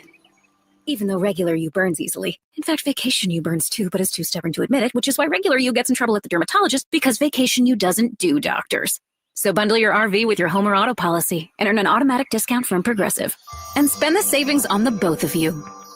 Progressive Casualty Insurance Company affiliates and other insurers. Not available in all states or situations. This is the story of the one who, as a maintenance specialist for a historic high-rise, knows that vintage charm historically needs constant attention. Which is why when it's time to upgrade turn-of-the-century mechanicals, they turn to Grainger. With easy access to 1 million+ products and the scale to deliver when and where you need them. The right tools and supplies are never far away. So the one can keep that vintage building running like new. Call, click Grainger.com, or just stop by. Grainger, for the ones who get it done. Twin Peaks is the best in the game. Here, the ultimate lunch lineup boasts wall-to-wall sports and scenic views. When you're hungry and in a hurry, the Scratch Kitchen delivers lunch in the clutch. I mean, where else can you order a 29-degree draft beer and a quickie combo on your lunch break? Only at Twin Peaks, the #1 sports bar. Twin Peaks Scratch Kitchen scores every time. Dig into hand-smashed burgers, chef-inspired flatbreads, and more at your local lodge. This is a story of the one. As a maintenance specialist for university housing, he knows college students can major in wear and tear. Plus, housing so many students doesn't leave a lot of room to house all the supplies he needs. That's where Grainger comes in. With over 1 million industrial-grade products and fast, dependable delivery, Grainger carries the quality products he needs so he doesn't have to. From a new door hinge to a whole new faucet. Call, click Grainger.com, or just stop by. Grainger, for the ones who get it done. Get in the zone, AutoZone. Welcome to AutoZone. What are you working on today? I need new rotors. When you buy 2 Duralast rotors during our spring sale, you get Duralast brake pads free. Free? With the rotors. Well, that's great. What if I need extra stopping power? You can upgrade to Duralast Gold pads for just $10. So Duralast pads are free? Yep. And an upgrade is just $10? That's right. Part of the spring sale at AutoZone. Get in the zone, AutoZone. Restrictions apply. It's Carmichael Dave talking to you about my good friends at American Energy. You're in the Sacramento area. You know how the seasons work. They are a-changing right now. So American Energy wants to help you stay warm for the rest of the cold season, but help you stay cool during the warm season. Best way to do that, make sure your system is operating safely. So right now is the time to take advantage of half off a tune-up, $24.50. They cut that right in half. And if you want a diagnostic, guess what? You can't beat free. If it's free, it's me. And now it can be you. And also, it's the end of the season blowout. $4,000 off a new system plus any rebates. That $4,000, that's a direct drop from the sticker price. It's a great deal. Check them out at theaeway.com or an instant quote, or give them a call at 916-520-9990. That's 916-520-9990. Tell them your good buddy Carmichael Dave sent you. Call 916-520-9990 now.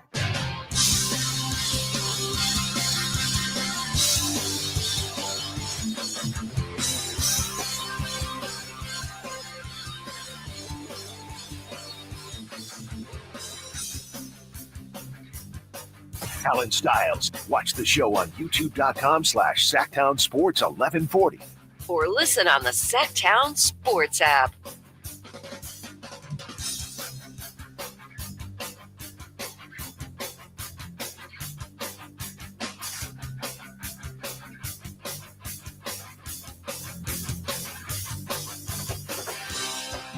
Joined by Whitey Gleason, Brendan Nunez is writing up something that we're going to report on right now. He popped in, let us know. Thank you very much, Brendan.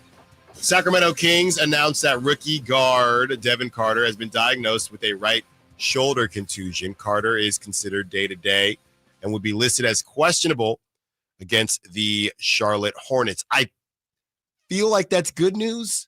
Yeah, just a contusion is compared to any sort of tear or strain.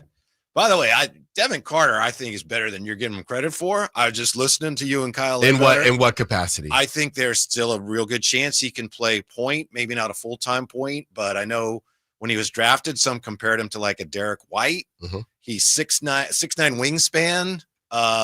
So I know we haven't seen the best of him this year. It's been a tough year for him, but I think there's a chance he's a pretty good player. And I think to consider him an undersized two guard who can't play point, nobody knows. You may be right, but I think he's going to end up being better than that. We'll see.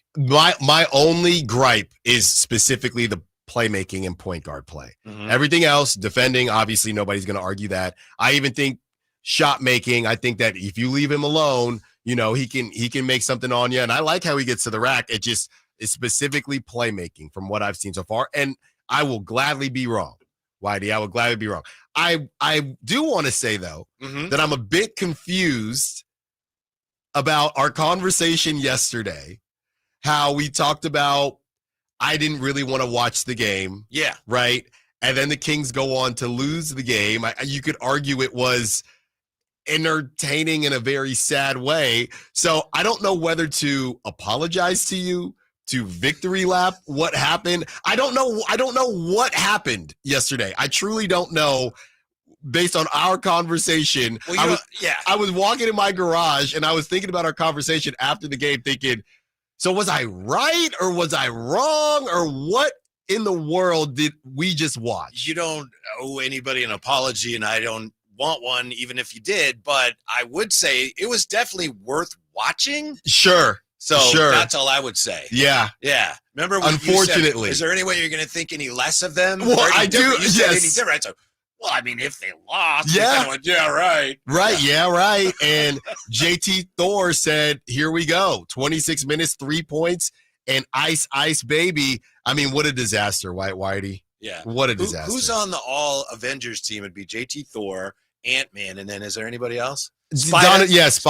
Yeah. That's probably it. Or, I mean, Dwight, who's Superman, Shaq or Dwight? Superman's not in the Avengers. Oh, that's right. That's DC. Wow. That's Justice League. So who else is there? Who's the Iron Man? Nobody. Oh, who has the longest consecutive games played streak? Kevon Looney. No, Mikal Bridges. Oh, that's right. Isn't it? Yeah. Why so is there it? You go. How has the NBA been around this long with no Hulk? That's interesting, right? Sure. Jonas Valanciunas. Yeah. What's going on with Jonas Valanciunas? I felt like he had 12 yesterday. Yeah, he had 12 and 6. Christie, Coach Doug Christie, he definitely has his plan where he's playing at this point, and he's not playing at the end of the game, and he's not playing with Domas. Yeah, so I'm sure he has his reasons. So no more big beef special or whatever we were calling it. We have the king size combo. The king size Kyle combo. Draper. We have the meat. That's right. We had the round table on with Brendan, Chris, and Frankie. I heard. We were trying to break down the Zack LaVine thing, and Brendan gave us some insight to kind of the things that we had heard. And I said, hey, this is why a lot of these guys don't want to be traded at the trade deadline, whether it's, Bradley Beal, Kevin Durant, Jeremy Grant, a lot of these guys, you don't know what anybody is going through, but outside of that and what you're seeing on the court, we know Malik Monk is just struggling, right? We've seen more of Malik Monk, so I know, or I hope, that he'll be able to turn it around. But the Zack LaVine thing, again, a quiet 18, and I just don't really know what to make of his time so far. Yeah, like you guys were saying, and I think it might have been Chris who was really driving the point home. It doesn't seem like Zack LaVine's getting the ball in the spots where he prefers to get the ball.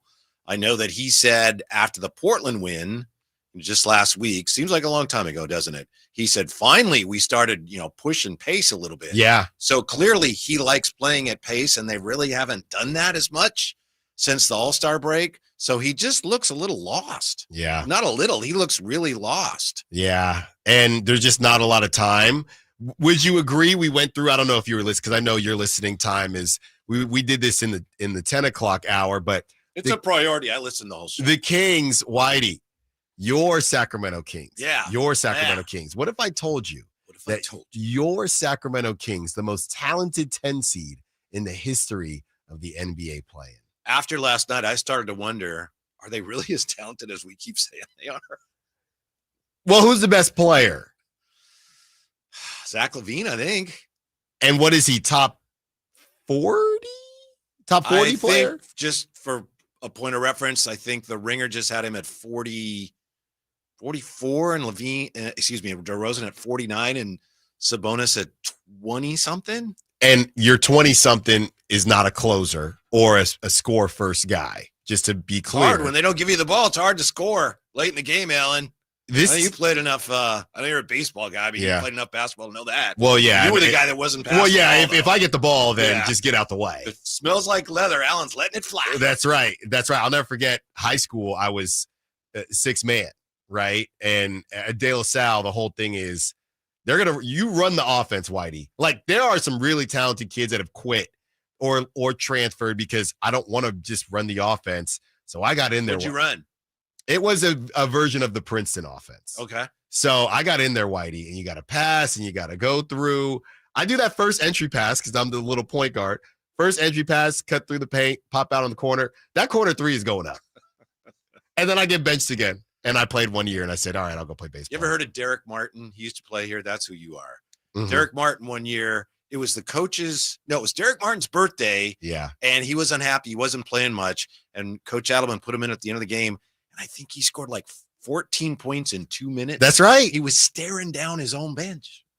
That is I need to go look up some of that highlight tape. You strike me as someone that could distribute the basketball. I was a combo guard myself. Yeah. Played both guard spots. Combo guard closer to 1 or 2. I would have been a 1, but the guy that we had as a 1 was better than me. Okay. So I have played off ball more. But I played. See, you get to shoot more when you play Right. off ball. Right. Yeah. That's right. Yeah. That's We right. invented positionless basketball at Hogan High School. Oh, okay. Yeah. And I did read about that. Yeah, I did right. read about that as well. Well, Whitey's got more stories for you. Drive Guys coming next. Whitey Gleason, Kyle Draper, Jay Johnson. Thank you for listening to the Drive. Thank you for listening to the Allen Stiles Show. You're about to listen to the Drive Guys. Thank you to all the callers, sexers, sack chatters. Some really good conversations. It could have been a really dark day here at Sacktown Sports during the Allen Stiles Show, but I really appreciate all of the conversations that we had. Thank you to the roundtable, Chris Watkins, Frankie Carticelli, and Brandon Nunez. Kyle Ledbetter, great job as always. And until tomorrow, secure the bag like the bean. Gotta go.